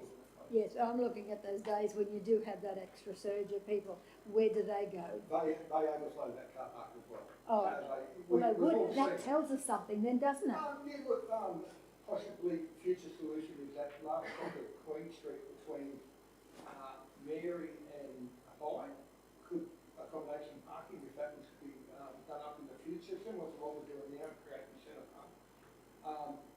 Maybe down the track we could look at Hill Street going up, because a lot of them park there on the grass between the two sides. Possibly utilise that, but that's all upgrading of those roads to create those. I understand that, but if we're going to take this one away and we recognise it's already a surcharge, we need to be doing that planning now about the centre parking and all the rest. That needs to, I hate to tell you this, but that's something that we need to be dealing with. Also, the Echelon building, that's a public car park, and that's largely underutilised as well. Yes. But we don't need to rely on private enterprise to provide what we should be providing. Yes, no, we provided some strategies around the Normanby Street area and surrounds for additional free parking. So I suppose as the city continues to develop, Normanby Street will have a lot more parking, but it's the next one being done. And then I suppose naturally we would move on to Queen Street, High Street, Mary Street, things like that, and they would all create additional parking, primarily because we'd end up with centre parking there. Well, that's foreseen now. Councillor Mather, are you done with your questions? Sorry, Mr. Mayor? Are you done with your questions? Yes, all I'm saying is we can see it coming, we just need to be prepared. Thank you. Thank you, All right. All right. You're going to move it, Councillor Watson, second myself, all in favour? Those against? Motion is carried, thank you. 11.16, thank you, Mr. Carter. 11.16, monthly workplace health and safety report. That's you, Greg. Good afternoon, Mayor. Welcome to the table, mate.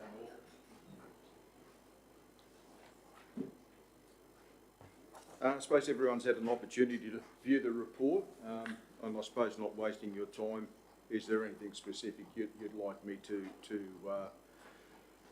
There are always questions, Greg. So. and more than happy to take those, Mayor. Okay. Councillor Hutton.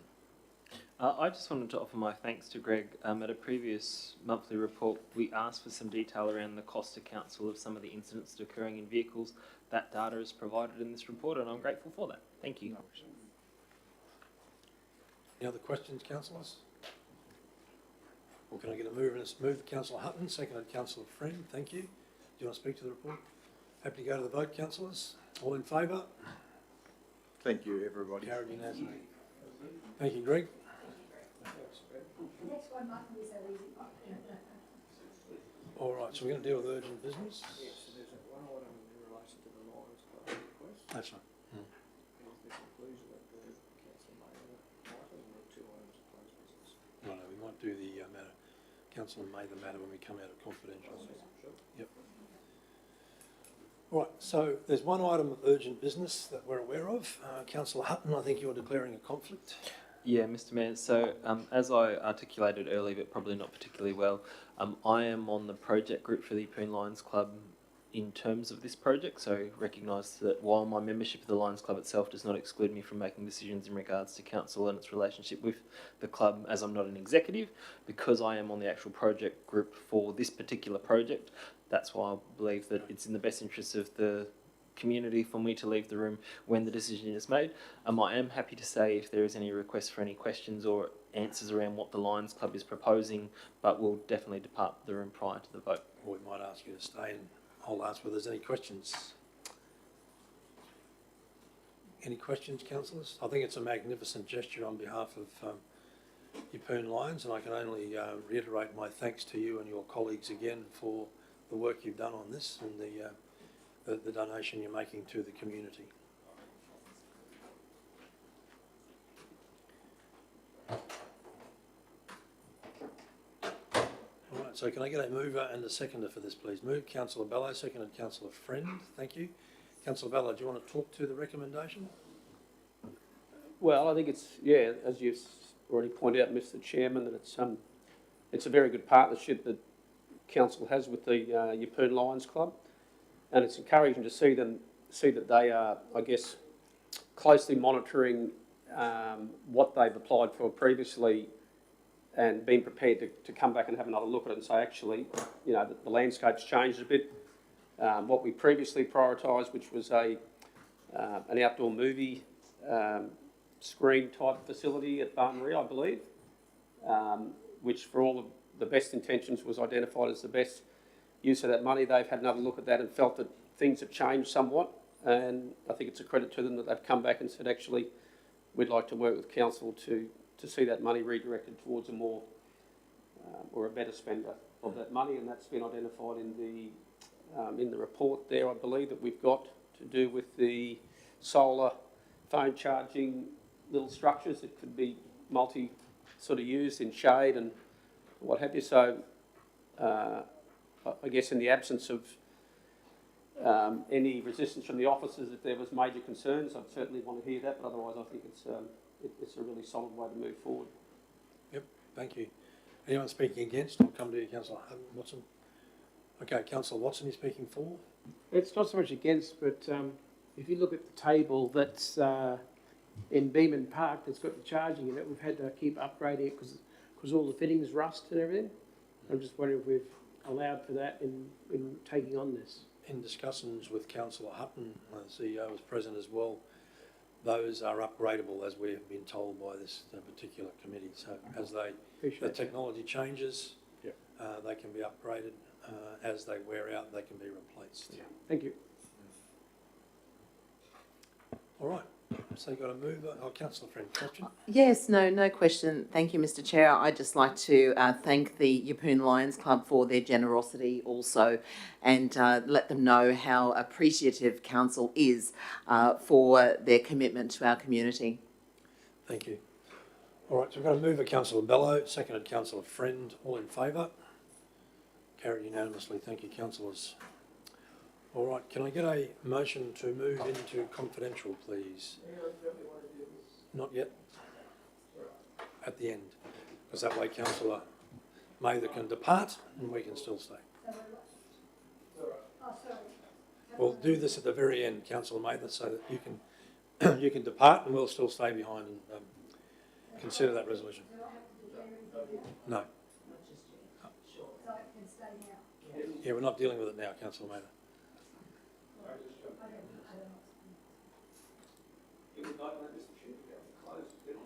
Yeah, well, sorry. Yeah, we can I get a move and a second to go into confidential, please? Moved, Councillor Friend, seconded Councillor Watson. All in favour? Those against? Carried. Thank you.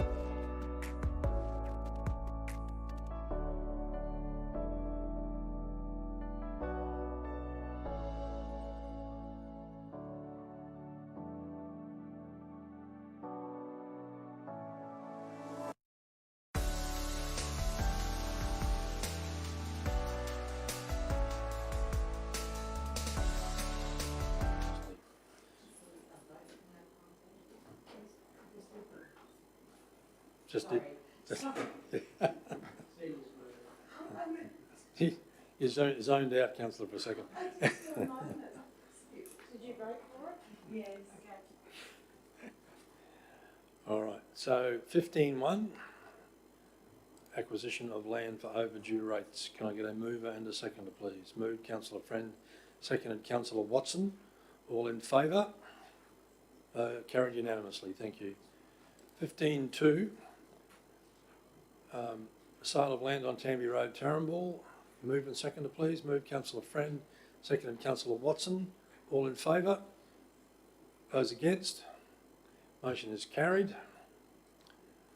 All right, so that just leaves us to tidy up the matter of councillor Mather. So councillor, yes, please. Do I need to go through the rigmarole again? No. We'll re-record your earlier declaration. Yeah. Thank you.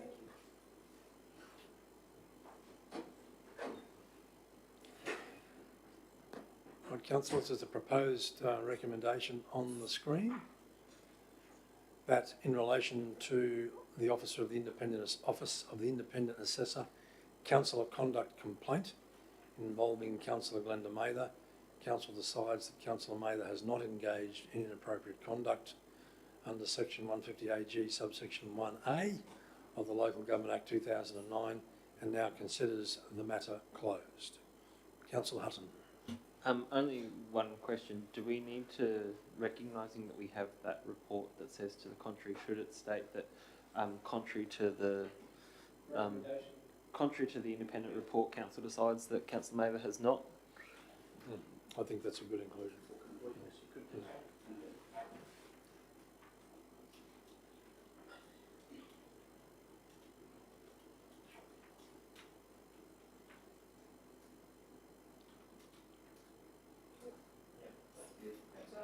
Yeah. All right. Can I get a mover and a seconder, please? Move, councillor Watson. Seconded.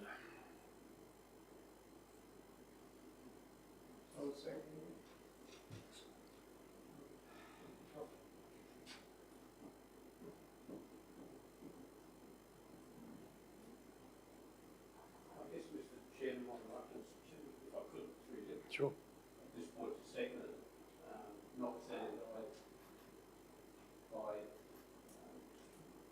notwithstanding that I am supportive of the what's there, but it's more I'd probably contemplated further wording that acknowledged that my justification for it is that there was an attitude shown by Councillor Mather throughout that she acknowledged and apologised for certain aspects of it, and it would be not a good use of to go further than that. My opinion was not necessary or not beneficial to the outcome. So that's, I guess, where I was probably seeking to take it. There'd be an explanation of why.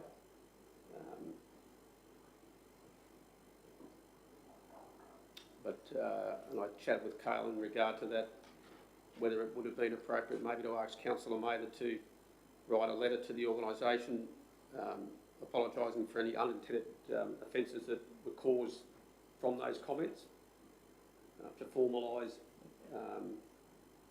or close it out in a way that there's an acknowledgement, but we don't deem that it's inappropriate because of the actions that she's taken thus far, but to formalise it. Well, I guess if you want to do that, Councillor Vella, we'd be looking for some wording from you as an alternate motion. Well, we do not support the inappropriate conduct finding, but do acknowledge that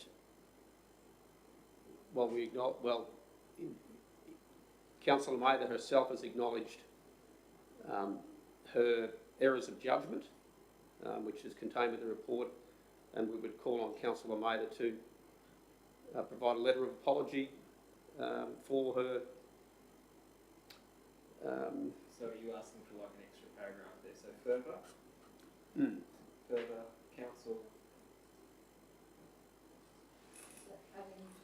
Yeah, so like a separate paragraph. Yeah.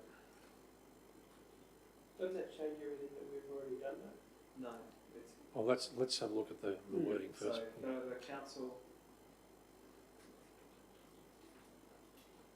acknowledges what did you say, something about the apology, or was that? Councillor made acknowledges this remorse.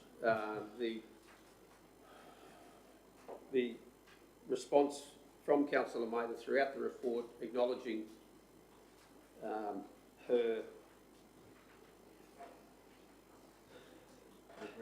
her remorse and asks for acknowledging and asks for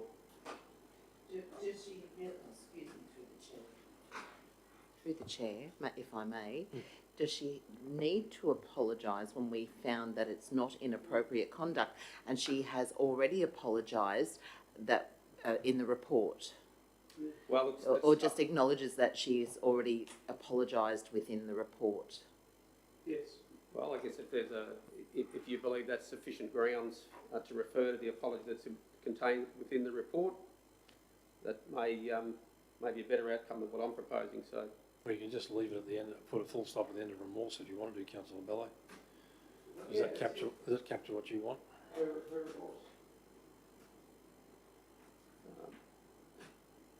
That's what it is. And her desire to. Oh, that'll do. Fair enough. There we go. No, we got there. Right. All right. So can I get a councillor? You've actually moved. You're happy to move that? Yeah. All right. Can I get a seconder, please? Councillor Friend. All right. Thank you. All right. All in favour? Those against? Carried. And thank you, councillors. Thank you, members of the team, Mr. CEO. Thank you for members of the community for persevering with us today. Have a great afternoon.